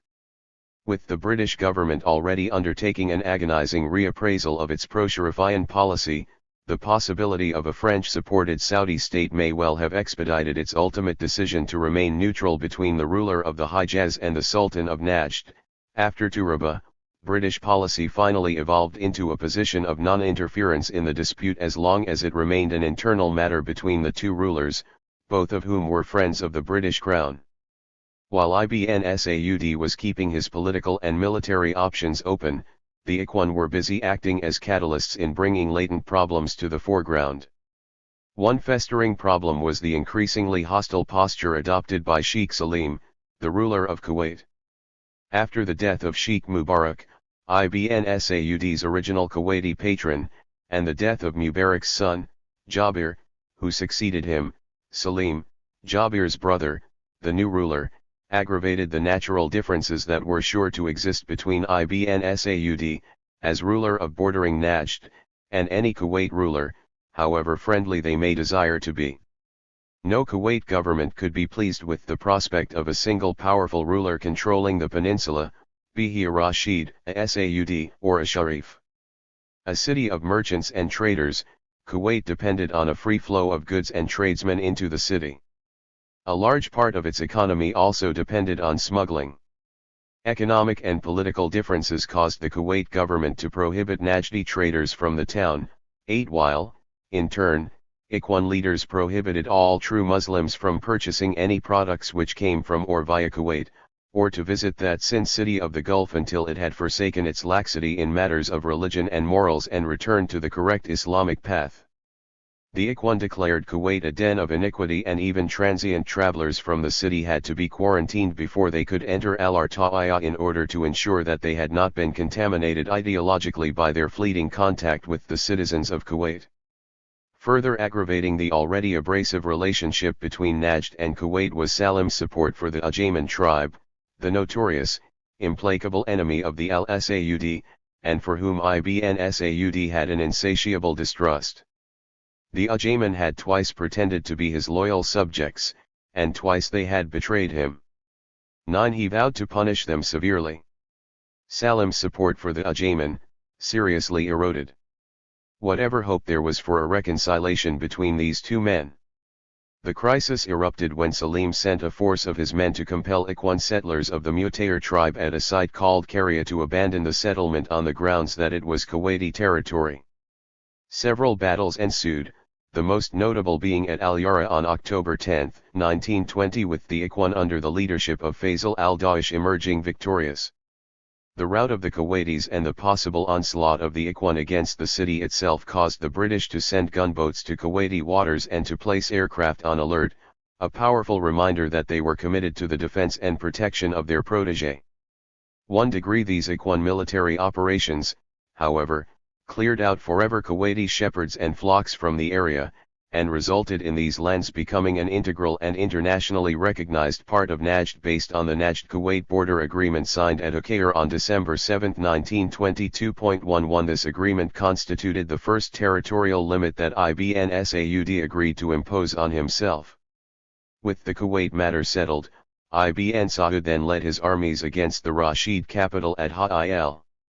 Unlike the battle at Turaba in the west and Al-Yara in the east, both of which were undertaken only by the Ikhwan, the army which attacked Ha'il had non-Ikhwan units.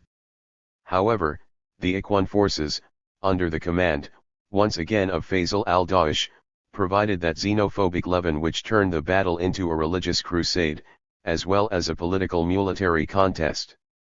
Further, the Shamir tribe had long been a target of Ikhwan proselytizing. This, together with the tragic Rashid family disputes which resulted in fraternal killings, further increased their vulnerability even before the unified military force of Ibn Saud pounded on the gates of the walled city. After a 55-day siege the city fell, having suffered the woes of a city in the state of war for more than 1 year. On November 20, 1921, Ibn Saud accepted the surrender of the city. The Ikhwan were not allowed to rampage through the town, or to loot it. Ibn Saud appointed a local resident of Ha'il as its governor, so as to reduce the sting of conquest. He left the city to move once again into its old routine and adjust itself to becoming part of his domain. The fall of Ha'il opened the Jaf, Wadi al-Sirhan, and the Sakaka areas, the tribal grounds of the Al-Ruwayla, to the attacks of the Ikhwan. Earlier the Ikhwan missionaries had planted their faith there also, and with the fall of Ha'il elements of the population revolted against their chief, Nuri Shalan, and Ibn Saud sent a camel corps of 100 men to assist them. Other Shalan leaders were forced to leave, and the area fell almost bloodlessly to the Ikhwan. 12 Now at the northern fringes of the peninsula, in full control of the Wadi al-Sirhan, which was a natural highway leading into the heart of Transjordan, the Ikhwan shadow fell on Palestine and Syria. Sir Herbert Samuel, the British High Commissioner for Palestine, while not optimistic about the chances of an armed recovery of this territory on behalf of Abdullah of Transjordan, raised the fear that Wahhabi propaganda already appearing in Transjordan had created a clear danger to Palestine. 13 Philby too felt that the fall of the Jaf was a fait accompli, which must be accepted, but urged the government to avoid a policy of drift which would inevitably expose the Transjordan area to Wahhabi infiltration and involve it in chaos. 14 He warned that the definite occupation of Jaf by Ibn Saud must spell the breakdown of the Sharifian policy, on which His Majesty's government have set their official imprimatur. The proximity of the oasis to Azraq via the Wadi Sirhan, to Ma'an and to Tabuk, the last two being stations on the Hijaz railway line, would place Ibn Saud in a position to paralyze the administration both of the Hijaz and of Transjordan, which as His Majesty's government are well aware, are based on the slenderest of foundations. 15. The Ikhwan did not leave the Transjordan border tranquil for long. Shortly after the conquest of Ha'il, a force of 1,500 Ikhwan made a record-breaking march from mid-Najd 16 to the heart of Jordan, wreaking havoc with the towns near Amman and ruthlessly killing male children as well as adults. The British gave chase with planes, vehicles, and armored cars, and decimated the Ikhwan. Of the 1,500 that made the improbable march, only 8 returned and were abruptly punished by Ibn Saud for conducting an unauthorized raid. Once again the Ikhwan confronted the English. It seemed to them that those Christian devils were everywhere. They protected the Kuwaiti Amir, Salim, and saved him from receiving his just punishment at their hands. They had intimidated their Imam, Ibn Saud, who feared British power and the loss of the £60,000 sterling annual subsidy. Now at the threshold of Transjordan, the Ikhwan saw the British as military protectors of Amir Abdullah, whom they had only yesterday defeated at Turaba. Nevertheless the Ikhwan advance continued, following a usual pattern, Wahhabi missionaries preceding the arrival of the military contingents. By July 1922 these missionaries were reported actively proselytizing in Damascus. 17 In August of that year reports that the Ikhwan were operating in Sinai caused Winston Churchill, then Secretary of State for the Colonies, to ask the Foreign Office to query the governor of Sinai about the spread of the Ikhwan movement in that region. Allenby replied on September 12 that a force of 1,500 Wahhabis were reported to be near Al-Aqaba advancing northward, and noted that he had authorized the use of British and Egyptian troops to intervene if it became necessary. 18 These Ikhwan attacks against the northern neighbors resulted in an Anglo-Najdi agreement on the borders formalized at the Ugair meeting in general terms, and then officially agreed upon at the Hadda Conference on November 2, 1925. Ibn Saud had consolidated his east and north flanks, although at the expense of his popularity with the Ikhwan. An astute politician, he knew only too well that the British presence in Kuwait, Iraq, and Jordan were based on valuable vested interests which they would not relinquish easily. The Ikhwan could not comprehend this, hence could not appreciate the limitations which British power placed on Ibn Saud. They considered his agreements with the British, on border delineations, as examples of his catering to the Christians. However annoyed they may have been, as long as the real prize the Hijaz was still to be claimed, the Ikhwan could be diverted from the border developments. Ibn Saud, now that the Kuwait and Jordan matters were settled, was disposed to move against the Haz. His policy of patience had paid off, not only in resolving the problems of Ha'il and Jaf too, but because in the interim Hussein had made himself even more unpopular and had all but completely lost the sympathy and support of the British. From a pro-Hussein policy, British interests had developed into a stance of neutrality in an internal quarrel between two kings, both of whom were friends of the crown. Even Hussein's sons, Abdullah, now Amir of Transjordan, and Faisal, now king of Iraq, were disenchanted with the idealistic, but totally impractical policy of their father. That Ibn Saud, from the advent of his power in Riyadh in 1901, intended to reclaim the Hijaz as his rightful inheritance, his ancestral birthright, cannot be doubted. He had made this clear in many private and public statements. Now the road to the Hijaz was open to him, and all that he needed was a Casbel 7. True to form, Hussein provided several, not the least of which was his assuming the title of Khalifa, California, after the Caliphate was abolished by Ataturk in Turkey, his giving himself the title of King of the Arabs, and finally his prohibiting the Ikhwan to make the pilgrimage on the grounds that they constituted a physical threat to the safety of the foreign pilgrims. As Hussein added to the list of provocations, which annoyed not only Ibn Saud personally, but enraged the Ikhwan en masse, the Ikhwan continued to exert pressure on their Imam until he could no any longer resist their demands. By this time, however, he was not inclined to resist them. On June 5, 1924, 19 Abd al-Rahman, Ibn Saud's father, presided over a conference of Najd W/Emma, tribal chiefs, Ikhwan, and tribal notables. After noting that he had received a large number of letters from the Ikhwan expressing their desire to make the pilgrimage to Mecca and complaining that Hussein had prohibited their exercise of this inalienable right, Abd al-Rahman, pointing to his son, opened the floor to a discussion of their complaints. Ibn Bijid, the fanatical Utaba leader, also known as Sultan al-Din, the Sultan of Religion, spoke for the Ikhwan. He noted that after 3.5 years, their patience had been exhausted. They were prepared to go to Mecca to make the pilgrimage, either peacefully or by force if necessary. Other Ikhwan spoke up, also, supporting Ibn Bijid and recounting all of the provocations which Hussein had flung at them during the past years. They demanded that Ibn Saud lead them against Hussein. After acquiring an opinion from the #Emma on the validity of making war in order to guarantee the right to perform the pilgrimage, Ibn Saud announced to the assembly that the previous policy of patience and negotiation had failed, but that their rights would not be surrendered, nor their interests abandoned. 20 Amid cries of "to the Hijaz," the assembly broke up to prepare for the oncoming battle.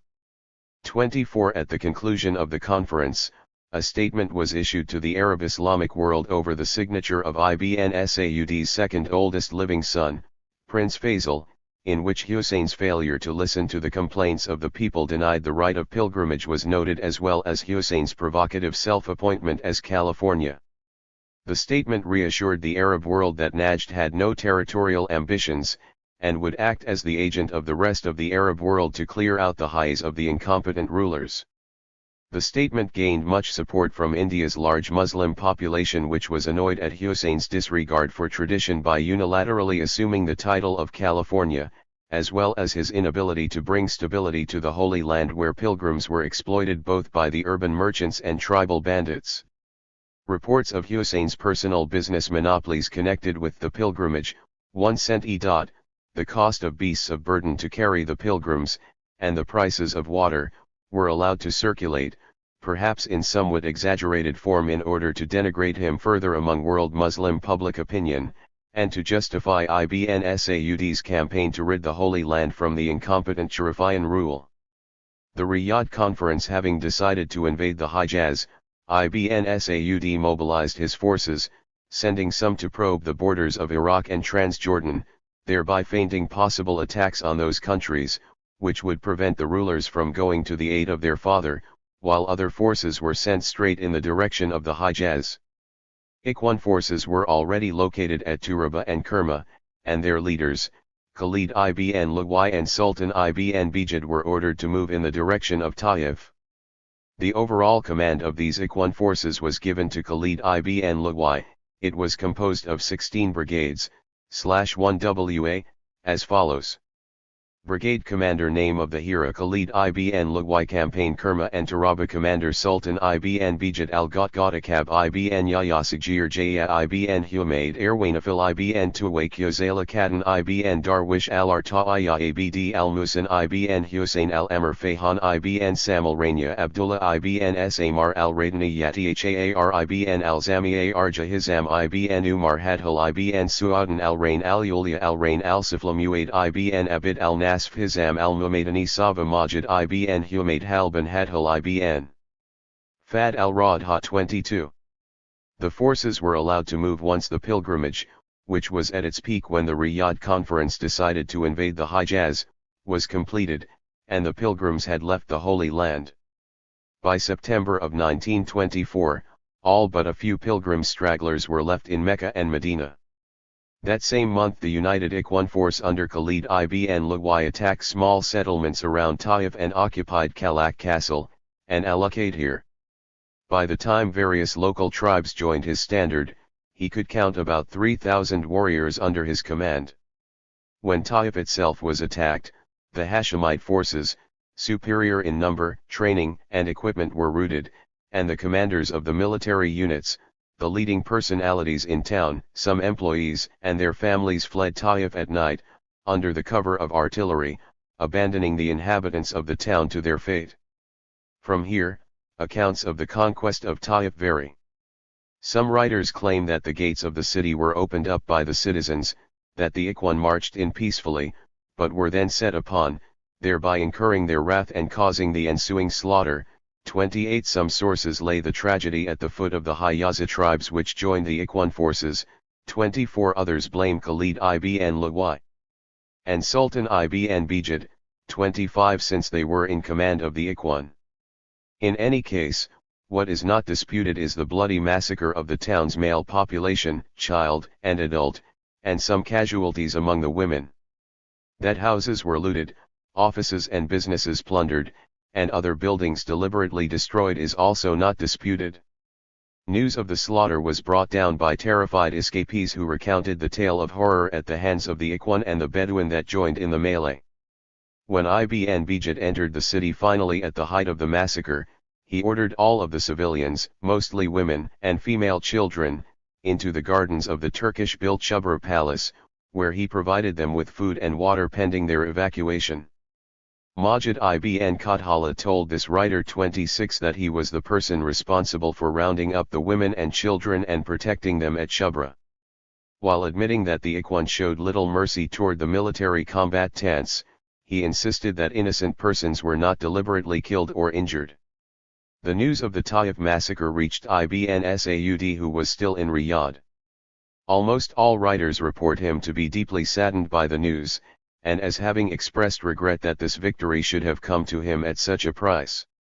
He immediately sent an order to the Ikhwan commanders that they should cease and desist from such savage behavior, but given the time and distance for such a message to reach Taif, it arrived too late, and could serve only as a notice of his extreme displeasure. Later, deeply annoyed by the adverse publicity which the Ikhwan conquest of Taif had created, 27 and feeling morally responsible for the loss of life and property, he sent a letter to his advisor and confidant, Sheikh Hafiz Wahba, once again assuring non-combatants of complete safety for their persons and their property, 28 and promising to make compensation for those that unjustly suffered in the Taif battle. If the axiom nothing succeeds like success is true, it can be unequivocally said that the struggle for the Hijaz was won at Taif, and that when Taif fell, so did Mecca, Medina, and Jeddah. If the Ikhwan committed atrocities in Taif, they also presented Ibn Saud with the Hijaz, for slightly more than a month later, Mecca fell to the Ikhwan without a shot, Hussein having abdicated in favor of his son, Ali.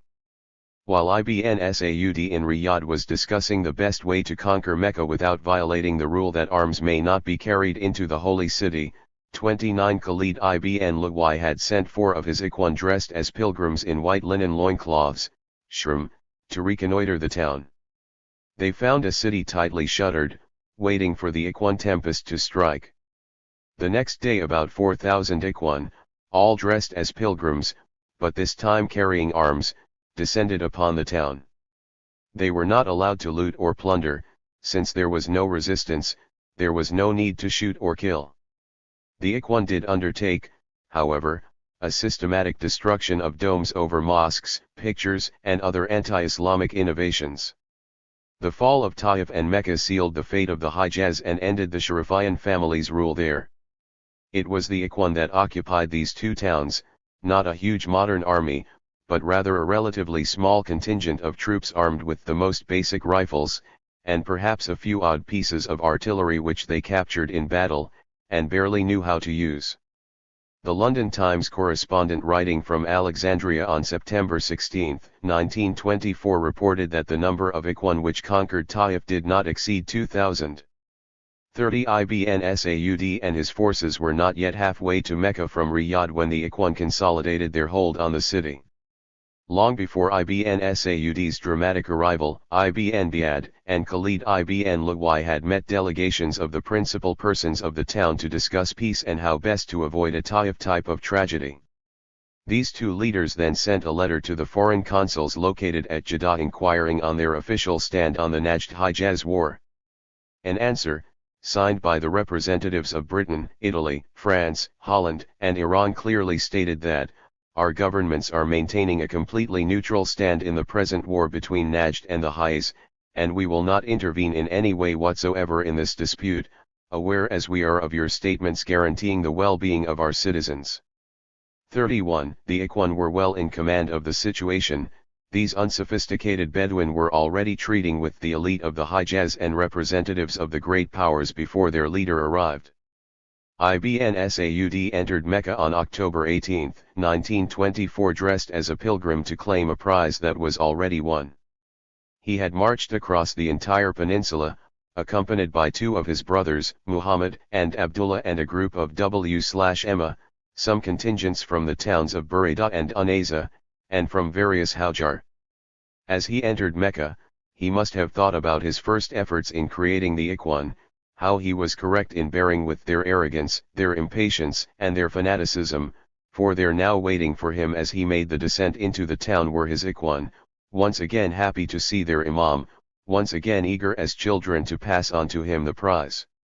All the advice, sought and unsought, on how to discipline the Ikhwan, that they should be disbanded, that they were a menace to him and to his ambitions, all must have paled before his triumphant entry, as he repeated the great conquests previously made by his forefathers. It was the Ikhwan who made this possible, but they received little credit, if any. And yet, had they failed, it would have been easy for Ibn Saud, still in Riyadh, to claim that they moved against Taif and Mecca without his permission and without his knowledge, and that because they did, God did not grant them victory. This would have been a plausible excuse to his British friends too. The Ikhwan later felt that Ibn Saud never fully publicly acknowledged the role that they played in reducing the Hijaz. They were irked by the claims put forth that Ibn Saud and his family together with sedentary, non-Ikhwan Bedouin had conquered the Hijaz. Yet, Majid ibn Qadhila, who was among the Ikhwan at Taif and in Mecca, unequivocally stated that not a single sedentary villager participated in either battle, and the written record sustains his statement. 32. This does not lessen the role of Ibn Saud, who must be credited as the chief architect of the Ikhwan scheme. Certainly without his guidance, organization, his inspiration, and personality, the Ikhwan would not have been the viable force that they actually were. This was proven later most decisively at Sabila. Nevertheless, it was the self-sacrificing Ikhwan, with defeat farthest from their mind, for death in battle was the key to paradise, the ultimate victory, and victory as certain as the existence of the God they worshipped, who dared attempt the impossible, fought, and won. It is beyond the scope of this study to examine the question whether or not Ibn Saud ever had any real intention of allowing independent or autonomous rule for the Hijaz, but his ingenuity and statesmanship in waving this possibility before the faces of the Muslims, as he prepared to advance on Medina and Jeddah, must be a hallmark of own-upmanship.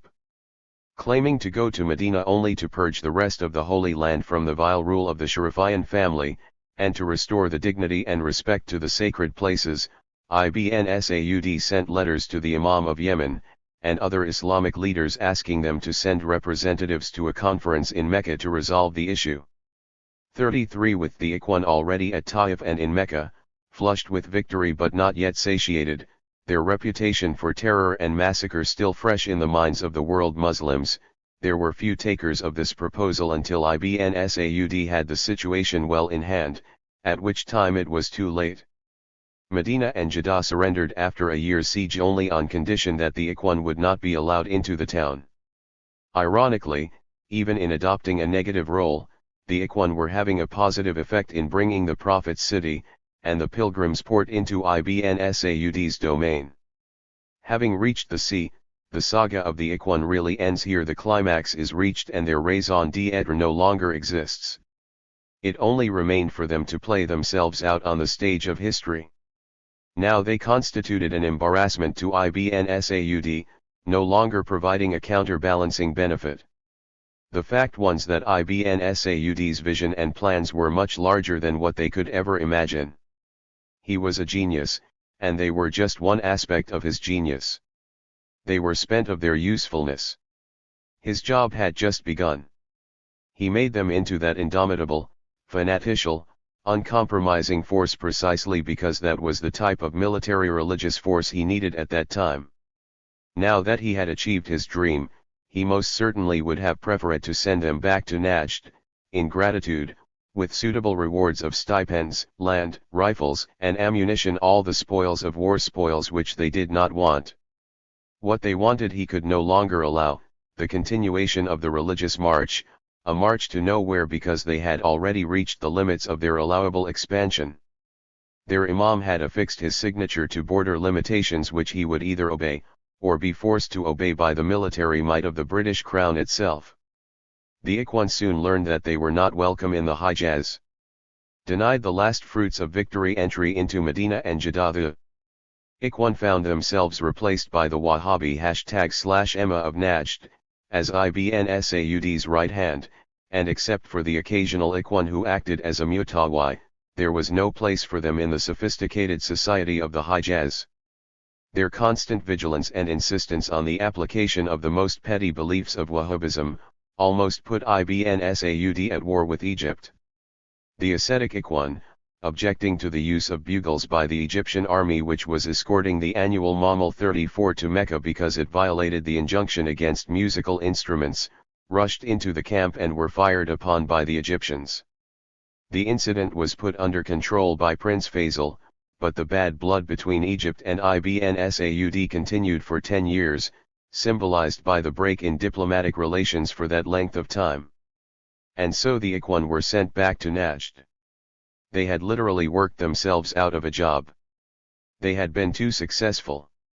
Back to Najd they went, nursing their grievances against Ibn Saud, against the omnipresent English, against the infidel Muslims of the Hijaz, whom Ibn Saud was treating so carefully, they thought, against the infidels of Iraq and Jordan whom they were never allowed to discipline properly. It is no surprise then that this dynamic force, sent back to Najd at the peak of its power and success, exploded into rebellion. The borders with Jordan had been settled and were guarded by the British, the borders with Iraq and Kuwait had been delineated, and the British were there also. Prohibited from raiding outright, barred from raiding within the country with no more lands to conquer, the cream of Ikhwan leadership plotted rebellion. Even with the Ikhwan gone, Ibn Saud discovered that the Hijaz was not so easily integrated into his kingdom as were Najd and the other more remote areas. Control of the holy cities of Mecca and Medina made him responsible for the physical security of thousands of foreign Muslims who made the annual pilgrimage there. Administration of the pilgrimage with its gigantic logistical, housing, health, food, and security problems was no simple task. The responsibility of dealing with foreign diplomatic representatives, no longer as a regional Arab chieftain, but as head of an independent sprawling kingdom, placed new and serious burdens on him also. Finally, the matter of governing the more sophisticated liberal-minded people of the Hijaz, as contrasted with the simple, conservatives of the hinterland, occupied much of his time and effort. While populated by many tribes, the The Hajj was fundamentally urban Taif, Mecca, Medina, Waj and Yenbo, setting the pace of the province, and its religious enthusiasm, while no less profound than that of other Muslims in the peninsula, was reflected in far less ascetic values and attitudes.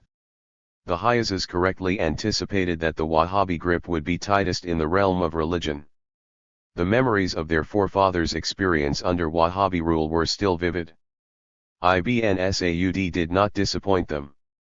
Although one of his first official acts was to reassure them that he intended to govern justly, making no unfair distinctions 35 between them as citizens and the people of his ancestral Najd as part of the surrender terms, he had committed himself to retaining the city's employees and religious teachers and imams. He soon began enforcing a Wahhabi imprint on the religious administration. Conscious of the role which Wahhabism had played in his rise to prominence, in the form of the Ikhwan movement, as well as that of his forefathers, and under pressure from the Ikhwan Degree 6 who were determined to purge the Hajj from its nonconformist religious leadership and traditions, Ibn Saud replaced a large number of the regular Imams of the mosques with Wahhabi 1/Mams, instead of allowing each of the 4 Sunni schools to retain its own. There were now Wahhabi Zamzams, Gadis, preachers, and Mata'iyin. More drastic than this was the launching of the Committee for the Doing of Good and the Avoiding of Evil 37, whose most zealous members usually consisted of illiterate, fanatical, Bedouin who were only too eager to enforce the literal prescriptions of prayer, and the closing of shops during prayer time, in addition to enforcing the prohibition of smoking and other immoral habits. Ihsanullah, the vice-consul for the Government of India, described the committee's activities colorfully, accurately, albeit with deep emotion. It has been given summary powers and it has brought a large number of Najdi soldiers employed in its service. There are 20 Najdi soldiers on behalf of the religious committee in each Hara, 38 thus their total number with the municipal jurisdiction of Mecca is 260, which is even greater than the military force kept at the Jeddah garrison. The presence of such a large number of the inhuman and unsympathetic element in each Hara of Mecca has naturally created a terror in the hearts of the public. These brutes being let loose are perpetrating all sorts of cruelties, there is no law to restrain them. Especially on the occasion of the 5 times a day prayer, these incarnations of the devil wildly run through the public thoroughfares and enter the lanes in pursuit of the defaulters who might have taken shelter there, and on discovery fall upon them with all their might and beat them mercilessly. There is no distinction between good or bad, rich or poor, young or old, and even schoolboys of minor age are not spared. They lay them down on the public road and flog them indiscriminately. 39. The people of the Hajj could do little to resist these changes, and British officers resident in the Hijaz could do even less except to report these developments to Whitehall with the greatest disapproval. However, what the Hajj lost of its freedom in technical religious matters, and of its less ascetic living patterns, it gained in an overall streamlining of rule, and in an increase of stability, and in public order. To this end Ibn Saud remained there, having appointed his oldest living son, Saud, Viceroy of Najd. Yet Ibn Saud's long absence from Najd almost proved irrevocably disastrous. He hurried back to Riyadh in 1927 just in time to dampen the rising tempers of the Ikhwan, but this only postponed the inevitable military clash that loomed on the horizon. Chapter 10. The Ikhwan at the Riyadh Conferences. The Ikhwan returned to Najd with wounded feelings. Led by Faisal al-Dawish and Ibn Bayad, they felt that they were responsible for the great military victories which brought Ibn Saud to his present position of power, and they sincerely believed that without them he could not retain his control over the peninsula. They were the pillars on which his kingdom rested, they thought, and yet Ibn Saud had sent them back to Najd under a cloud. Once in Najd, the old deep-rooted ambitions of al-Dawish again rose to the surface, nurtured by the great power and influence which he wielded over the Mutayr tribe, won the prominence of al-Arta'iyah among the Ikhwan, and the significant position which he had occupied as the right hand of Ibn Saud. Without doubt al-Dawish had become a legend among the Ikhwan, the nomadic tribes and the sedentary. Ibn Bijat of the Utayba too returned as a hero. His Ikhwan of Al-Ghatghat had wrested much of the highs from Hussein and were still feared throughout the country. Unlike al-Daesh however, who was always considered to be an opportunist, Ibn Bijat enjoyed the reputation of being a devout, sincere Wahhabi Muslim who was bent on spreading the word of God, and was not out for personal glory or material gain. Haydn ibn Hithlain of the turbulent Ajayman soon became restless under the prodding of al-Daesh and Ibn Bayad, and not much encouragement was needed.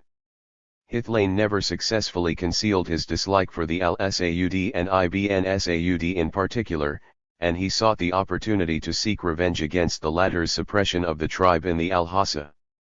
Each of them, in varying degrees of conviction, opposed Ibn Saud because of his introduction of modern inventions and innovations into the country, and because of the prohibition against internal and external raiding. All three leaders in due time raised the standard of rebellion. Early in 1925 Faisal al-Daesh, accompanied by a group of his Ikhwan at the first celebration of the end of Ramadan in Mecca, had sent down the lines which they had expected Ibn Saud to follow. At the meeting was Khalid ibn Luwai and other prominent Ikhwan. "We thank God, on Khalid, and O Ikhwan, for we have entered the Holy Land and have thrown out the Sharif from this place. We are soldiers of God and servants of his religion. We only want God's word to prevail and his religion to be victorious, and to lift the oppression, remove innovations and evil." 2.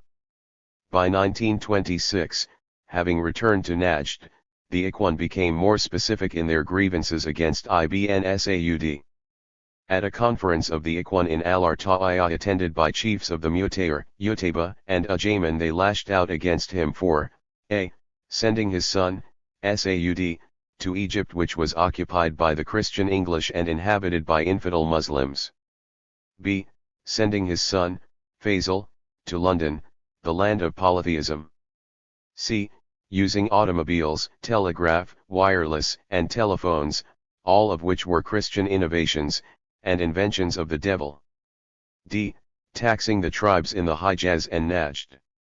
e. Allowing the infidel Muslim tribes of Iraq and East Jordan to graze their flocks in the land of the Muslims, Arabia. f. Prohibiting trade with Kuwait, because if this was meant as punishment because the Kuwaitis are infidels, then the Ikhwan should be allowed to raid them, and if they are true Muslims, then why boycott them? g. Failing to force the Shiites of the Al-Hassa to adhere to Wahhabi Islam. 3. In response to these grievances of the Ikhwan, Ibn Saud returned to Najd from the Hijaz to convoke a meeting of Ikhwan leaders and chiefs. About 3,000 persons attended. 4. At the meeting held in Riyadh in January 1927, Ibn Saud once again reaffirmed his dedication to the Sharia and reiterated that his earlier promises to them about this had not been altered. The meeting ended with the issuance of a fatwa by the ulama in which all of the above-mentioned Ikhwan objections were answered, and which even covered problems not raised by the Ikhwan. Containing no decision on the telegraph, since there was no precedent either in the Shar Sevana or among the learned men, the fatwa ordered Ibn Saud to prohibit the Mammal from entering the holy places, to refuse admittance to Egyptian troops carrying arms. It ordered the destruction of the Mosque of Hamza because of its overtones of saint worship, demanded that the Shiites of the Al-Hassa be obliged to accept Wahhabi Islam, make a profession of faith, abandon all forms of innovation in their faith and in their public assemblies, and conform to the rule of prayer 5 times daily in the mosque. They were also to study the 3 principles of the Wahhabi tenets, and those that objected to this would be exiled. The Shiites of Iraq were to be prohibited from entering Najd. As for the villages and cities which came recently under Ibn Saud's control, they were to be provided with Wahhabi teachers to teach the people the true Islam. The amirs of these villages were to be ordered to assist these teachers in carrying out their work. As for the taxes, the W/Emma decreed that they were illegal, but that the Muslims did not have the right to disobey the Imam, Ibn Saud, if he persisted in levying them. With regard to jihad, they deferred the matter to Ibn Saud as 7 Mam, saying that he had to make the decision, always keeping in mind the best interests of Islam and the Muslims. Registered acting on the recommendation of the W/Emma as set forth in the fatwa, IBN Saud acted immediately to implement them, even to the extent of prohibiting the use of the radio and telegraph in certain parts of the kingdom, even though the W/EMA had not specifically prohibited their use. By so doing, he hoped to please the Ikhwan and remove the causes of their grievances, or at least to postpone the day of insurrection which appeared to be inevitable. When the meeting broke up, the Ikhwan leadership and individuals once more pledged their allegiance, showing their loyalty by shaking his hand, and in Najdi Bedouin fashion by kissing him on both cheeks and on the tip of the nose, saying, "We pledge loyalty to you in word and deed." Yet none of these positive actions satisfied the Ikhwan. Hardly had the conference broken up when they resumed their raiding against the tribes at the Iraq border, confident that Ibn Saud, who had returned to the Hijaz, would find it difficult to stop them, yet it was these raids which acted as the catalyst in the long dispute between him and the Ikhwan. After the conquest of Ha'il, a large number of Najdi Shamar tribesmen had fled to Iraq, but sometimes crossed the border back into Najd to graze their flocks and sometimes to raid other tribes, after which they would return to the sanctuary of Iraq. The Shamar tribesmen were later joined by groups of Najdi Ikhwan who had joined them in raiding, and then, fearing Ibn Saud's swift retribution, remained in Iraq. These Ikhwan came to be known as Ikhwan refugees, and together with the Najdi Shamar in Iraq were a thorn in Ibn Saud's side by their constant raiding. Efforts by Ibn Saud and lesser attempts by the British to halt these raids were not very successful. By 1926, however, these raids had been largely halted. By this time, however, the Ikhwan returned from the Hijaz. As long as they had been preoccupied with other fields to conquer, they were content to let these Shamar Ikhwan refugee raids go unnoticed. Now that they had no such preoccupations, they looked to Iraq as the closest legitimate targets of raidings, because the Iraqi tribes were infidels, and the Ikhwan refugees were traitors. What began first as border incursions, soon grew into bold forays well within Iraq, and among the victims were the defenseless tribes known as shepherd tribes, which lived and grazed their flocks in the border areas. They were not known for military prowess and for the most part were unarmed. Soon the shepherd tribes fled to Iraq, causing an additional influx of refugees which could no longer be ignored by the British. Long used to grazing their flocks where the rains caused patches of green, the tribes in general, and the shepherd tribes specifically, considered the border an arbitrary line. They could not survive only on the Iraq side, since their traditional pasture lay on the Najdi side also, and now both sides of the border were unsafe due to the Ikhwan raids. Captain John Bagot Glubb, a young, British officer, newly assigned to the area, through dint of hard work and dedication, generated interest in Baghdad, which was generally more concerned with the problems of inner urban, agricultural Iraq than with peripheral tribal affairs to look after and protect not only the tribes, but the sovereignty of Iraq from Ikhwan raids. Under his direction, the British attempted to pacify the area, first through the use of airplanes for reconnaissance purposes, and then by air strikes against Ikhwan raiding parties. In response to this British military activity, Ibn Saud ordered his newspaper, Al-Qura, to protest editorially British attacks on Ikhwan raiders, and to imply that it was all part of an imperialist plot against his government. However, Ibn Saud well knew that the Ikhwan were at fault and that sooner or later, he would have to resolve the problem with them, and not with the British. The savagery of Ikhwan raids, their method of killing all males, infants, and the aged alike, and sometimes even women and female children, something completely alien to traditional Arab warfare and raiding, exacerbated the problem, and was a key element, but not the immediate cause, of the Iraq government's decision to construct a police post at the Buzayya Wells, based on the recommendations of Captain Glubb. The purpose of the posts was to discourage raiding on either side of the border through the vigilance of armed patrols. Oddly enough, the decision to build the posts was made after a large raiding party of Iraqi Shamar looted a large number of camels belonging to Kuwaiti tribes.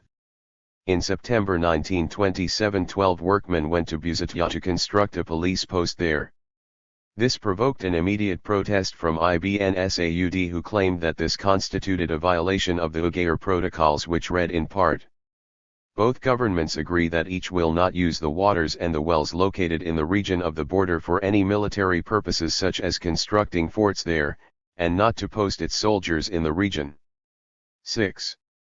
As Glubb put it, Ibn Saud's protests were plausible. The Iraqi case was based on the fact that Buzayya was 80 miles from the Najd border and not in its vicinity. It was, moreover, not a military fort but a police post, to be manned by 10 policemen. Yet other considerations made these arguments appear to Ibn Saud less valid than Europeans might consider them.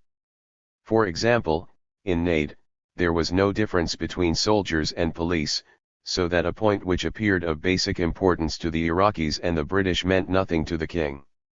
Another essential factor was that the Najd government in those days made no use of maps. Thus the exact distance of Buzayya from the border, a point quite obvious in Baghdad and in Whitehall, was less vivid in Riyadh. 7. The Ikhwan did not wait long to react to the British provocation at Buzayya, something which gave them an excellent excuse for an attack. By striking at these forts they could accuse the British of violating the treaty and pose as champions before the Muslims fighting an infidel military threat. On about September 5, 50 Mutair tribesmen descended upon the workmen and killed them all, except one whom they left for dead. Nevertheless, the British decided to continue the construction of the post, a decision reinforced by the renewed Ikhwan attacks on the shepherd tribes which after 2 years of relative calm had prematurely planned to return to their grazing grounds in Najd. Continued Ikhwan raids into Iraq brought British retaliation against them in the form of better planned and executed air raids. However, when the British government gave its Royal Air Force permission to pursue the Ikhwan raiders into Najd, the issue ceased to be a local problem with the Ikhwan but developed into an international question involving the violating of Najd's sovereignty. Ibn Saud's weekly paper, Al-Qura, denounced these raids as British provocations and violations of the Ugair Treaty, and while the editorials denounced the British air attacks against primitive horsemen armed only with rifles, they never mentioned the heavy casualties inflicted by the Ikhwan on the defenseless shepherd tribes. 8. The British government's permission to pursue the raiders across the border into Najd was prompted by the failure of their protests to Ibn Saud to produce any peace on the border by stopping the raids. Ibn Saud's response to these protests had been strange and inconsistent. While on the one hand rejecting the protests with a counter-protest that the Ikhwan were being provoked, he would, on the other, send a private message to the Ikhwan castigating them for carrying out unauthorized raids. Other times he would accept the protests, promise to discipline the Ikhwan, while secretly expressing to them his pleasure with their raiding activity. Ibn Saud's motivation for such equivocal behavior was in large measure determined by his desire to avoid an outright confrontation with the British, while at the same time putting maximum pressure on the Hussein-influenced government in Iraq. Yet he wanted to avoid an insurrection among the Ikhwan without allowing them absolute free rein. This was a tense tightrope balancing act which succeeded, for a while. Ever since his creation of the Ikhwan, various advisors had warned him that they would cause him great trouble. British reporters had consistently reported that the Ikhwan were getting out of control, and the Public Record Office contains many examples of this reporting. Alois Musil accurately noted after a trip through Najd that the inviolability of the frontier will have to be enforced. No longer will the opportunity of gaining booty attract the levies, and the Ikhwan whom he has used against his friendly neighbors will become a source of internal trouble. British reporters had predicted the insurgency. Musil pinpointed the cause. Glubb, who was never reluctant to express his intense dislike for the Ikhwan, was quite sympathetic to Ibn Saud. He attempted to analyze Ibn Saud's equivocal reaction to the Ikhwan raids, first describing the problem. In past years one of the principal controlling factors was Ibn Saud's fear of the Ikhwan, his own subjects, and the need under which he lay, or the policy which he favored, of deliberately bowing to fanaticism. It is difficult to say exactly to what extent this policy was forced upon Ibn Saud by public opinion in Najd, and to what extent it was used by Ibn Saud as an excuse to oppose to British protests, or even, as he feared, encroachments. 10. Glubb then summed up Ibn Saud's motives toward Ikhwan raids under 4 categories: 1. Genuine fear of rebellion by his own subjects, if he opposed the raids. 2. Personal ambition, which was constantly served by the Ikhwan attacks, even though perhaps not authorized by him. 3. Distrust of the British government. 4. A genuine sense of pride at the exploits of his unruly subjects. 11. Yet Ibn Saud was too sharp a statesman not to realize that an accommodation with the British was essential if he was to retain control over his hard-fought and newly won kingdom. Accordingly, he agreed to hold negotiations with British and Iraqi officials in Jeddah, which was mutually acceptable as the venue. The Anglo-Iraqi delegation was led by Sir Gilbert Clayton, and Captain John B. Glubb attended as desert advisor. The Saudi side was represented by Ibn Saud's non-Saudi Arab advisors, foremost among whom was Hafiz Wahba, an Egyptian. The first meeting was held on May 7, 1928. After more than 10 days of negotiations, the conference broke up with no tangible results, and no agreement on the salient points. The Saudis insisted on the dismantling of the fort at Busatiyah, while the Anglo-Iraqi delegation vainly attempted to argue that the post was actually beneficial to Saudi security. The post was not the only obstacle to agreement. The Saudis wanted an extradition treaty that would also include political offenders, while the Anglo-Iraqi delegation was determined to exclude political offenders, although it expressed a willingness to give a separate pledge that it would not give asylum to Faisal al-Daesh if Ibn Saud decided to punish him. The British and Iraqi delegations returned to Iraq at the end of May 1928. Captain Glubb set himself to bracing the border area for the intensification of the raids, which were predictable not only because the conference was a failure, but because the Ikhwan themselves were becoming more openly hostile toward Ibn Saud. Whereas they originally were focusing on the infidels, the Ikhwan were unabashedly accusing Ibn Saud of selling himself to the English Christians, and of being in league with them, at the expense of his earlier commitment to spread Islam, and fight the infidels. Ibn Saud had agreed to meet with the 3 Ikhwan chiefs in the town of Buraidah, but when the time came to meet, both the Ikhwan and Ibn Saud feared to meet with each other, each side mistrusting the other. Each side was not certain yet that it could defeat the other. It was then agreed that the meeting would be postponed to allow Ibn Saud to attempt to negotiate their differences with the British. Negotiations in Jeddah having failed, the Ikhwan threat to Ibn Saud, and the open break that loomed ominously on the horizon sharpened. Ibn Saud was now convinced that the 3 Ikhwan leaders were motivated less by religious zeal than by personal desires for power. He believed that they had already agreed upon the spoils once he was overthrown. Faisal al-Daesh was to become ruler of Najd, Sultan Ibn Bijad Ibn Humayd would govern the Hijaz, and Haydn Ibn Hithlain would be sovereign of Al-Hassa. Such a division was logical from the standpoint of tribal distribution and the influence of the various sheikhs in the corresponding region. Yet despite the worsening situation in Najd, Ibn Saud did not return there from the Hijaz until November 1928. By this time the Ikhwan were all but in open rebellion. They were raiding at will, and had thereby made Ibn Saud almost powerless to act.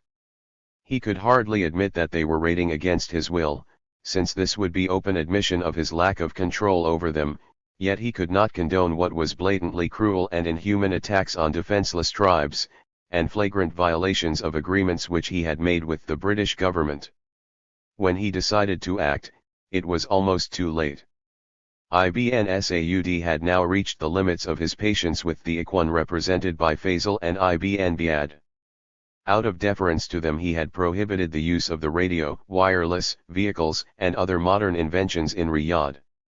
He had outlawed the Egyptian mammal, and had sent various preachers among the Shiites of the Al-Hassa to oblige them to conform to Wahhabi Islam. Apparently none of these measures appeased them.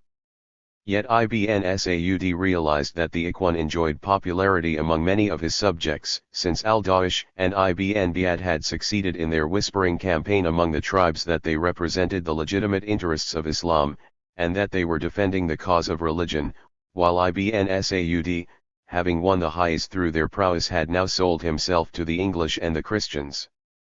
There was no doubt that Ibn Saud realized that a confrontation with the Ikhwan was unavoidable. However, when it came, he wanted to have the backing of as many of his subjects as possible, and to make his case clearly before them. Ibn Saud replied to the Ikhwan demands that he lead them in battle against the infidels in Iraq and Jordan by convening an assembly of the representatives of all elements of the Najd population. 12 Called Al-Jamiyya Al-Umumiyya, i.e. the General Assembly, it is also referred to as the Riyadh Conference of Notables. The conference began on November 5, 1928-13 in Riyadh amid an atmosphere of uncertainty, and concluded several days later with Ibn Saud's hand considerably strengthened. In response to Ibn Saud's call to meet, thousands of villagers, townsmen, #Emma, tribal chiefs, village chiefs, and Ikhwan from the Hujjar descended upon Riyadh. According to a report written by Captain Glubb, between 12,000 to 16,014 visitors arrived. According to this report, the Bedouin were accommodated in tents outside the town, while visiting townsmen from places such as Buraydah and Unayza were housed within the city itself, and issued rifles and ammunition in order to guard the walls. The gates were closed at dusk and the town contingents guarded the walls until dawn, shooting off rounds of ammunition from time to time to demonstrate that they were awake and alert at their posts. The principal sheikhs and heads of the Ikhwan colonies were detained in Riyadh until Ibn Saud's correspondence with Faisal al-Dawish and Ibn Humayd was concluded. 15 The above description is quite plausible.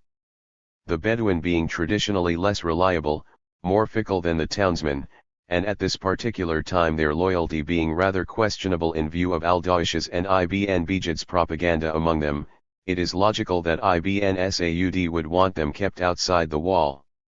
Conversely, the townsmen, longtime supporters of the Saud family, would be welcome within the town. The townsmen had much to lose by a resurgence of unguided Bedouin power. They not only feared their intolerant religious zeal, but the instability which their undisciplined conduct caused public order. Finally, to keep the Ikhwan chiefs as hostages, under the guise of hospitality, was in keeping with tribal tradition. As a practical matter, it kept the Ikhwan chiefs from conspiring with al-Dawish and Ibn Humayd and from coordinating their activities with them.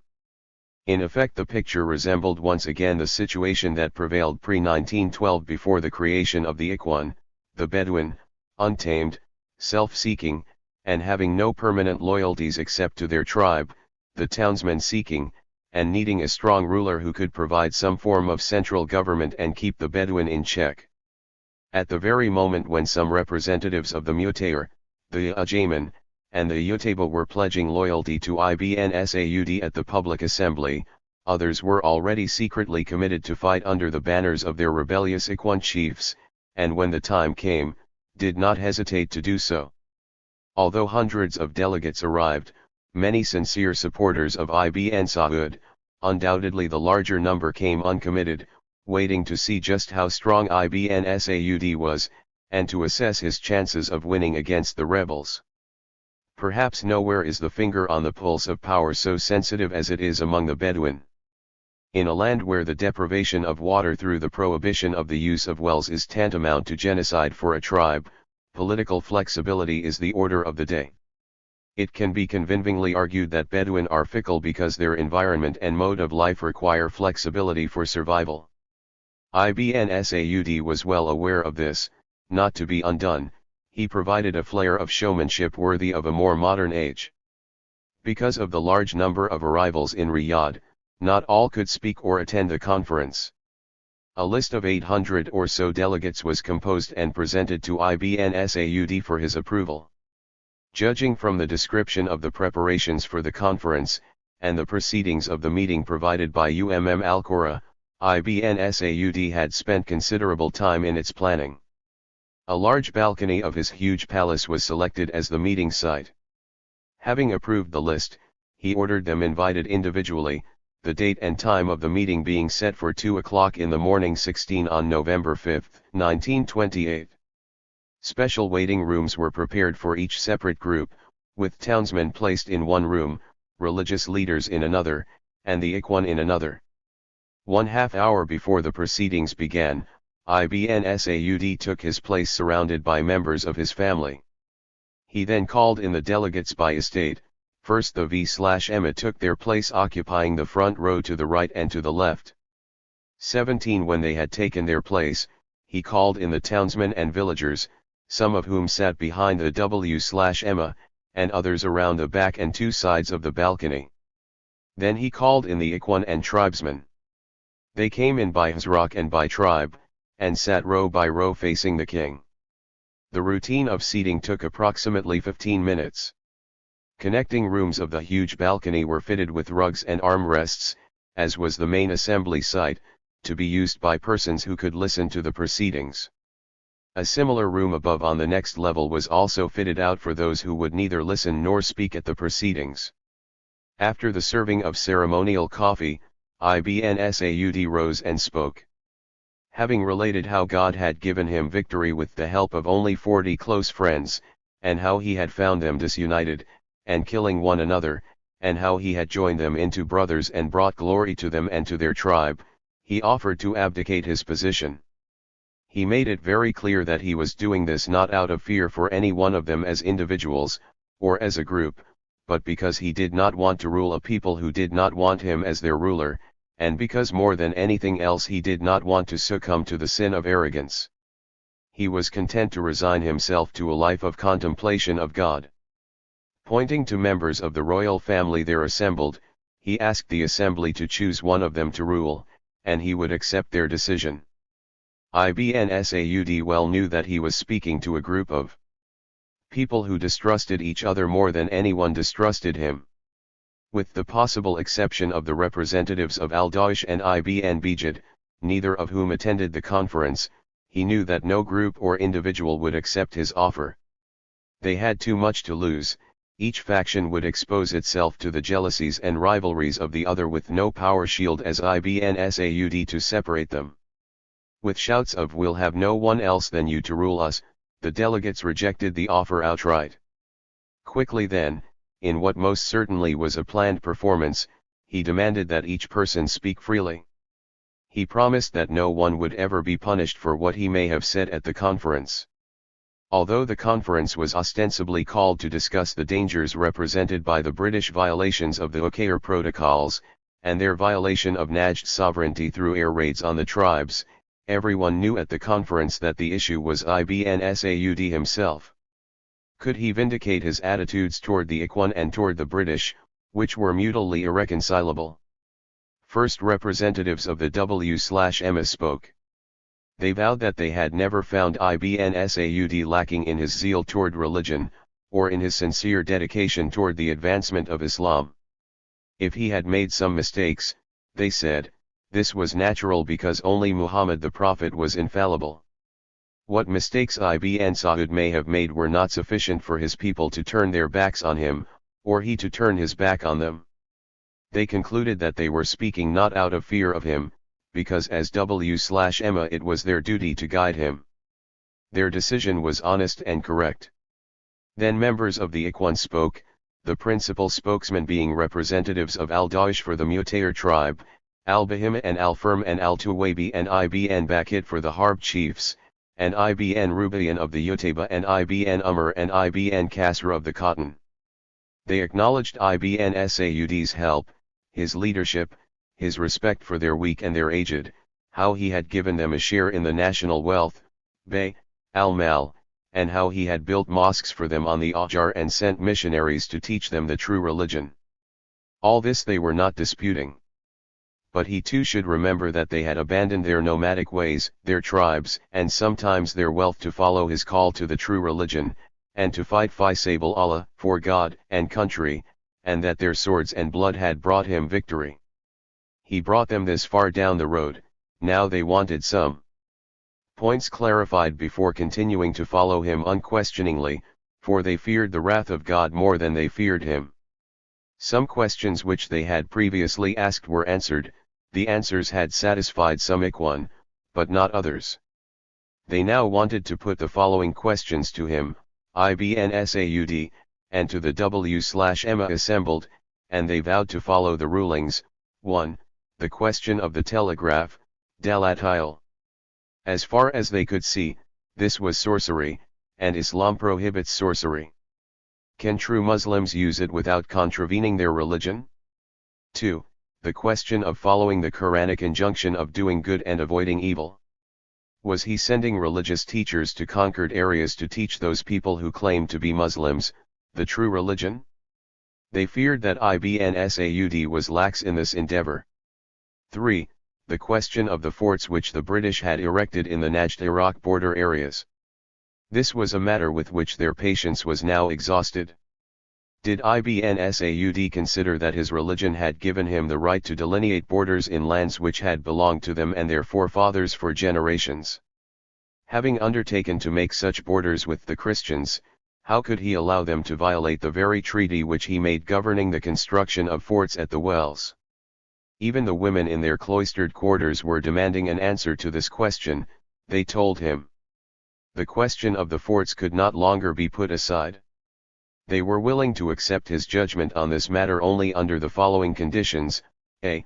That they get a ruling based on the Sharia from the ulama that if they remain quiet on this subject, and harm comes to the Islamic religion, or to Muslims, then they are absolved before God from any blame. B. That Ibn Saud personally guarantee that he will neither allow any harm to come to them as the result of these forts, nor to their religion or to the country. If he cannot do this, they said, then by God we will not allow them to stand as long as there is a pulse which beats, or there is a breath of life in any one of us, for we prefer to die and be killed altogether than to see danger to our religion and to our country and remain silent. 18.4. The question of stopping the people from holy war, jihad. Why has he done this and stopped God's word from being spread? 19. At the conclusion of the speeches, Ibn Saud called for more. There was no reply. He asked a second and a third time, and the speakers said that they had cleared their chests of all their problems. Then Ibn Saud set out to answer them. With regard to the question of the telegraph and the other modern inventions, he asked the W/Emma to speak. They then read from a fatwa previously prepared which expressed their decision that inasmuch as they could find no precedent, either in the Quran, or in the sayings of the Prophet, or the writings of any of Islam's learned men on the subject, they had absolved themselves of this problem. However, until anyone who objected to the use of this could provide an Islamic precedent, they had no right to object to its use. As for teaching lapsed Muslims the true religion, he reminded them that he had sent preachers to every town, and just recently to a tribe in the North Highs called the Bani Malik. If the sheikhs are not doing their duty in this respect, he told them, then they should let him know and he will carry out their recommendations. As for the question of the forts, Ibn Saud told them that these forts were erected because of the Ikhwan's aggression. The British were accusing al-Daesh and his followers of killing policemen. Ibn Saud did not do this, and they say that it is from fear of you that they have built the forts. In reply, the Ikhwan said, yes, we disassociate ourselves from the activities of al-Daesh and we are willing to fight him on two conditions: a. That you destroy the newly constructed forts whose existence we regard as a matter of life and death. b. That the British promise not to come between ourselves and those that they want to punish, such as Yusuf Saadun, the Iraqi leader. The forts, the Ikhwan said, are being strengthened every day, and we tell you frankly that our religion and life are in danger and that they, the British, began the evil, not us. At this point the W/Emma gave their decision on the matter of the forts.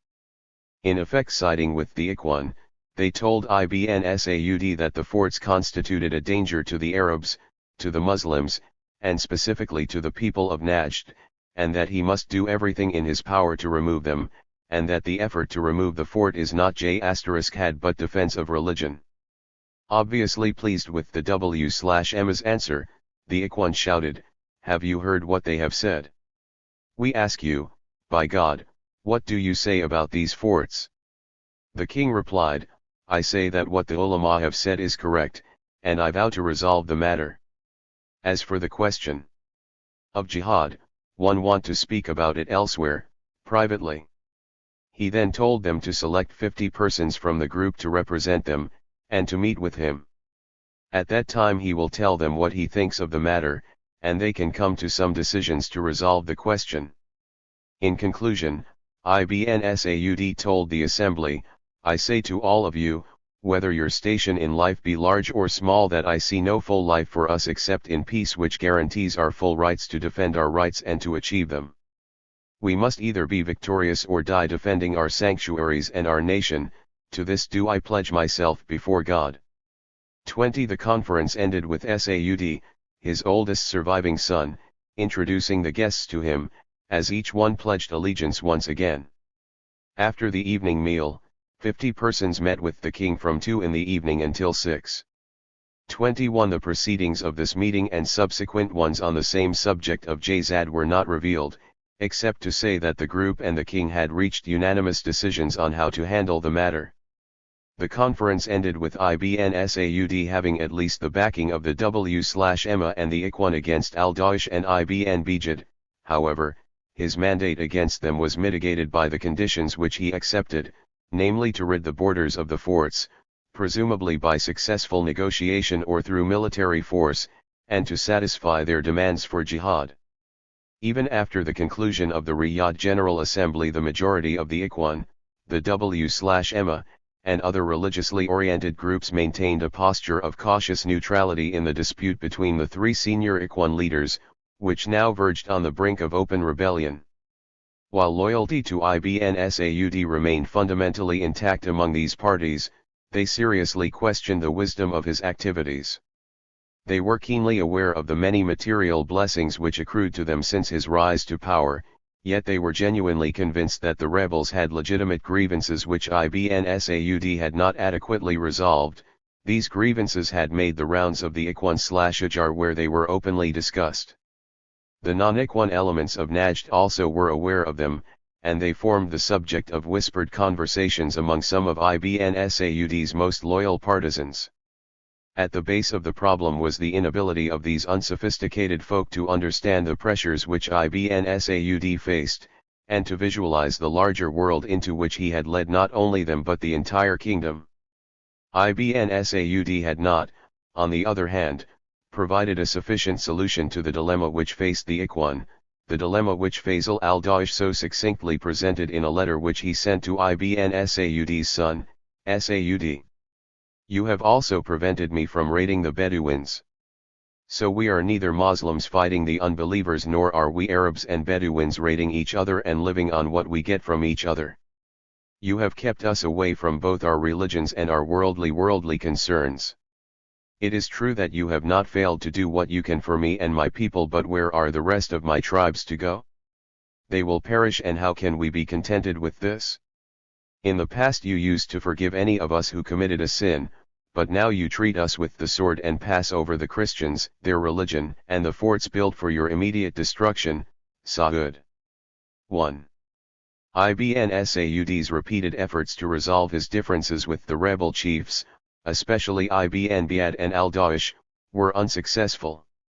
This was due in no small part to the fact that each of the three senior rebel chiefs were motivated fundamentally by different grievances, and united only in their opposition to Ibn Saud. Undoubtedly, Ibn Bijad was a sincere, devoted Muslim profoundly concerned with the trend toward modernization of the country, and the tendency to work closely with the Christians.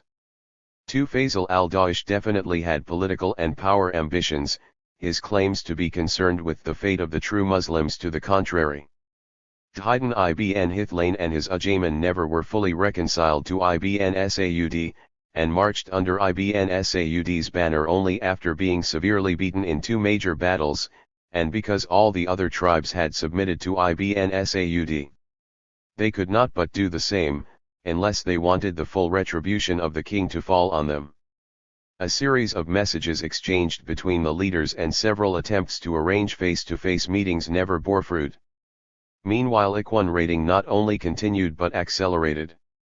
While Ibn Saud most certainly would have preferred a negotiated settlement least costly in money, tribal relations, and risk of power struggle, he saw the chances slipping away, and then finally disappearing altogether when the Ikhwan raided in December of 1928 the defenseless Najdi camel traders at Al Jumaima, as well as sections of the Najd Shamar, all of which were Ibn Saud's own subjects. The camel traders were massacred. No longer could the Ikhwan claim that they were only attacking infidels. Similarly, Ibn Saud could no longer stand idly by while his leadership and power was challenged in the form of unpunished attacks upon his own subjects. By January 1929 Ibn Biad had declared his intention of embarking upon a holy war against Iraq, a blatant challenge to Ibn Saud and to those who supported him at the Riyadh Conference. He moved with his supporters in the direction of Iraq, where he joined up with elements of al-Daesh's Mutayr Ikhwan, and Hithlane's Ajayman, who were engaged in sporadic raiding 4+ against the Muntafiq shepherd tribes. The situation continued to deteriorate, and Ibn Saud's inactivity was interpreted by many cautious Bedouin and fence-sitting Najdis as proof of his weakness. 5. In part to counteract this gossip and in part to prepare himself to meet an open military challenge, Ibn Saud moved into the Qasim area, where he recruited levies of townfolk and oasis dwellers, many of whom were especially anxious to fight the Ikhwan, not only to take revenge for their fellow townsmen who had suffered by Ikhwan raids, but to ensure the safety and security of their own future. These levies formed the nucleus of Ibn Saud's army and were, as Glubb described them, to the wilder mounted Bedouins somewhat like the London trained bands in the English Civil War, in relation to the dashing individuals of the undisciplined cavalries. 6. These warriors were joined by loyal elements of the Mutayr, groups from the Hutaim, most of the Harb, almost all of the Najdi Shamar and some Al-Zafar and Aniza tribesmen. In the meantime, Ibn Saud had won the support of the Utayba led by Sheikh Rubayan, a decisive victory which weighed the scales in his favor. If Ibn Rubayan had joined his fellow Utayba Sheikh Ibn Biad, the final results of Sabila most certainly would have been different. Even during the rallying of his army, Ibn Saud and the three rebel chiefs exchanged messages, with the hope of bringing about some type of negotiated settlement. These efforts lasted up until the last night before the battle at Sabila. Having made recruitment levies in the Qasim area, Ibn Saud moved east toward the Ikhwan forces of Ibn Bijad and al-Daesh, which had moved toward the general area of al-Arta'iyah. Haydn Ibn Hithlane and his Ajayman remained in the Al-Hassa, ostensibly in rebellion but making no effort to participate in an open military confrontation. The Ikhwan forces and the loyalist forces camped several miles from each other in a flat area, interrupted only by slight rises in the terrain. Called Sabila, it was located between the Ikhwan capital at Al-Arta'iyah and the old sedentary town of Zilfi. The two opposing groups busily set to work settling into their camps. Even now there was no irrevocable declaration of hostilities, and it seems that they gravitated toward open warfare more by default than calculation. It was a drift toward war that both sides tried to forestall. First, Ibn Saud sent a venerable sheikh, Abdullah al-Angari, a prominent Najdi to the Ikhwan camp to try to convince the Ikhwan to submit to arbitration based on the Sharia. This attempt failed. Then Ibn Bijad sent his chief aide, Sheikh Majid Ibn Qadhila, with a letter to Ibn Saud. This attempt also led to a dead end, with the added drawback of an unexpected backlash. According to some written accounts, Majid entered Ibn Saud's tent and, in keeping with the Ikhwan practice of not saying Salam Alaikum to those whom they considered not to be true Muslims, did not answer Ibn Saud's similar greeting. 7. Irked by this disrespect and angered by its implications, Ibn Saud angrily told him to tell Ibn Biad that he and his followers had only two alternatives, either to surrender unconditionally and submit themselves to the judgment of the Shah, or to fight on the battlefield the next day. The visit of Al-Angari and Qadhila both being abortive, Faisal al-Daesh went with the intention of asking Ibn Saud to allow him to sleep in his tent, thereby setting the stage for the accusation that he had been detained. Glubb claims that al-Daesh actually slept in Ibn Saud's tent, and that Ibn Biad tried unsuccessfully to convince al-Daesh's son, Abd al-Aziz, that his father was a prisoner and that the Ikhwan should make a surprise attack. Other accounts claim that Faisal al-Daesh promised Ibn Saud that he would send the Ikhwan rebels reply to his demands that same night, but that no reply was forthcoming. 9. While still others record that al-Daesh not only swore loyalty to Ibn Saud but promised to try to persuade Ibn Bayad to renounce rebellion, and that if he did not succeed, he himself would return peacefully to al-Arta'iyah. 1 degree Glub's account that al-Daesh remained in the Saudi camp is almost certainly incorrect. The battle at Sabila took place early the next morning, at sunrise, and when it opened al-Daesh was in the rebel camp. Wahba is probably correct when he says that Ibn Saud told al-Daesh to disassociate himself from the others, and that if he did not then the full force of punishment would fall on him. 11. None of this writer's Ikhwan sources claim that al-Daesh remained overnight in Ibn Saud's camp. Al-Daesh almost certainly returned to the camp that night and met with Ibn Bijad and the other leaders. Wahba records that al-Daesh told the Ikhwan that he had seen, in Ibn Saud's camp, an army of cooks and soft men used to sleeping on mattresses.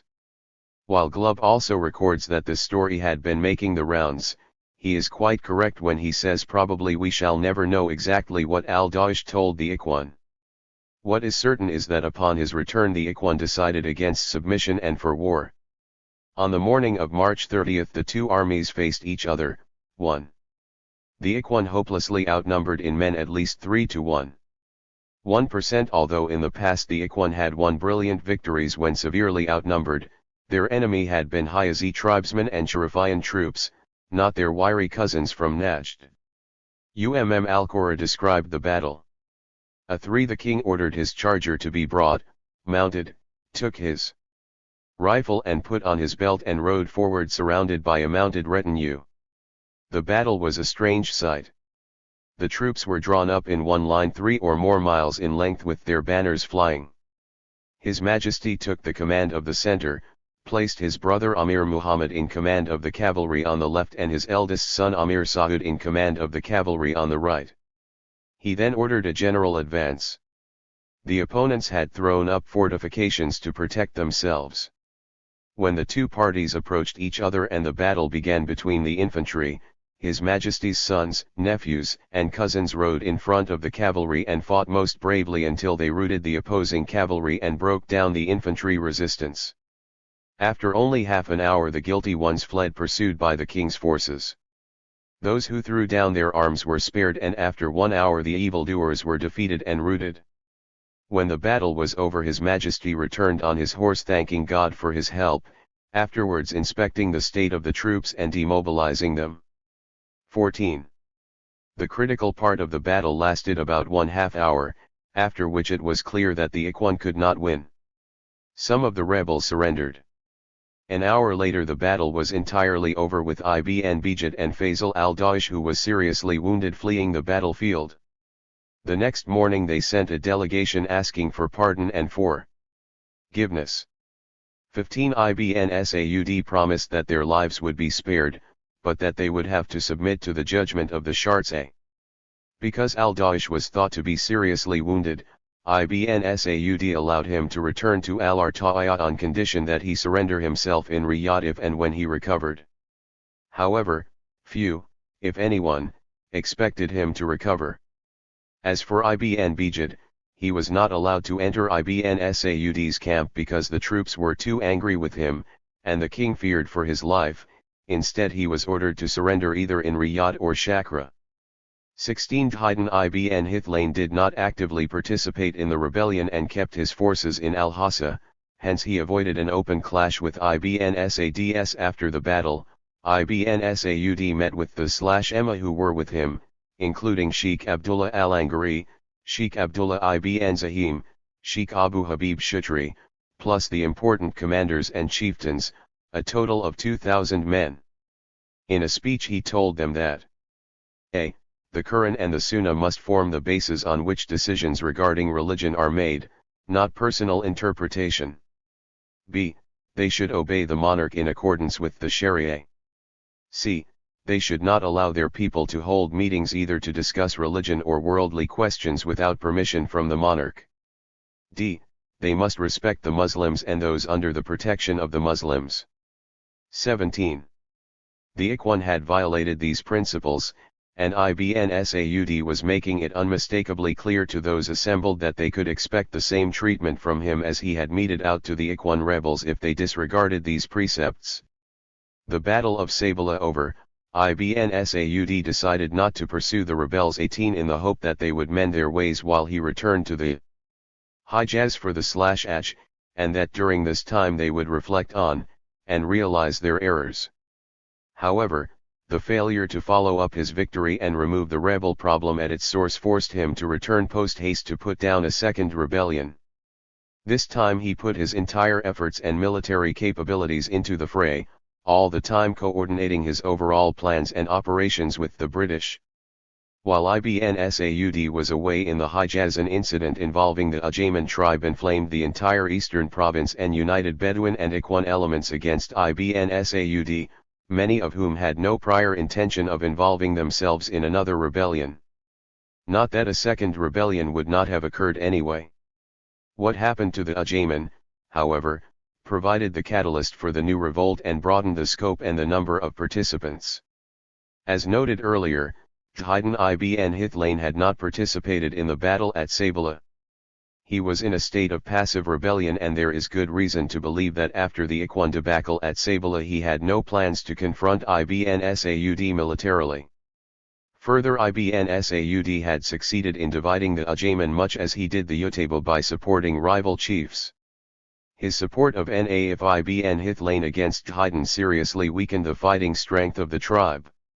At this time Abdullah ibn Jilawai, the Amir of Al-Hassa, sent his son, Fad, accompanied by Naif and their troops to capture Haydn, who was then settled in at his hijra of Al-Sarar. Fad's troops consisted mostly of townsmen from Hufuf, while Naif's of course were Ajayman. Before arriving at the hijra, Fad sent a note to Haydn saying that he wanted to speak with him concerning the possibility of raiding some rebels in the area. Haydn invited Fad into the hijra, but Fad refused, asking Haydn instead to meet him at his camp. Against the advice of his advisors, Haydn went to Fad's camp where, after drinking the traditional Arab coffee, he was put in chains. When he did not return that evening for supper, his Ajayman moved against Fad and Naif.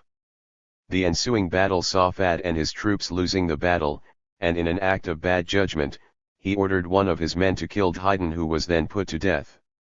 Seeing one of his own family and tribesmen cut down ruthlessly, in violation of strict Arab rules governing hostages, Naif turned against Fad and joined the Ajayman once again, assuming the leadership left vacant by the fallen Haydn. Fad was then slain by one of the Ajayman, who captured all the supplies and horses of Fad's troops, most of whom were killed.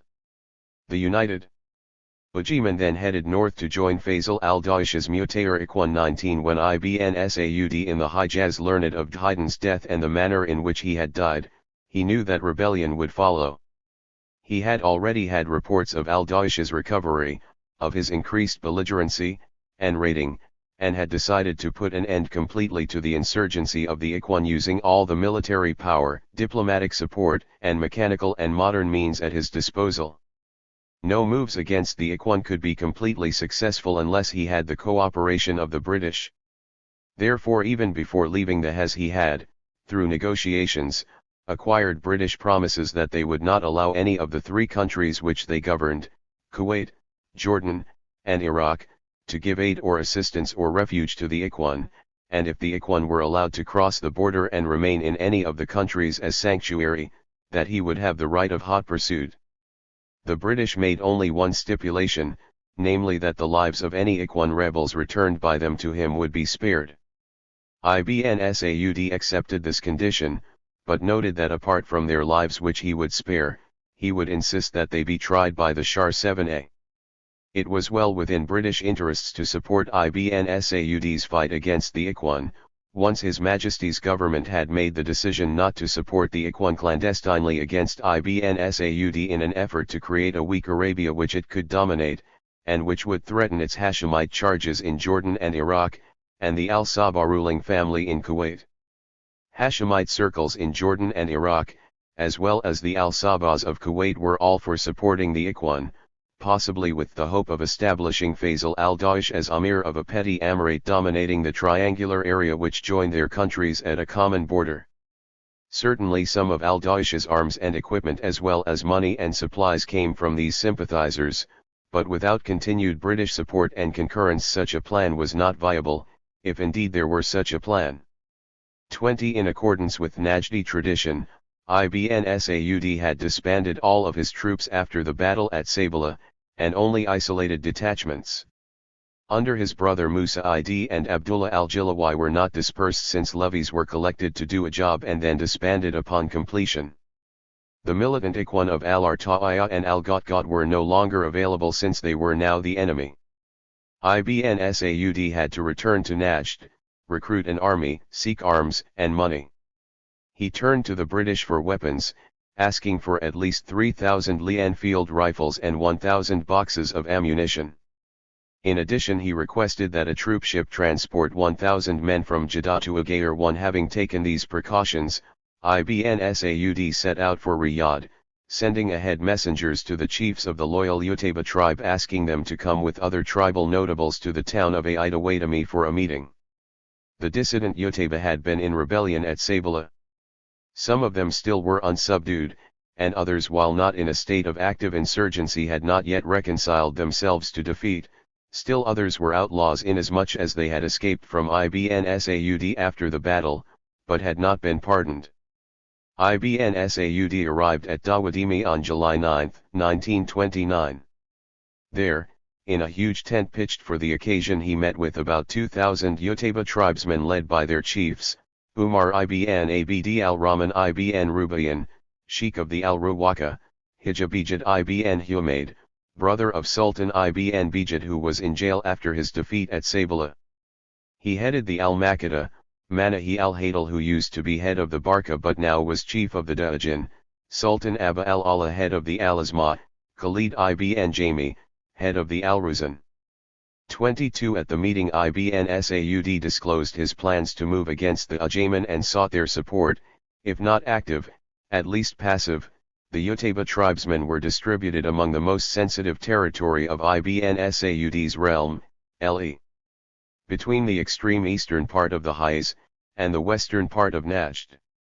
Utayba hostility to Ibn Saud while he was subduing the Ajayman in the Al-Hassa would threaten his control over the Hijaz and the land between Riyadh and the west. Anxious to mend his fences, Ibn Saud asked for their support. In his talk, he told them that there were three groups among them, one sincere to their religion, and loyal to him. The other was opportunistic. The third, which he described as the smallest, is the nucleus of the rebels. He then explained to them that after the Battle of Sabila he was in a quandary: either he would miss the Asj, and as Imam this would be injudicious, in order to remain in Najd and try to discipline the rebels, or he would return to the Hijaz. Yet he felt that it was too difficult a matter to distinguish between those rebels who were maliciously inclined, and those who were just misled, hence he decided to make the pilgrimage. In any case, the Ajayman had now raised the standard of revolt and he planned to march against them when the crescent of Rabi'a al-Awwal, August 7, is first seen. I will not accept that anyone who attended the battle at Sabila and fought with the rebels there should remain behind. He who fights with us belongs to us, and he who remains behind without a legitimate cause will either be killed, or his weapons and horse will be taken away. 28. The king then pardoned those dissident Utayba who were present, and in response to their pleas extended this pardon to include those who were absent, on the following conditions. A. That if there was anyone among them who was a criminal, in thought or in deed, then efforts would be made to rehabilitate him. If he refused, he would then be tried and judged by the Sharia. B. The state has the right to punish bandits who plunder and harass travelers, and cut the roads. C. Anyone who remains behind when a jihad is called without a legitimate reason must be dealt with by the Muslims before the enemy is taken care of. 24. Ibn Saud continued on to Riyadh, after the conclusion of the conference at Dawadimi, convinced that he had finally won the Utayba over to him. But he was wrong. Once again they rebelled, forcing him to subdue them with an intensity and effectiveness that precluded them from creating further trouble. As a result of the Utaba's second betrayal, Ibn Saud called another conference, this time at Sha'ira, a town between Mecca and Riyadh, and there he met on September 6 with the heads of other tribes, as well as those sections of the Utaba that had remained loyal. Ibn Saud recounted how he had forgiven the Utaba several times and that how each time, after pledging loyalty to him, they rose in rebellion. He expressed his views on what had to be done, and then asked the representatives to leave, to think about what he said, consult with their own people, and to return on the next day with their decision. The morning of the second day saw a 4-hour discussion at which the following decisions were taken. 25. 1. All of the dissident Utaba and the Bani Abdullah branch of the Mutayr must be vanquished, so that not one of them will have the power to engage in anything illegal. 2. All of those who participated in the rebellion and who are still alive will be deprived of their weapons and equipment of war, and they will be judged by the Shar 7a. 3. Those who are accused of supporting the corrupt ones, rebels, and not fighting with the Muslims will be deprived of their riding camels, horses, and rifles. 4. The Imam allows the warriors to keep what they have taken from the rebels so that they can strengthen themselves. 5. That an Amir accompanied by forces be sent to Shakra, which contains the corrupt people, to review the matter of corruption in relation to the Sharia and the public good. 6. Every hijra which succumbed to corruption will be evacuated, its inhabitants will be distributed among the tribes, and none of whom will be allowed to meet in one place. 7. A brigade will be sent to execute these decisions during the time that the king is in Sha'ira, but within 10 days. 8. All of the platoons after carrying out these decrees, will meet in the area of the border where the rebel Ajayman and Al-Daesh have congregated. Prior to going to Sha'ira, Ibn Saud had ordered all the soldiers from the towns and Ahjar to assemble at a designated place, and to wait his return from Sha'ira, at which time he would advise them when to move. He estimated that the move would be no later than the middle of the month of November 4, 1929. On November 25, the special car of Ibn Saud stopped in front of his palace, followed by more than 30 other automobiles. He entered his vehicle followed by his brothers, some of his children, princes of the Rashid family, employees of the royal divan and a group of guards and servants. The convoy moved north, stopping at a place called Al-Kafs, 26 about 115 kilometers from Riyadh. There his oldest brother, Muhammad, had been waiting for him.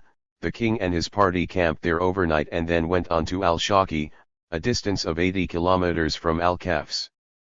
It was to this place that Faisal al-Daesh, sensing that he faced an unbeatable army, sent a delegation headed by Al-Humaydi ibn Mifla asking for forgiveness and safety. Al-Daesh, in the letter which he sent with Mifla, put the blame for his predicament on his son Abd al-Aziz, who was just recently killed by Ibn Musa'id, Amir of Ha'il, at the Battle of Erdama. 27 Ibn Saud received the delegation, and after 1 day's consideration sent the following reply, in which he told al-Daesh that his motives were one or all of the following: a. Seeking pardon from me after all roads have been blocked in your face once again. I see your weakness and I loathe it. You have no more tricks left other than to come running to me now. B. You're crafty. You will tell the people after this that you do what you want, and then ride over to Ibn Saud and get what you want from him. C. You want to win over those from whom you have asked assistance, but who have not given it, by telling them that you will make a reconciliation with me. D. You want by your life to infuriate the Muslims who killed each other because of you, and want their pardon. E. It would have been better if your letter and your delegation had not reached me, but inasmuch as it has, I give you a guarantee that you and yours are under my protection, and that I spare your blood. 28. When al-Daesh received this reply, he wrote to Ibn Saud saying, I thank you for your reply, however, I want you to know that the roads are not blocked in my face as you think, for certain governments have written to me offering the opportunity to become their subject, and I can accept this invitation, except that my religion does not dispose me to have refuge in a country that is under the rule of infidels. Going back to you, the Imam of the Muslims is better than others. In any case, 29 Al-Daesh promised that he would go shortly to Ibn Saud to profess his obedience and sincerity. Ibn Saud never answered the letter inasmuch as he was waiting for Al-Daesh to come, but the latter never showed up. Other letters passed between Ibn Saud and Al-Daesh, but they came to naught.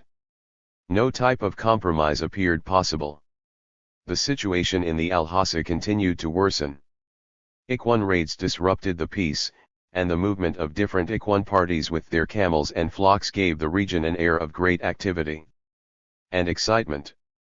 The most serious of the raids was the joint Ajayman Farhan ibn Mashhur attack against the Awazim, but as news was received in the rebel Ikhwan camps that Ibn Saud's army was moving into Al-Hassa, Ikhwan preoccupations were less with raiding than with seeking agreement on how to cope with the impending attack. Efforts by the Ikhwan to send their women and children to Kuwait for refuge were repelled by the British, who obliged the Amir of Kuwait to make good his promise not to support the rebels. Efforts by Faisal al-Daesh, himself, to meet and talk with the Amir were brushed off. After the defeat of the Utaiba in western Najd, and the British rejection of al-Daesh's request to provide protection for rebel women and children in Kuwait, while he and his Ikhwan were off attacking Najd, or to protect them from being bombed by the British, it became all too clear that the rebellion would be quelled. British aircraft were chasing the Ikhwan out of Kuwait as fast as they entered seeking protection, while Ibn Saud's forces were pressing every day closer to the triangle near the Kuwait border into which the Ikhwan had cornered themselves. After the British refusal to assist the Ikhwan in any way, even passively, Al-Daesh allowed those of the Ikhwan rebels who wanted to seek pardon from the king to leave and each go his own way. Many of them took this opportunity, sought and received forgiveness. Faisal al-Daesh knew that it was too late for him. He could only either fight or flee. By early November 1929 the remnants of the Ikhwan which had fled to Kuwait had left on orders from the British. Every day more Ikhwan rebels deserted to Ibn Saud's camp seeking his pardon, while others streamed out of Kuwait in an almost leaderless conglomeration of confused people.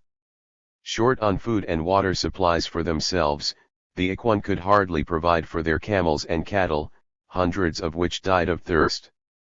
As Ibn Saud's army came closer, the British had sent their planes and armored cars to reconnoiter the Ikhwan, keeping them under constant observation to obstruct any attempt to flee into Iraq or Jordan, both areas under British administration. In January 1930 Naif ibn al-Hithlain, convinced that there was no possible escape or hope in combat, surrendered to an armored column of the RAF. Then on January 10 Faisal al-Daesh and Sahad ibn Lami, the other two prominent Ikhwan leaders, surrendered. For lack of even nominal leadership the Ikhwan rebellion just ceased to exist. It now became a British problem to reorganize the Ikhwan groups, to round up the chief leaders, to take an inventory of the loot which the Ikhwan still had and which had to be turned over to the rightful owners, and then finally to turn over these leaders to Ibn Saud. Earlier the British had promised Ibn Saud that they would turn over the Ikhwan rebels on condition that he spare their lives and treat them humanely. Now that they actually had these rebels in custody, they tried to renege. On January 17, 1930, the Foreign Office instructed Colonel Biscoe, 3 degrees resident in the Persian Gulf, to take Dixon and Burnett to meet and discuss with Ibn Saud on the fate of the rebels now in British hands. Biscoe was given the following guidelines. A. The lives of the Ikhwan rebel leaders and their relatives should be spared. B. Punishment will not be excessive, or outrage Arab sentiment or run counter to British traditions. C. Effective measures will be taken to eliminate the possibility of Iraq or Kuwait suffering further from Ikhwan raids. Before putting forth these conditions, Biscoe was instructed to try to persuade Ibn Saud to agree to exile the Ikhwan leaders either to Cyprus or to some other colony. Al-Daesh, Al-Hithlain, and Ibn Lami were flown to Basra and there transferred on a British warship, HMS Lupin, which was anchored in the Shatt al-Arab. The rest of the Ajayman and Mutair rebels were instructed to congregate about 15 miles south of the Kuwait frontier at Safwan, where they were guarded by RAF armored cars until they could be handed over to IBN Saud. 31 Once the three Ikhwan leaders were safely aboard the craft, Bisco flew by RAF aircraft from Kuwait to IBN Saud's camp where, after some discussion, he agreed to turn over the rebels on the basis of the three conditions cited above. He justified his not pushing for the exiling of the rebels as follows. A. Britain had provided IBN Saud with arms, ammunition, and even planes and personnel to help subdue the rebels. B. Britain had taken drastic measures to ensure that no facilities should be accorded to the rebel tribes. C. Britain's attitude had been one of readiness to assist in the struggle against the rebels. D. While refusal to turn over the rebels would not constitute a technical breach of faith, IBN Saud would have returned to Najd angry, and would be supplied with a good reason to overlook the resumption of border raiding on the part of the tribes their once new leaders arose to lead them. 32. IBN Saud provided the British with the following written guarantees for the lives of the rebels.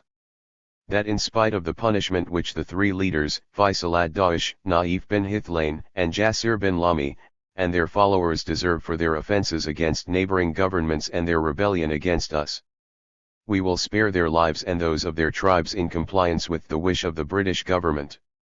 We regard it as our prerogative to inflict upon these people such punishment as will restrain them in future, and restrain others whose souls may lead them to do evil. These punishments, however, will be saturated with the spirit of justice and mercy for which we are known, but we reserve the right to take from them any property that they may have taken from others. As regards the raids, we promise to prevent any raids against the neighboring governments, Iraq and Kuwait, whether by Mutair, Ayman, or any other Najd tribe. Should anything of the kind take place in future, we shall be prepared to apply without delay the Bara Agreement in the case of Iraq, and to restore immediately whatever may be plundered from Kuwait and Najd.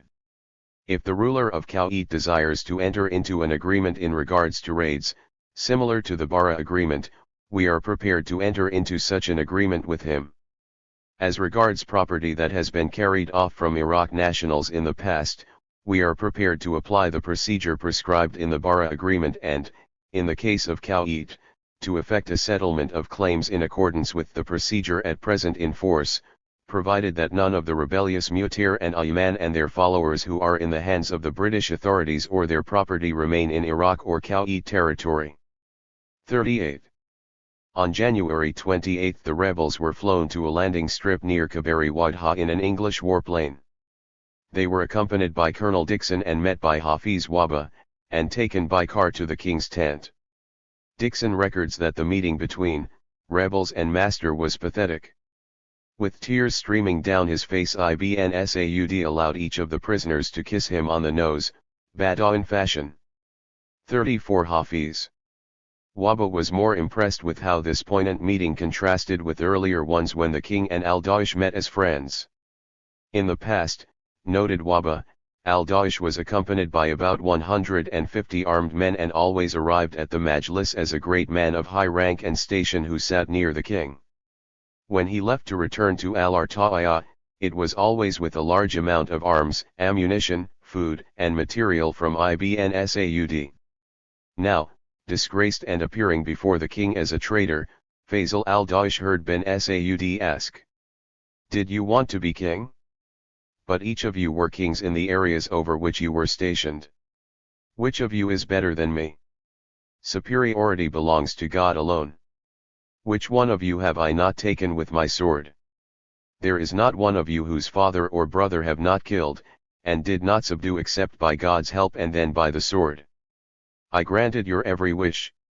I became wretched because of you, working day and night for all of your comfort and happiness. Did you not fear God when you wrote to Glub that you wanted to move to Iraq, and that you wanted to belong to him? Did you think that you would have a higher station in life there than you had with me?" 35. According to Wahba, Faisal replied, "God knows, O Abd al-Aziz, that you were not cheap with us, and that you did everything to show yourself a great man. We returned the good with evil, and we fled from your face to infidelity, and they brought us back to you on one of their own airplanes. It is sufficient how small I feel before the brothers after you were generous with us. May God kill the devil who led us to the stage where we are now. 36.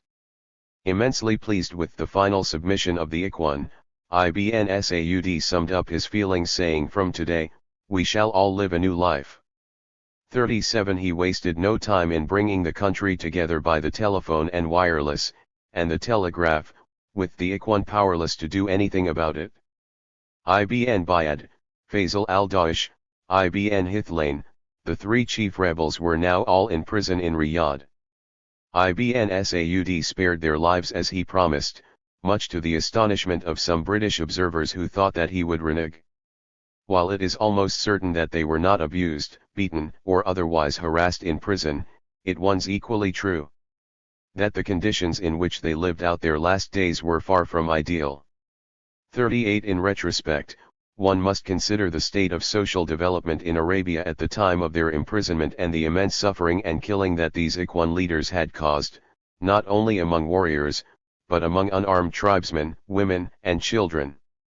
Considering these, and the need to establish precedent for potential insurgents who may contemplate similar activity, Ibn Saud's treatment may have been relatively lenient. In addition to obliging Ibn Saud by turning over the three senior rebels, the British also assisted him in rounding up most of the 18 whom he had put on a wanted list. 39. Surrendered voluntarily to Ibn Saud. 1. Mutlaq al-Sir. 2. Mahar Ibn Assam. Escaped to Iraq, refugee with al-Zafar. 3. Abu Hagda al-Mutalakim. 4. Muhammad ibn Juwayd. 5. Madkar ibn Hadran. 6. Abdullah al-Damir. 7. Muhammad ibn Hadran. 8. Shu'aifan Abu Shagra. 9. Khalid al-Muhammad. 10. Abdullah ibn Mikhail. Found by a British search party and sent to Ibn Saud. 11. Nasir ibn Juma'ah and sons of Ibn Tuflan. As punishment for their rebellious activities, the followers of the three rebel leaders were obliged to pay the following. A. Faisal al-Daesh, all of his camels including the famous Sharf, the Black Herd, and all of his horses. B. The Dushan clan of the Mutayr tribe, half of their camels including all riding camels and all their horses. C. Rank and file Mutayr, 2/3 of their camels including all riding camels and horses. D. Ajayman, no exact details, but treatment was probably more severe than the Mutayr. 40. Glubb has recorded that of the Shurf camels which numbered 120, Ibn Saud confiscated 100 which he gave to his son, Muhammad, while leaving 20 with the Dushan. 41. That the Dushan kept some Shurf camels was confirmed to this writer by Muhammad ibn Jabay al-Daesh, who said that one of Faisal al-Daesh's sons still have some on a farm not far from al-Arta'iyah. All of Ibn Saud's problems did not come to an end with the suppression of the Ikhwan rebellion. The Ikhwan who were never called upon to participate in either the rebellion or the suppression by either of the interested parties were still on their erda, and while they may not have condoned insurrection, many of them felt that Ibn Saud had betrayed them and their religion, certainly that he had used them as a tool to achieve personal, ambitious objectives. Dixon concluded that the Ikhwan nurtured resentment for Ibn Saud because they believed that a. Ibn Saud had not stood by the Ikhwan, it was he who had made them what they were, and they too were good Muslims. B. He called the infidel British to aid him, and with their help was able to crush Muslim subjects. C. He had treated Faisal al-Daesh, Naif ibn Hithlain and Sultan ibn Bijid, three of the greatest chieftains in Arabia, with cruel and uncalled for severity, when more chivalrous methods would have sufficed. 42. As for a. This was presumably the crux of the whole rebellion, hence it is not reasonable to expect that the very Ikhwan who were not convinced of Ibn Saud's position prior to the rebellion would be persuaded by the force of arms. As for b.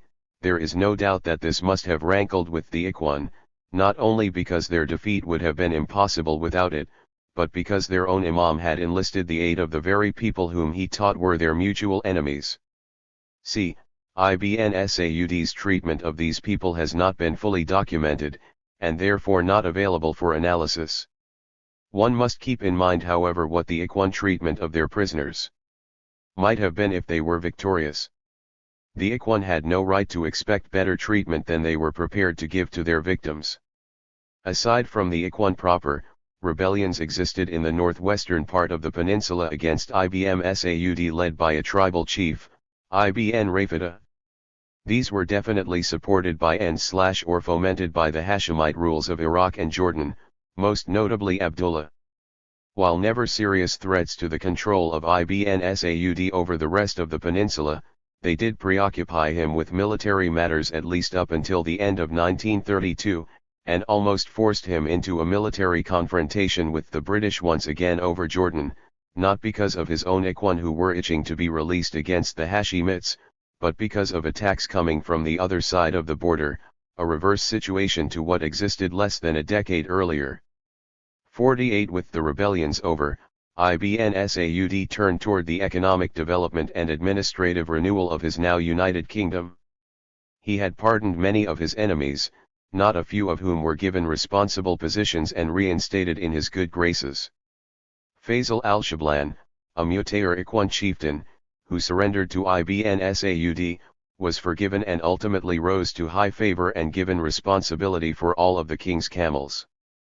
44 Majid ibn Qadhila, the man who had delivered the fateful letter of Ibn Bijid to Ibn Saud at Sabila, was later given a responsible government position and subsequently authorized to form remnants of the Ikhwan into what is now the present-day National Guard. His punishment was the shaving of his beard and mustache and exiling himself for several weeks near Durma. 45 Members of the al-Dawish family still governed the al-Arta'iyah, while the Sha'alans of the al-Ruwayla maintained their positions of power in the Jaf despite the fact that some senior Sha'alans had joined the rebellion. Ibn Saud's ability to consolidate his hold over the country, after rebellion, was due in no small measure to his ability to rise above small and petty rivalries and sometimes over major clashes, to forgive his enemies and to give them a share and vested interest in the regime. Even if his purposes were pragmatic rather than altruistic, this in itself required a man of vision and foresight. There was little in Ibn Saud's character, despite his capability to be quite ruthless with enemies if this were the only solution, to show that he was a man who preferred or enjoyed violence, or to wield power for its own sake. From his youth he had felt that he had a role to play, namely to recoup his family's losses.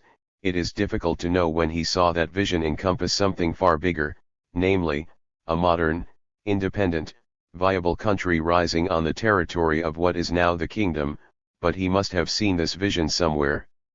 Those who have lived in the extensive wastes of Saudi Arabia can appreciate how powerful that vision must have been. The desire to create a modern kingdom in such a forlorn, divided country could only have been motivated by a profoundly felt inspiration. Chapter 12. Epilogue. The Ikhwan movement was the unique instrument which Ibn Saud used to unify the peninsula. His personality, genius, and moving drive accepted the Ikhwan were certainly the most important single factor in the unification of the greater part of the Arabian Peninsula into one independent country. Despite the movement's short chronological existence, its gigantic contributions to the cause of unity are out of all proportion to the size of its ranks, and its costs in human and material resources.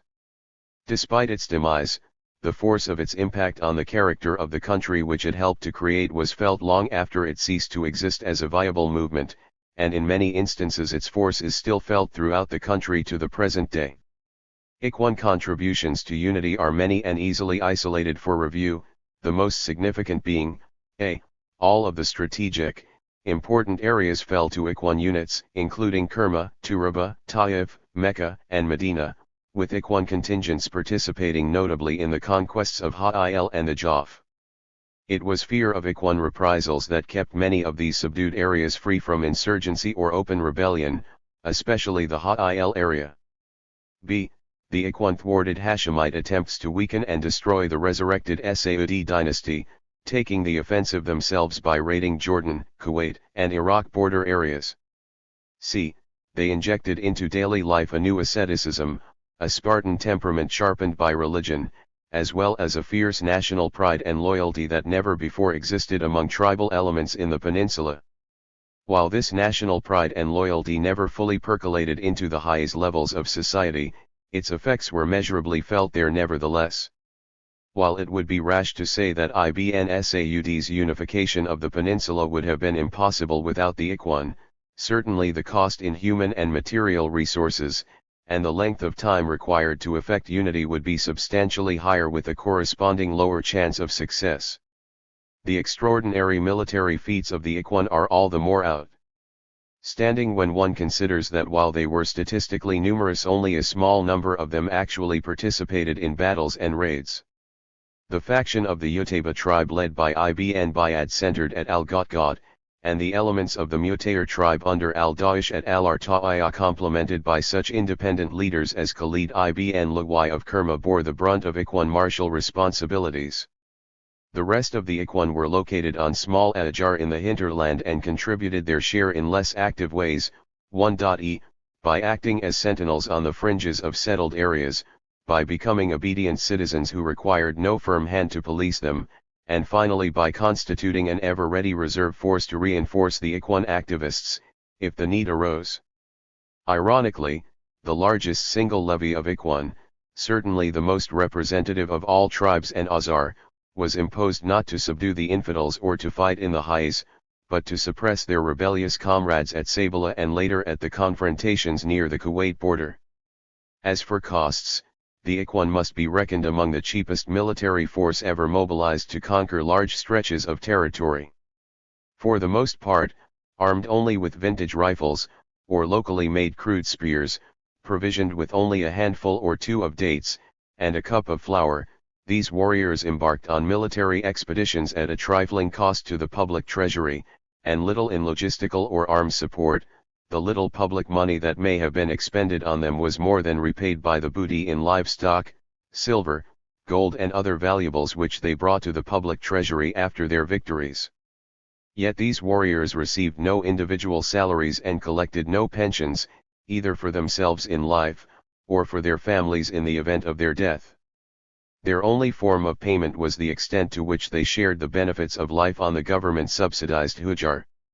In terms of human costs, both to themselves and to their victims, the price was higher. Hundreds of Ikhwan fell in battle due in part to their religious fanaticism which inclined them to seek death on the battlefield, due in part to their inadequate military training and lack of better equipment, and due in part to the new military strategy which they, themselves, introduced, namely, a fight to the death with no retreat. These same attitudes cost their victims equally severe casualties. Generally speaking, infidels were shown little or no mercy, prisoners were seldom, if ever, taken, and their worldly goods were forfeited. To be sure, the Ikhwan were often ruthless and their excesses unprecedented in Peninsula history, yet without defending what they did, it is important to understand why they did it. Their excesses cannot be fairly compared with those perpetrated by combatants of other societies which enjoy a more advanced level of civilization. Their excesses were neither the extremes of educated, disciplined troops fighting for expansionist nationalist objectives, nor atrocities motivated by greed, avarice, and other material gain, such as that of colonialists who subjugated then exploited weaker peoples in the quest for territorial gain and material wealth. The Ikhwan indeed added territories, booty was garnered, but these were incidental to, and not the primary objective of, their own endeavors, which was to restore Wahhabi Islam among people whom they regarded as lapsed Muslims. In short, the Ikhwan personally lived no better materially after their conquests than they had before, and they did not exploit the resources of the conquered territories for their own use. Ikhwan atrocities, while serious and regrettable, were distinguished more by the intenseness with which they were perpetrated and by the break with traditional nomadic traditions of combat than by the number of victims involved or the frequency of their recurrence. Considering the extensive territory of Arabia, and the tribal and racial differences that therein prevailed, the wonder is that not more atrocities were committed. As for booty, sheep, goats, camels, and other cattle exchanged hands, or may have been destroyed, but this was not new to Arabia. Yet no areas were economically ruined, or crops maliciously or otherwise destroyed, and no cities or towns burned or devastated. With the exception of the unfortunate incidents at Taif, not all of which can be laid at the door of the Ikhwan, cities, towns, villages, and other settlements were left unscathed. The Ikhwan swept through Arabia much like a surgeon's knife, deftly cutting out the malignancy and leaving the healthy parts intact. Yet with all due respect to the Ikhwan, without the guiding hand of Ibn Saud, the movement would have run rampant, wreaking havoc not only along the frontiers, but internally as well, wrecking thereby much, if not all, of the gains which they had achieved. Cleverly, but not without serious difficulties, Ibn Saud, through foresight and statesmanship, never allowed the Ikhwan to commit him to a course of action which he calculated could lead only to disaster. He successfully fought their attempts to discriminate between the new converts who lived on the Ahjar, and the non-Akhjar residents, a distinction that would have weakened the internal unity of the country. He saw the adverse implications of continued raiding of the nonconformist Muslims in Iraq, Kuwait, and Jordan, territories which the British administered. He knew when to set territorial limits to conquests, refusing to annex territory which he knew could not be easily integrated into his kingdom. Northern Yemen and Kuwait both being examples of territories which he could easily have overrun. If the Ikhwan had their way, they, blinded by unlimited religious faith, would have sallied forth, oblivious to the political ramifications of their actions, and conquered these territories, but at the same time providing the pretext for unfavorable military action against Ibn Saud by his enemies. Few countries have built their unity on less internal disruption and destruction than that which occurred in Saudi Arabia. Aside from a few changes in religious administration, and the compulsory implementation of Islamic obligations, public prayer, attendance at the mosque, etc., the new government did not alter the way of life of the people in the conquered areas in any detrimental way. In exchange for these fundamentalist changes, however, the new rulers instituted a more efficient system of administration, provided a degree of public security heretofore unknown in the area, and encouraged economic freedoms conducive to growth and expansion. The pilgrim centers of Mecca and Medina prospered, the pilgrims themselves were not molested or exploited, hence more Muslims made the pilgrimage, thereby benefiting the local merchants and other persons engaged in the pilgrimage trade. Not only the highest people benefited, the conquered aristocratic families of Najd were not forgotten either. Some of the al-Rashid children were adopted by Ibn Saud and were raised with his own children, after the conquest of Ha'il and the death of parents or parent. He married some Rashid women while some of his lieutenants married others, not only as a method of binding the wounds of battle and making political alliances, but also in deference to Arab Bedouin tradition that the killer of the breadwinner assumes the responsibilities to the surviving wife and children. Some womenfolk of the Dushan clan of the Mutayr were given monthly pensions, despite the fact that their menfolk had twice before borne arms in serious rebellion against Ibn Saud. Al-Arta'iyah, itself, was left to be governed by members of the clan. Majid ibn Qadhila, who had personally delivered Ibn Bijid's provocative letter to Ibn Saud on the eve of the battle at Sabila, was pardoned by Ibn Saud himself and ultimately became Minister of Animal Husbandry and one of Ibn Saud's most trusted advisors, accompanying him to Egypt to meet with President Franklin D. Roosevelt on an American warship anchored in Egyptian waters during World War II. After the shock of the Ikhwan rebellions wore off and Ibn Saud emerged as the unchallenged leader, the Ikhwan once more came into their own. Although the movement as a meaningful separate entity ended in 1930, after the capture of Faisal al-Daesh and other Ikhwan principles, Ikhwan contingents continued to raid into Jordan, which was fostering the Ibn Rafida revolt in northwestern Arabia. Hussein's son Abdullah, ruler of Jordan, was attempting to foment revolution in Saudi Arabia in order to topple the regime there, hoping thereby to restore Hashemite rule in the peninsula. Ikhwan participation in the suppression of the Ibn Rafida revolt is less proper to the study of the origins and development of the Ikhwan movement than to the study of what the Ikhwan ultimately became, because 1. The These Ikhwan units were herein used for the first time to preserve and defend Saudi territorial integrity, not to acquire new territory. 2.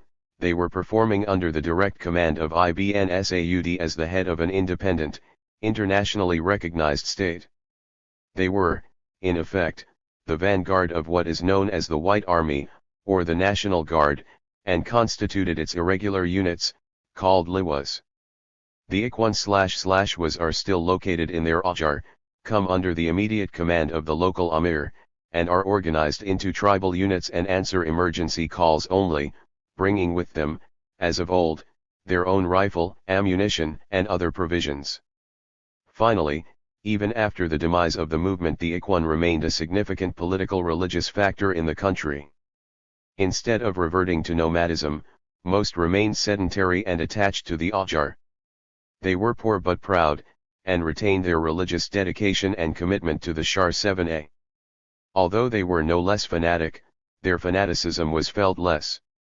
Once they ceased to be a military political threat to the regime, they gradually worked their way into the confidence of the government.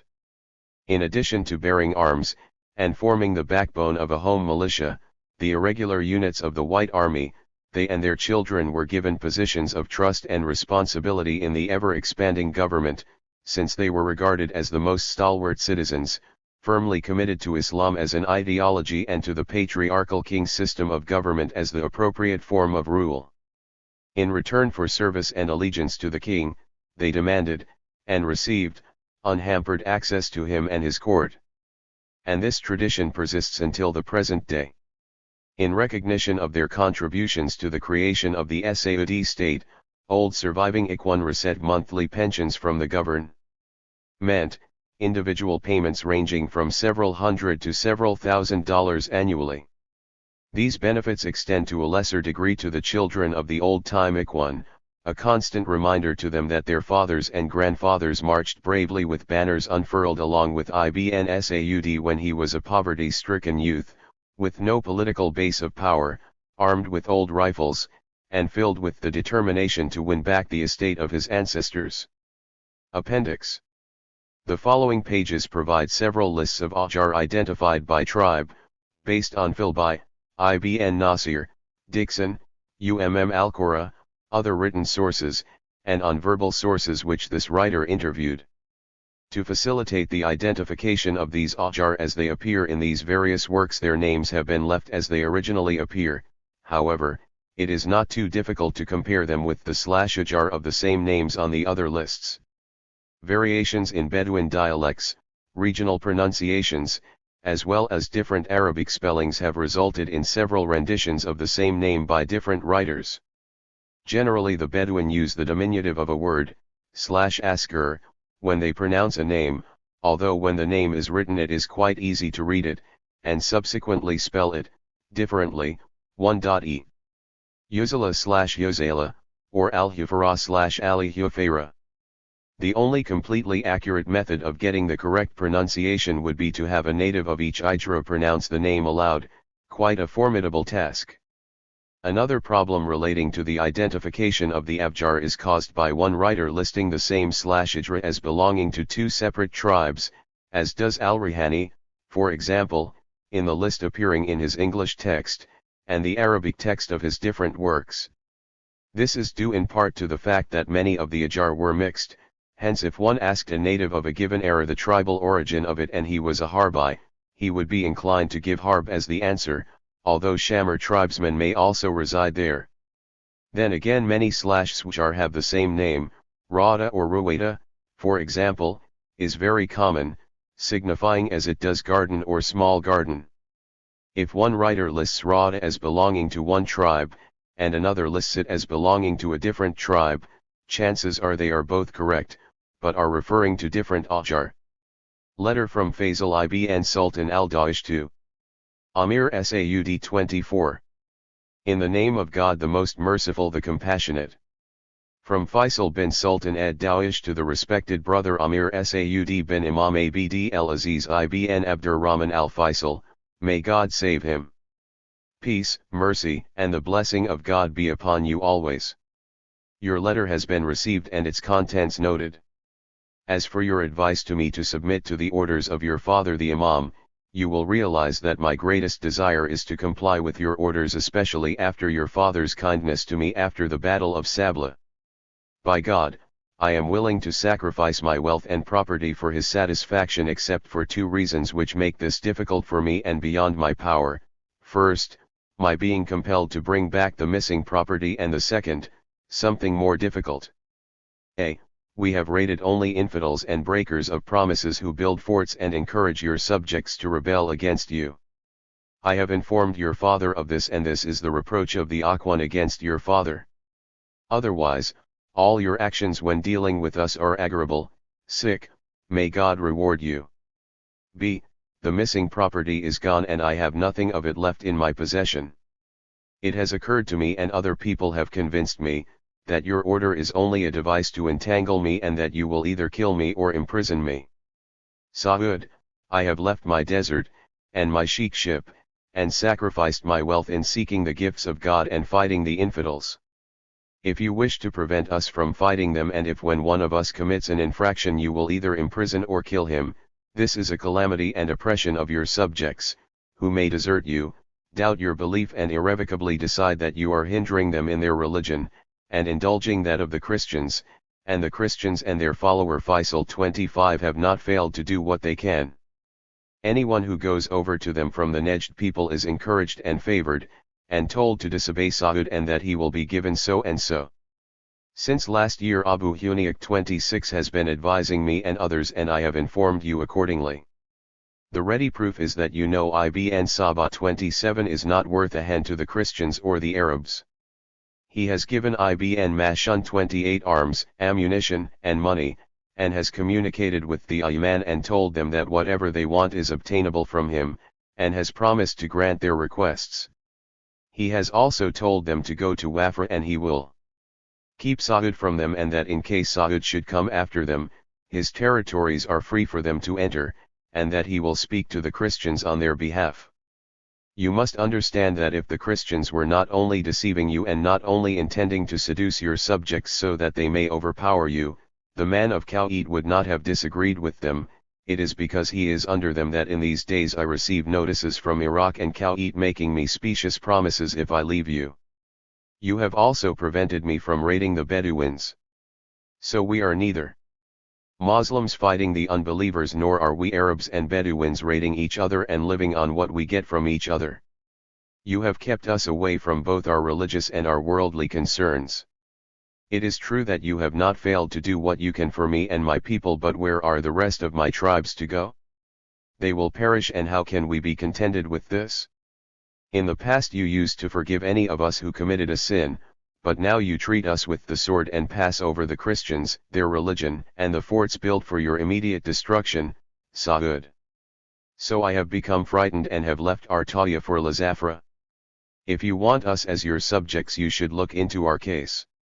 We want from you three things, which we wish your father to promise us if the Sheikhs 29 approve, and which you, Al-Saud, should undertake. Firstly, to wipe out the past. Secondly, to release your prisoners, and each of us for his part will guarantee to do the same, and thirdly, to be allowed to fight the infidels, with one of you, sons of Abd el-Aziz, accompanying us. We will do other work for you, we the people of Najd. If we are killed, it does not matter, and if succeed it will be for your benefit, just as our brethren the Gut took the Hejaz and it became yours in your name. If you agree to these points, I promise to be your servant and slave, and to allow you a free hand over our lives and property. Our brethren the prisoners will promise you the same. Your people of Najd, do not be deceived by those near you. As regards the Bedouins, if they see your treatment of us, and see how the infidels receive those who go from you to them, by God, none will remain. You know that the best of them as regards religion, and the nearest to you are those whom you have killed and imprisoned. So if you want us, let some well-known learned man come to us and release the prisoners at Riyadh, and I swear by God in this meeting held by the Ayman, Mutir, and others that we will attack the infidels before we go to you, or as God may guide you. I am still hopeful, and I know how your father loves his subjects and likes to forgive them. He is the politician of us Arabs. So give us a special guarantee securing the safety of the Imam and Ibn Mashur and those who are with him, and forgiving their past. We ask you by God not to send us away disappointed or deprived of your friendship and of the religion of Islam, and compelled to go to the Christians whom we dislike and who dislike us. If you agree, by God, you may test us in anything you will and see what we will do. If a second incident occurs, you may do whatever you like. By God, we have left all the old folk weeping, the women weeping and we are weeping. Saud, my brother, do not give up your friend for your enemy. Please send the reply quickly anything happens and note one thing, namely the enemy of your religion does not help you. Abd el-Aziz 30 sends his compliments. Please convey my compliments to the sheikhs and the sons. Sealed, Faisal ed Dawish. From Saud bin Abd al-Aziz bin Abd al-Rahman al-Faisal to His Excellency the Honorable, Brother, Sheikh Ahmed al-Jabir al-Sabah, may God protect him and keep him well, Amen. After extending greetings and requesting the blessings of God and His mercy on you always, and inquiring about your well-being, hoping that you are well and happy, we thank God for His blessings, benevolence, for through the generosity of God we are all well. May God keep you. You are aware of the matter of Ben Bijat and Al-Duwish and their followers regarding their insubordination, disobedience, and contraventions of the Sharia. For 4 years we tried to facilitate the matter so that it would not be public and cause harm to everyone, since our intention and objectives is the comfort and well-being of the Muslims, as well as their security. But things are limited by time. We thought that their raid was directed only against the fortresses and their inhabitants, and did not know that their intention was against Ibn Ramal and his followers, as well as the people of Qasim, whom they slaughtered and stole property to which they had no legal right. We became angry, as did others, as well as the people of Najd, and we leaped against them like one man. After that a meeting of all the Muslims took place in the Qasim, and after destroying them we moved towards Ilfi, and those aforementioned 32 were at Spila, about 2 hours away. We asked them to arbitrate the matter through the Sharia, but they continually refused, and insisted on not accepting it, so on the 19th of last month the Muslims marched against them and killed them, wreaking on them a terrible lesson.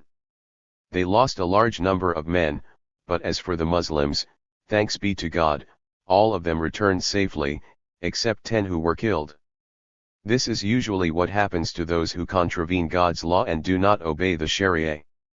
As for Al-Duwish, he was wounded, and God only knows if he will die from his serious wounds. We have captured his son and all of the chief people of our Ta'iyah, and Ben Ashwan with the important Bedouins of Mutair, and Ben Bijat as well, and all the important Utayba. When we saw what God did for us and the Muslims, we wanted to inform you, and we hope that God will bless us with gratitude for His blessings, and continue to do this for the Muslims. This is what we wanted to tell you. The children and the brothers here, my Lord, send you their regards, as well as His Majesty the King, and the brothers send you their best wishes. April 18, 1929. The original letter is in the possession of Han al-Sheikh Hazal, the historian, resident in Kuwait. Original seen by this writer in Riyadh on May 8, 1969, a copy of this letter was given to him by Hazal.